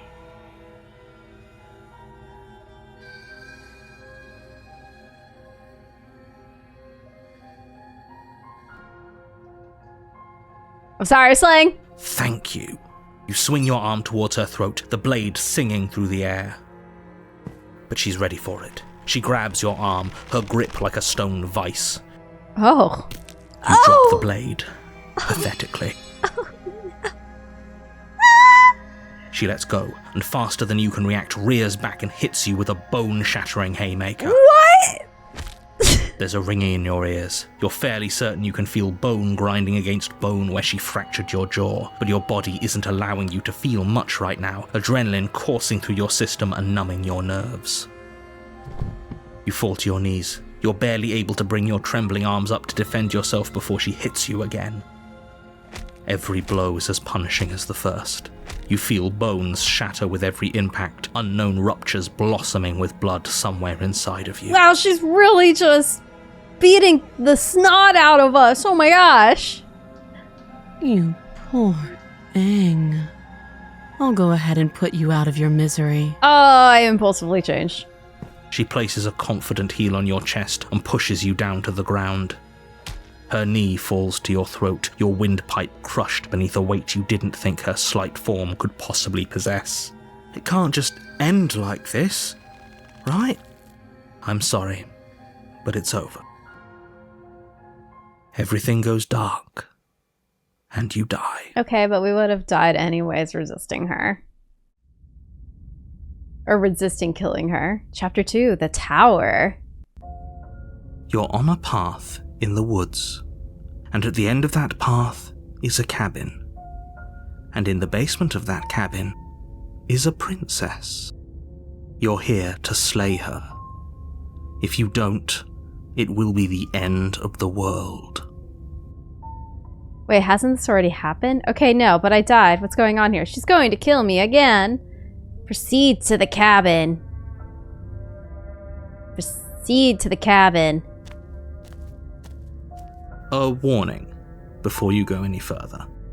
She will lie, she will cheat, and she will do everything in her power to stop you from slaying her. Don't believe a word she says. Okay. We might as well just pledge ourselves to her and stop pretending we're capable of doing anything in this situation. She probably doesn't even need to try to overpower us. Ooh, a new voice of the broken. Can we tone down the pessimism just a smidge? Yeah, I was pretty pessimistic. I'm not being a pessimist. I'm just being realistic. You're being annoying. Just ignore their bickering, and whatever you do, don't pledge yourself to her. I cannot stress enough how absolutely catastrophic that would be for everyone. yourself included. What does pledging myself to her mean? I agree. If she's wrongfully imprisoned, then we should rescue her, but if he's telling the truth, we shouldn't just hand her the world on a silver platter. Yeah, fair. Rescue her? Given the stakes of the situation, there isn't really a difference between rescuing her and pledging yourself to her. Either would be terrible. So please try to ignore both of those knuckleheads and focus on saving the world. Let's not make this harder than it has to be. Proceed into the cabin. If that's what you want, I guess I don't have a say here. I'm sorry, voice of the broken, but the pledge yourself sounds interesting, so you might have a say.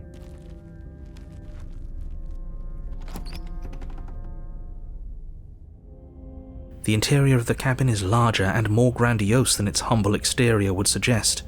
The only furniture of note is a massive marble altar with a pristine blade perched on its edge. The blade is your implement. You'll need it if you want to do this right. Wow. Why is it in such an inconvenient spot? Why do we feel so small? Is it because she was towering over us at the end? Oh my god, that is why. We don't feel small. We are small. You didn't say anything about the mirror on the wall. Enter the basement! The mirror's kind of a normal size still. No blade this time. Yeah. Maybe she'll be more receptive if we're unarmed. Is she gonna just be like super tall this time? Blade, no blade. It doesn't matter.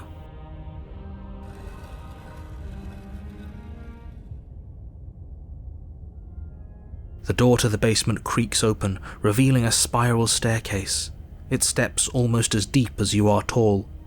The smell of incense drifts up from below. For a moment, you almost feel at ease. This is actually kind of nice. Yeah, I mean, it's just a nice, cozy spiral staircase. It's still a stone basement. If the princess lives here, slaying her is probably doing her a favor. Okay. Her booming voice rolls up the stairs. She is gonna be tall. Is that a guest I hear? Don't linger on the stairs. Come down and witness me. You weren't kidding when you said it was booming. She wasn't like this last time. Nope. You shouldn't have come down here unarmed. Well, we're here now. We need to get down there. She wants us to see her. We need to see her. The music is so different. Should we be worried about your sudden change in attitude?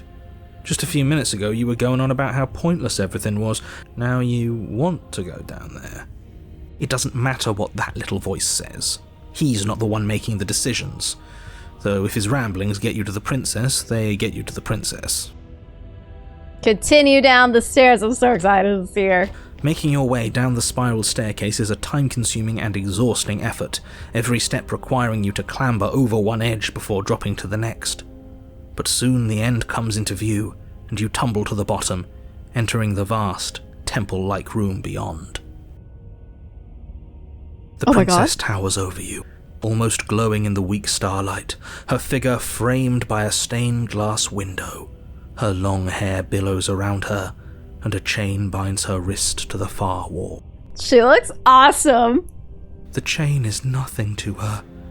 It might as well be a toy for all the good it would do. I told you it was pointless to resist her. Okay, Broken, you're being a little pessimistic about the situation. Look how cool she looks now. The little bird has returned to me. I wonder what he wants. I see your hands are empty. You've already given up, haven't you? You aren't even going to try and kill me. How sweet. Okay, so now we're back to just like the red outline text versus the fully red text. So we got that going for us. And more than a little disappointing. She's disappointed in us? Oh, no, we did mess up. Kneel. Oh, no. No. Oh. Ooh, I don't know what to do on this one. Sassing her feels kind of fun, you know? No. But the words don't leave your mouth. Instead, your legs buckle and your knees hit the floor. Okay.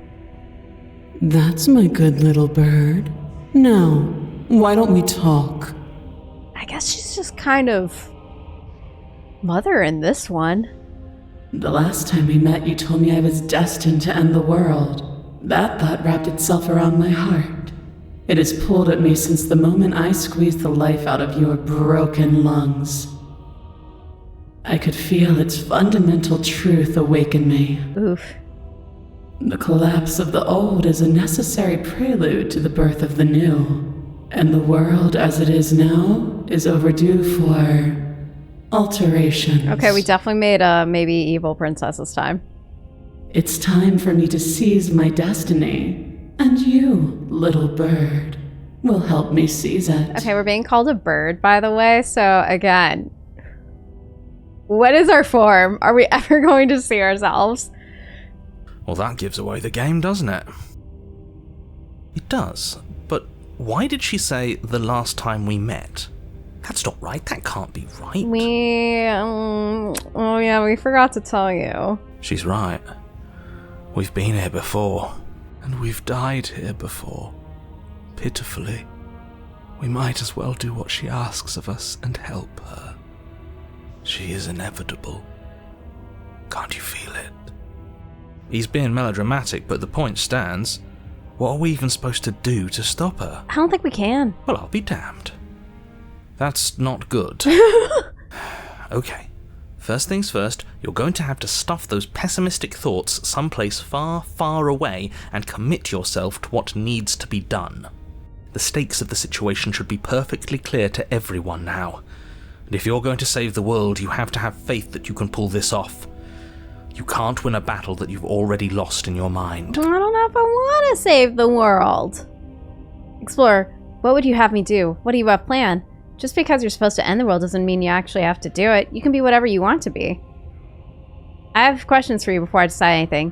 What happened to you after I died? I'm yours to command. Pledge yourself to her. Let's say just because you're supposed to end the world doesn't mean you actually have to do it. You can be whatever you want to be. B-A-R-B-I-E.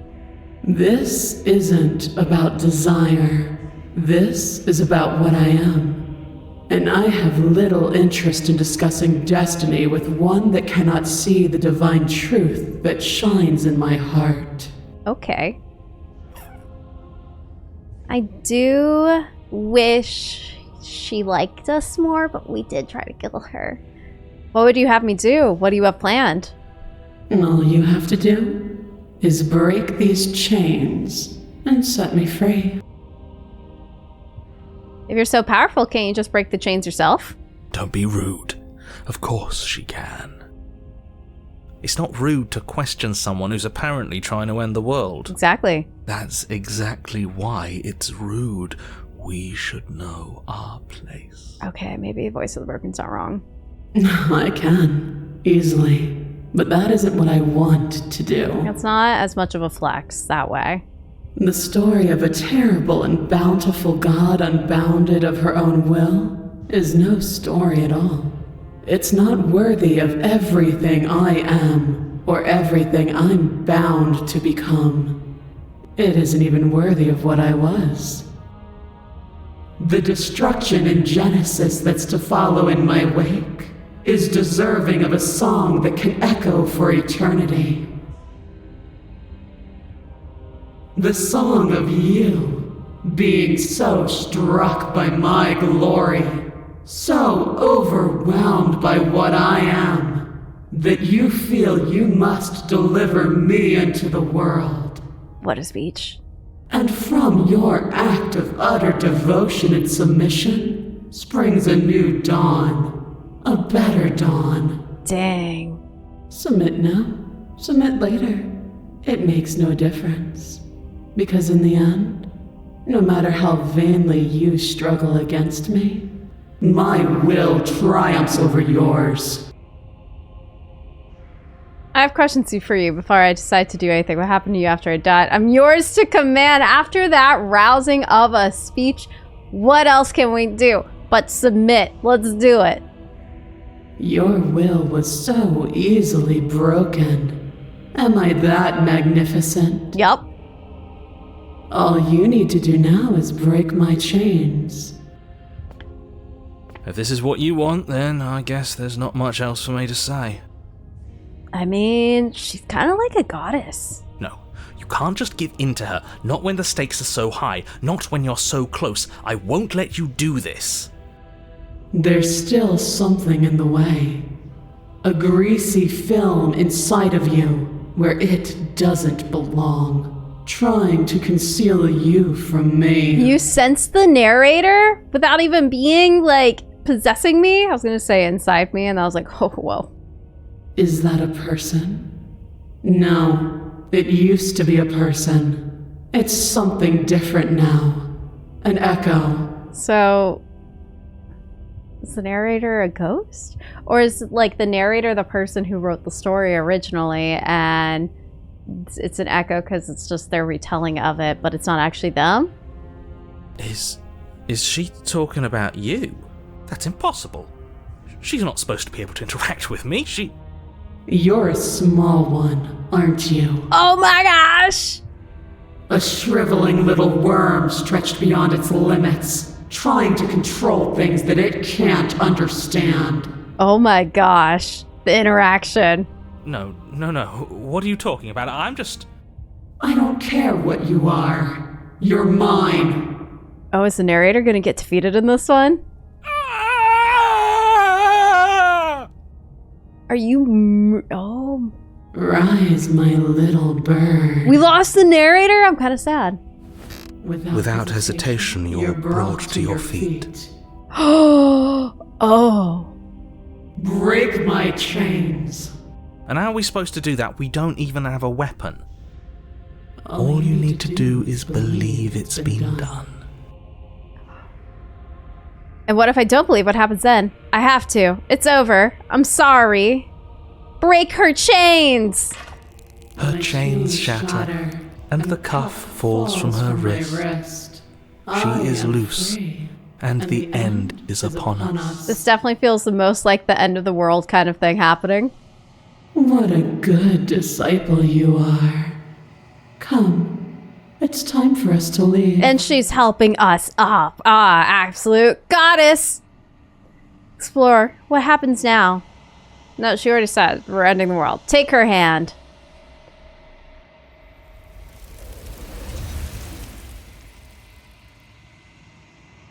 Oh, she didn't even get to escape this time. But you do not take her hand, nor will you ever. It's time to leave. Memory returns. She's gone. Where did she go? Should we try and find her? And is that a mirror? Why is it here? Why now? Oof. This is our last time having this conversation, so I'm going to comfort you once again. It's going to be okay, just trust me. We've been here before and you always get scared. It feels so bad.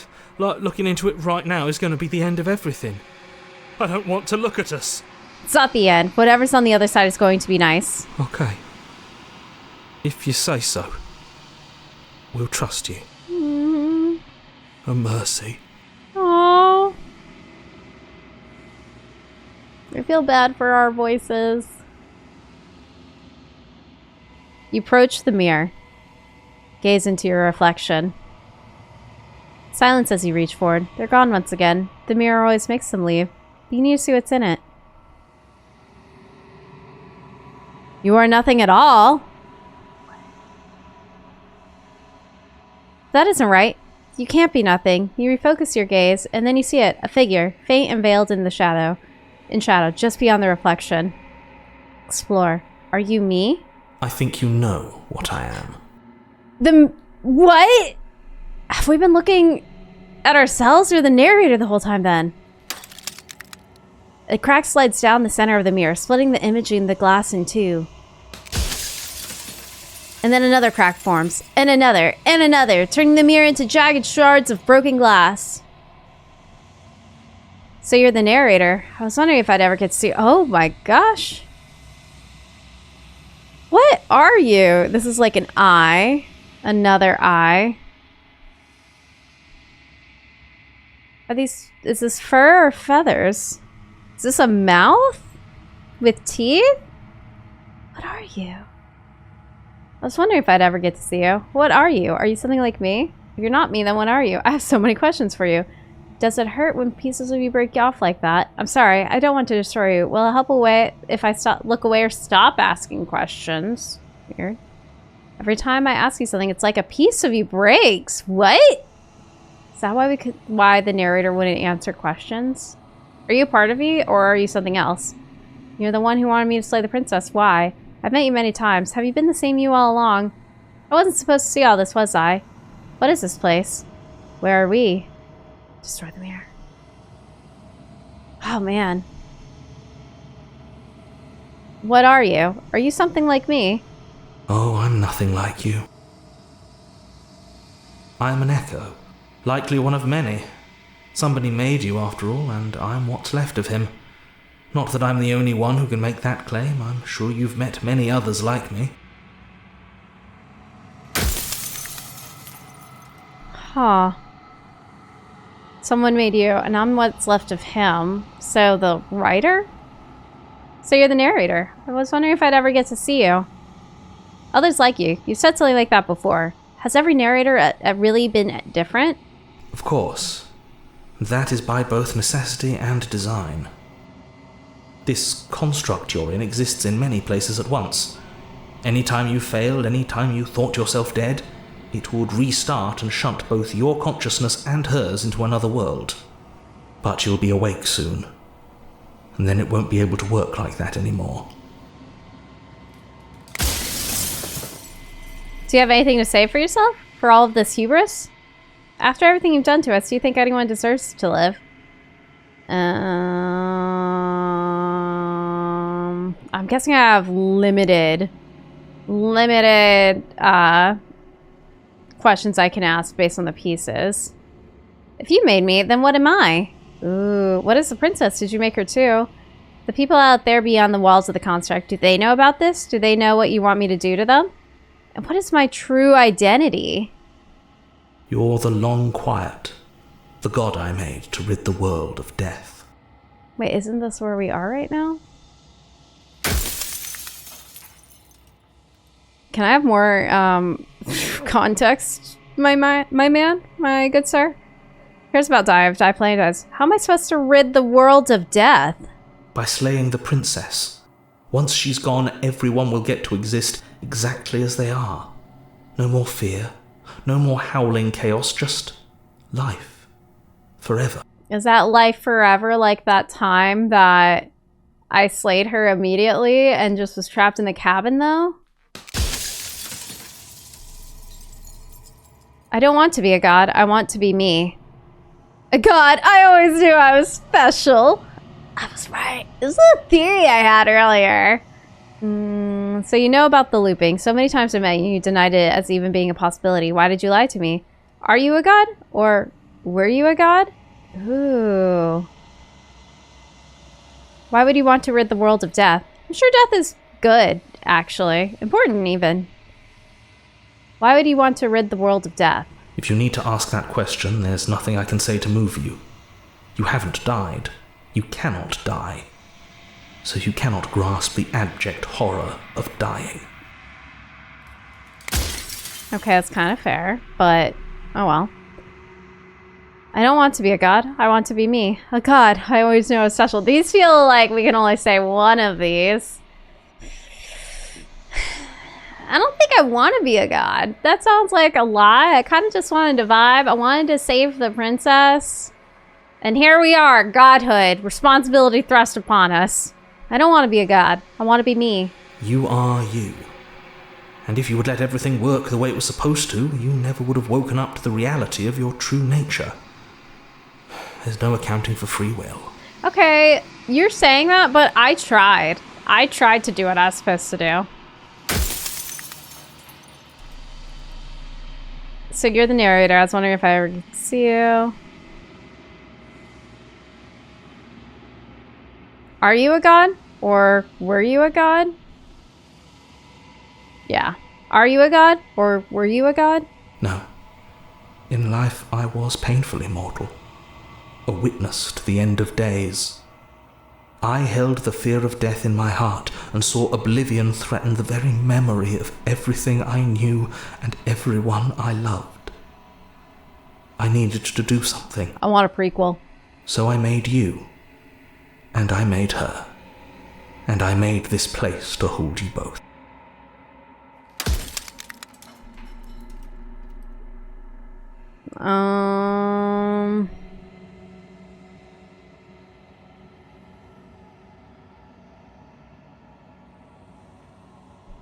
You made us? Out of what? Yeah, that's a great question. Feathers for us. The cycle of life and death. The endless pattern of creation and destruction. I tore it in two and shaped the fraying threads into you and her. Okay, I got some questions about how you're just like a mortal then.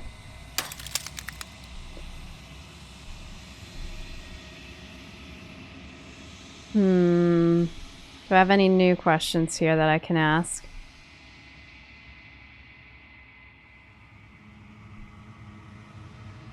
Do you have anything to say for yourself, for all of this hubris? I do.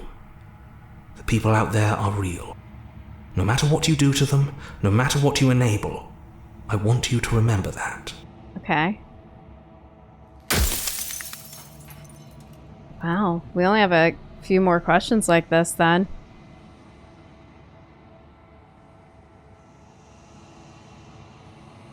Do I destroy the mirror? I only have 2 more. The people out there beyond the construct, the walls of the construct, do they know about this? Do they know what you want me to do to them?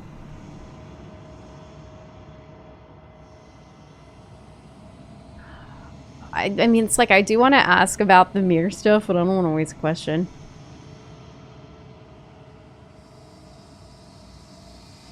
What is the princess? Did you make her too? We kind of just asked this, but I feel like we'll probably get some different information. She is the shifting mound, the ebb and flow, the capacity to change. She is transformation, or most of it. Her nature is why I had to die, for she becomes that which others perceive her to be. But an echo can't perceive things, not in the way that people can. Oh, so to not be able to influence her, he had to become an echo. So I tucked a part of myself into the folds of this construct to guide you. Interesting. Seems that every me you met did a real shit job of it, though. Yeah. I think you're out of time. I'm not going to slay her, and I want you to know before you die for good. Rest easy. I'm going to destroy her. Lie. Rest easy. I'm going to destroy her. I haven't decided what I'm going to do yet. I still have to see what she thinks about all this. Say nothing and watch mend. I'm gonna lie. Rest easy. I'm gonna destroy her. Are you lying? I can't tell. But I've said my piece, and my time's up. I feel bad. It's like I said, I'm just an echo. And echoes always fade away. You know what you have to do. I don't want to be alone.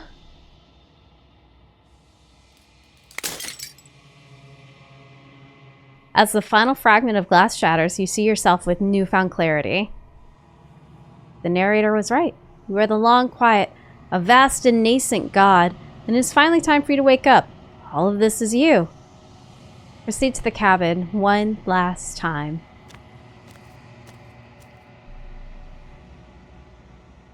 When you arrive at the heart of things, there is no final vessel for you to bear witness to. There is nothing for you to find.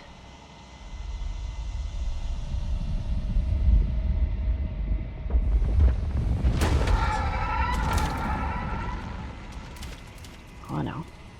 What is she gonna look like now that she's complete? Oh gosh.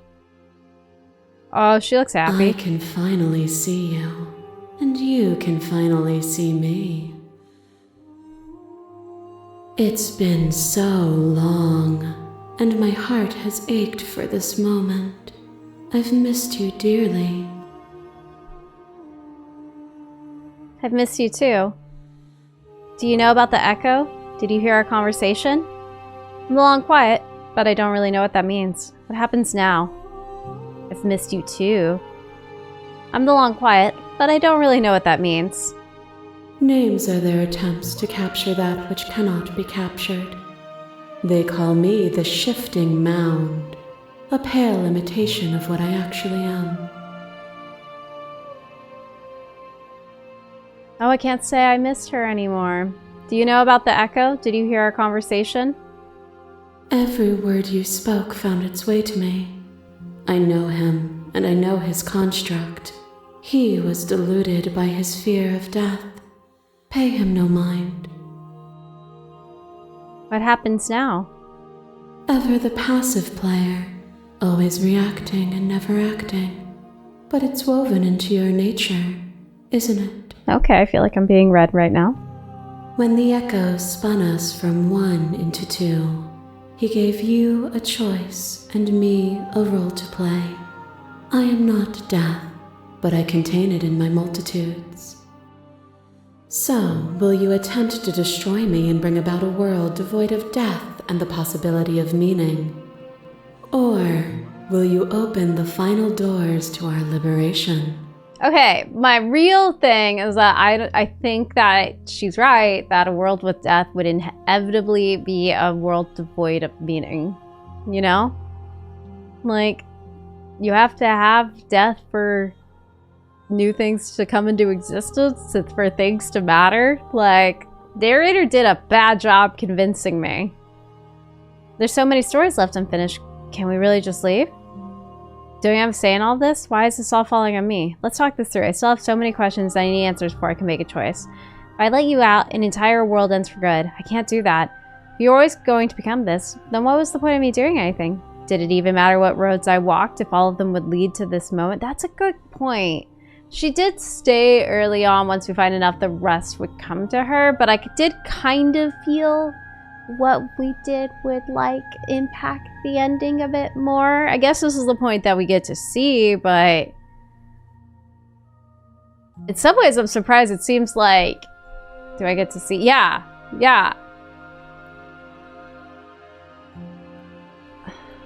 In some ways I'm surprised that we just get to choose at this point versus like the princess, our actions throughout the game influence what our character would do now. There has to be another way. This can't just come down to me destroying you or letting you out. I won't do it. Oh, is there a third option? I'm going to start with, if you were going to always become this, then what was the point of me doing anything? Did it matter what roads I walked if all of them would have led to this moment? If you're saying that, it's because you don't yet understand. But we cannot use words alone to grasp at things that words cannot express. And you cannot rationalize with logic that which defies it. Sounds like a non-answer to me. Violence and passion are dances that both of us know well. If this is what it takes to enlighten you, then so be it. I didn't know we were going to be fighting! What is this? You are nothing. A black hole of self-loathing fed by the matter of your restless thoughts. A dog blind to its leash. But there is no light without the dark. When I proclaimed my godhood and offered you a place at my side, you gladly became the instrument of my new creation. Oh? Only with both of us is there a future to look towards. It is hope that carves meaning into being. Wait, was that our goddess? Did we get that because we had, I don't know, the tower princess or whatever? What? Oh, that did impact things. Address this vessel's statement directly. Appeal to your shared humanity. You speak about life and death and change and stagnation, but that isn't what any of this has been about. Reject her authority. You've done nothing but lecture me since the minute I've gotten here. Argue your independence. You act as though the world can't exist without you, but I've existed without you. Reject her perspective. I won't engage with violence. Ooh. Okay. This immediately went into a direction I thought just me saying this wasn't going to do what it did. Explore. Address this vessel's statement directly. I miss when that was you. Submitting to you was a mistake. I would have destroyed you if I knew you were here. You were consumed by your own ego. And through your lack of one, you too were consumed. Yet together, we were able to create something beautiful. Are we fighting? My blind masses mob you. There is no beginning to them, and there is no end. And there is no end. There is only the flood of bodies. There is only the flood of bodies. In every moment you hold every possible sensation at once. And then you hold them all again. Sensation at once. And then you hold them all again. This is going places. But in the end, you reflected it back at me. For a brief moment, both of us were everything. Oh my god, we have this one back! We can be everything again. We can weave a beautiful and endless song. I don't like this one.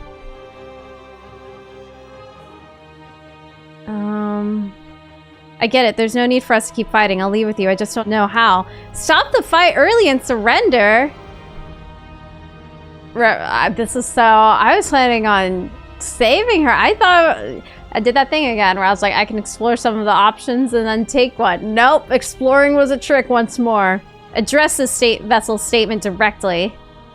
To be everything at once is to be the same as being nothing at all. Why would either of us want that? To contain everything is to contain every evil alongside every good. Can we not shed the confines of our old selves and create? I couldn't understand you then, but I think I understand you now. You seemed in pain. I'm sorry for what I did to you, but it was the only thing I could do. I kind of like to be everything at once is the same as being nothing at all. Why would either of us want that? Here is where words fail us. So long as we both exist, we will always be distinct.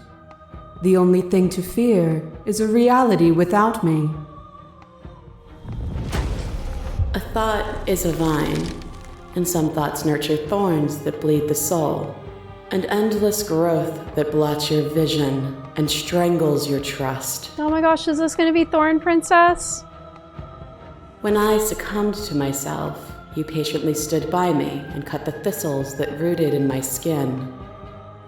Your compassion is what freed us both, but compassion is a thing that must be nurtured, and you cannot nurture that which cannot change. I agree with that. We're on a weird path, where I don't disagree with the perspective of it, but address this vessel's statement directly. Oh, look at her. I love this princess. If I'd known what you really were, I wouldn't have been so quick to free you. That's so mean. Of course I helped you. I didn't want us to hate each other. Then help me again. We are each other's liberation.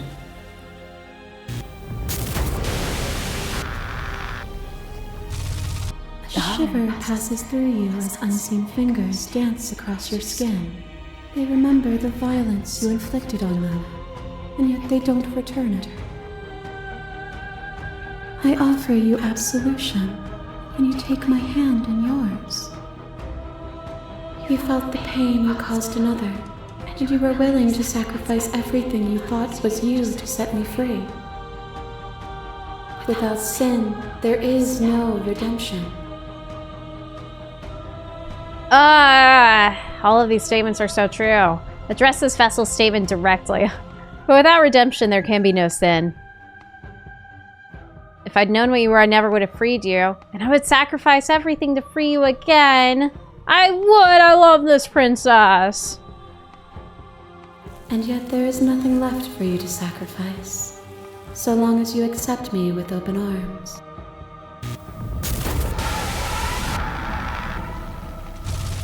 I'm sorry. A lover drives a stake into your body, and another, and another, and another. Do I miss your heart because I can't stand to see it go? Oh, is that why she kept missing us? I love this. We're finally kind of getting to see ourselves a little bit. Love melted into skepticism, and you pulled back layer after layer after layer, until all you were left with was the knowledge that you did not know me. Yeah, that's exactly what happened. You sought the truth then. Will you hide from it, now that it is within your grasp? I can't get over this princess. She's hilarious. Address this vessel's statement directly. I have no desire to hide from the truth, but can be made better if destroying you is what it takes. So be it. I don't want to hide from the truth. Then don't. Leave with me. There's no need for you to fight what we are. I'm ready. I want to leave with you. Stop the fight and surrender. I won't leave with you. Not until you see things from my perspective. I don't want to fight with her. But I don't want the death of everything. I don't want death to never happen. I just don't want the ending of everything, you know?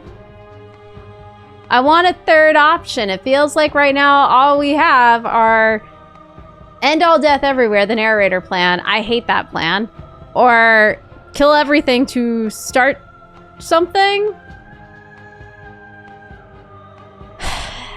Okay, I won't leave with you. Not until you see things from my perspective. I think at the very least it's important for us to understand each other before we start a life of coupled godhood. If you need more time to open your eyes, then I will give you all the time in the world. Wow, you're understanding. As the clash between you abates, you begin to shake, your will rapidly dissolving. Nothing is immutable. Everything that is exists only in relation to everything it isn't. There is no constant. There is no center. Open your eyes and accept what we are. We can leave this prison together. It's easy to believe in things you believe in when you get to sit above it all. Ooh. What do you think happens if we leave here? Okay, I'm ready to go, but how do we leave? I never wanted to fight you, but how can we leave? I can't let that happen. I can't let everything die. I have to fight for a better world. I'm so sorry. You are cruel to exist, and I cannot let you exist. I don't know what the answer is, but there has to be something else. It can't be this. I won't kill you, but I won't let you free. You've done everything you can to make me understand your perspective, but you keep dismissing mine. If you think you can change mine, then I must be able to change you! What I offer you is not perspective. It is truth. I will challenge you on this. Whatever you're trying to do right now, you don't have to do it alone.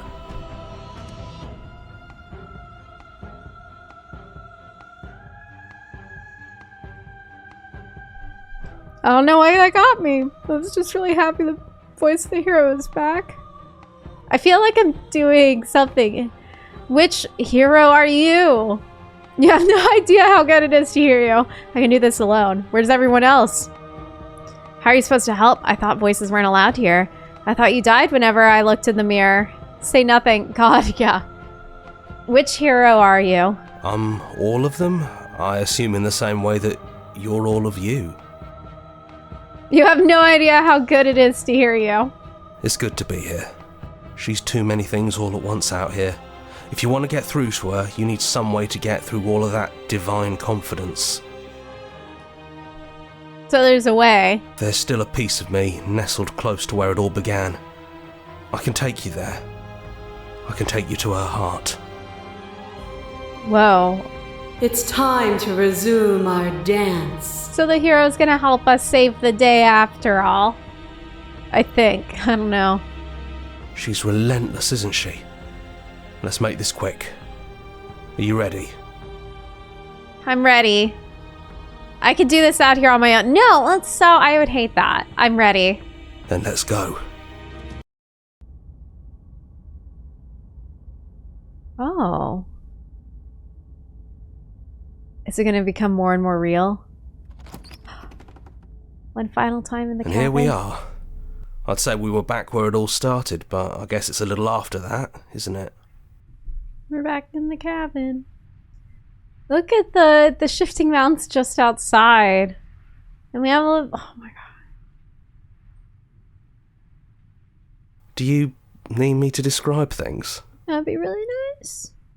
I'd like that for old time's sake. Is it just you and me? Did anyone else make it to the cabin?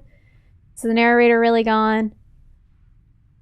Is it just you and me? Did anyone else make it to the cabin? It's just us. I think the rest of them are still out there, jumbled up in the rest of her. So we could get them back, though. If the offer still stands, could you describe the cabin to me for old time's sake? Yeah, of course. The interior of the cabin is, well, it's a cabin, yeah? There isn't much here, just a table and a knife and a door. And some windows. I feel so much more attached to the voices than the princess. I do like the princess, but voice of the hero has been my ride or die. There's no mirror, either. I think you broke it. Oh, yeah. And I know you're still trying to find some middle ground, but if things go south, we're going to need that blade.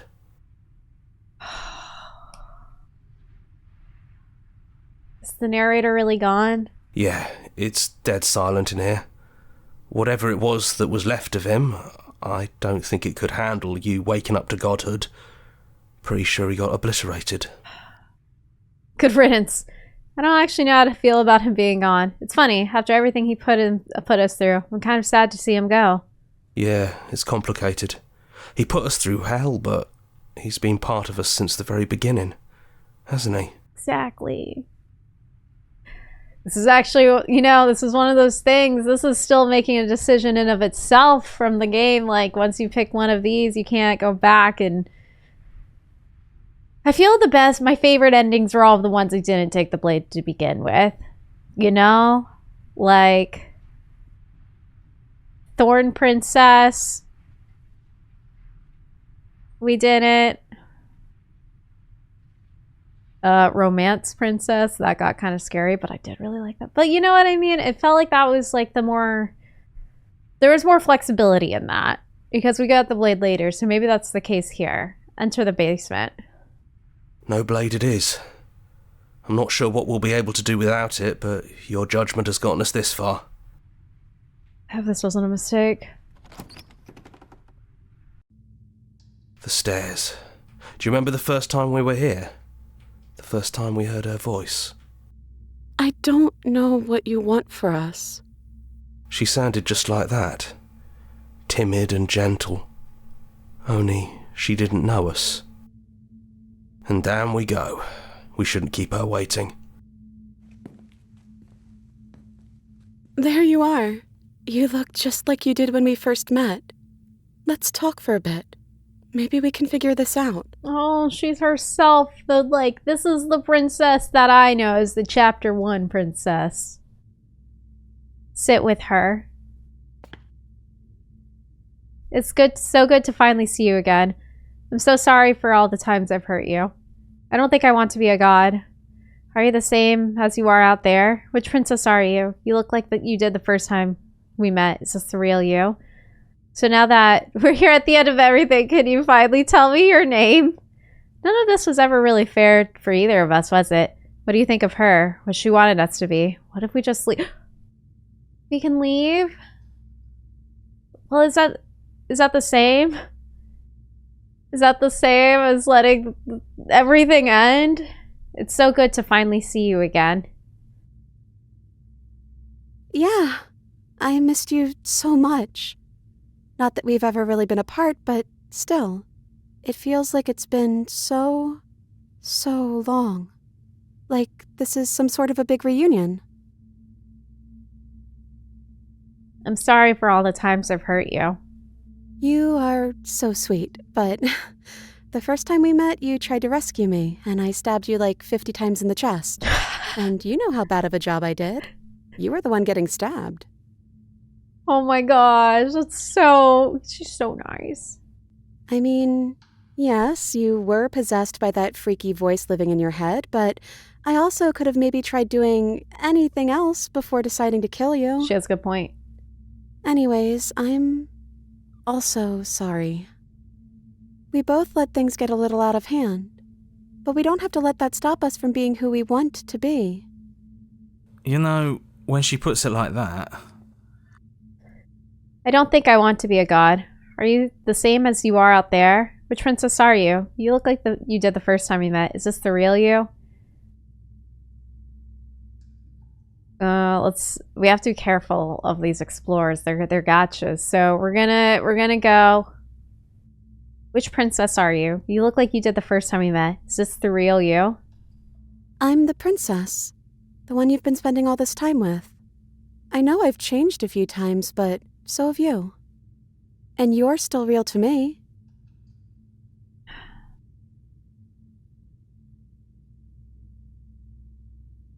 So now that we're here at the end of everything, can you finally tell? No. I don't think I want to be a god. Me neither. It's so big. It's so much responsibility. And at the end of the day, it just feels like waking up in another basement. It's something we never asked for, trapping us somewhere we never wanted to be. So she doesn't want it either. What if we just leave? Oh man, if we leave, do we save everybody? None of this was ever really fair for either of us, was it? I don't know. We made it to the other side, and we found each other. I think that means all of the bad was worth it. Oh my gosh. I hope that me asking all these questions doesn't mess everything up. Are you the same as you are out there? I am she as much as she is me. And all of us are both everything and also not everything. I had you there for a second, didn't I? I think I'm different from her, and I'm happy I'm different. Aww, this is our princess. I think being her would mean I'd lose a lot of myself along the way. I think I'd have to lose the parts of you that matter to me.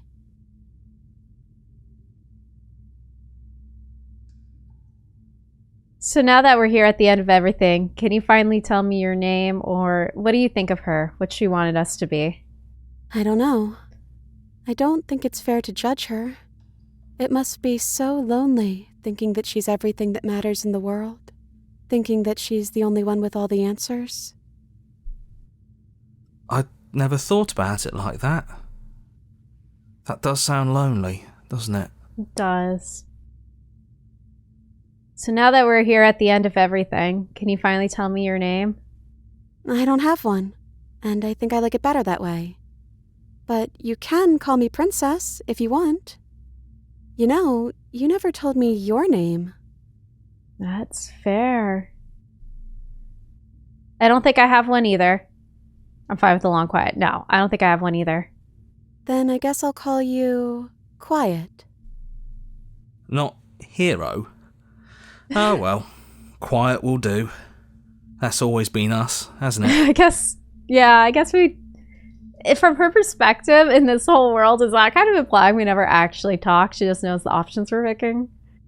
And I know we're the long quiet. What if we just leave? We never got another option. So I wonder if we brought the knife down, if we also wouldn't be given... I'm happy I spent a minute on that decision. What if we just leave? Can we actually do that? What would that even mean? Where would we go? Explore. Take her hand in yours. I've always wanted to leave with you, but I didn't like being a god. I want to walk through that cabin door as we are, just you and me. Not knowing what it means is why I want it. We knew everything out there, but we don't know this. I want to know something new. It doesn't matter what it means. What matters is that we're leaving together. That's all I want. I don't know where it would go, but as long as it's not here, as long as I'm with you, that's all I want. Well, we're going to start by taking her hand in ours.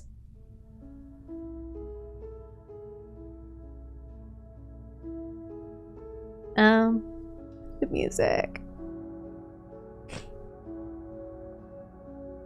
I don't know where we'd go, but as long as it's not here, as long as I'm with you, that's all I want.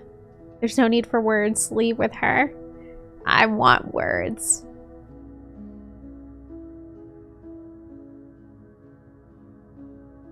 I want that too. I think I'm gonna stay right here.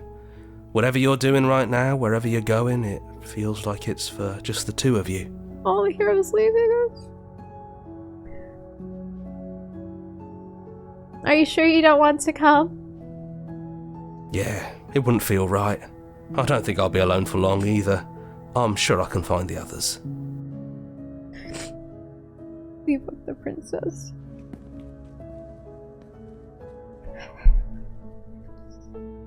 Hands clasped together, you and the princess leave the basement behind for the last time.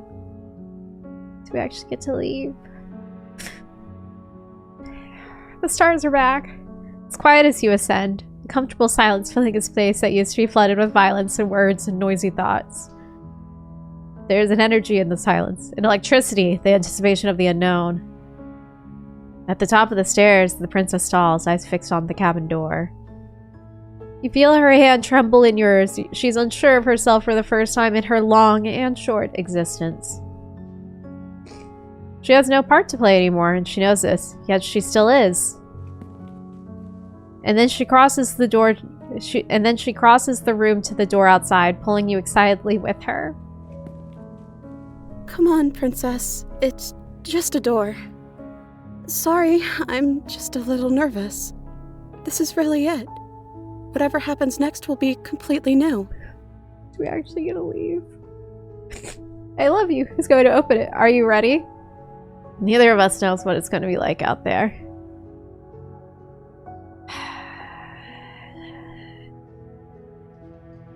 I'm going with I love you.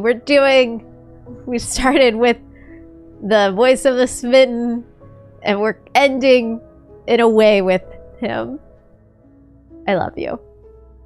I love you too. Oh, I'm so happy. Oh, we're doing it together.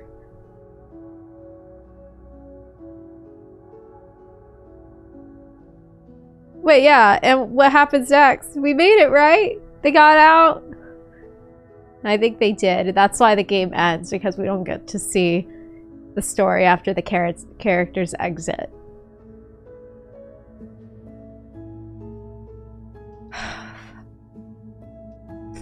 I didn't think the ending of this game was gonna get me. Something about voice of the hero coming back. I was so surprised. I was so used to thinking the mirror killed him and he would be gone. And I'm sad that the other voices weren't there at the end, but also that was the most important voice for me.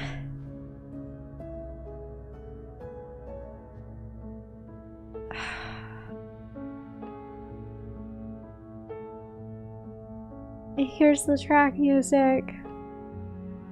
That was a good game. It explored a lot of themes that I really liked. Like, it kind of was a fun exploration of like the whole like fairy tale format, it felt like, and how, gosh, the exploration of perception in the game. That was fun. It was like fun, like not just questioning like the strong not exploration action text, but like I had to actually start thinking through, like, if I explore with this, what kind of information might it give me that will impact things? Like, I had to be careful about it and try to figure out how to get to where I wanted to go. And the different forms of the princess were really engaging with me, and like how the voice actors crushed this. This was such good voice acting throughout. Like, the different voices the princess would put on and the narrator's voice, and just I cared about all of the different versions and their own ways, and that would have been really hard to sell if they weren't really good voice actors. This was great. And now I'm weepy and emotional. Well, I know the DLC is supposed to come out for this in the fall. If you want to see me do another playthrough when the DLC comes out, then let me know in the comments. Let me know who your favorite princess is of the ones that I've seen, if you'd be so kind. And yeah, this is my channel. I like doing game playthroughs on it, as you can tell. I like diving a little deep in them because, you know, my favorite way of showing that I like something is making something about it. So I try to do something special with like my intros or how I edit stuff to just kind of like my fan art of like these games. So yeah. This was a great one. This was also recommended to me by a bunch of people in the comment section, which is why I picked it up. So feel free to always recommend games to me. And yeah. I appreciate y'all. Bye.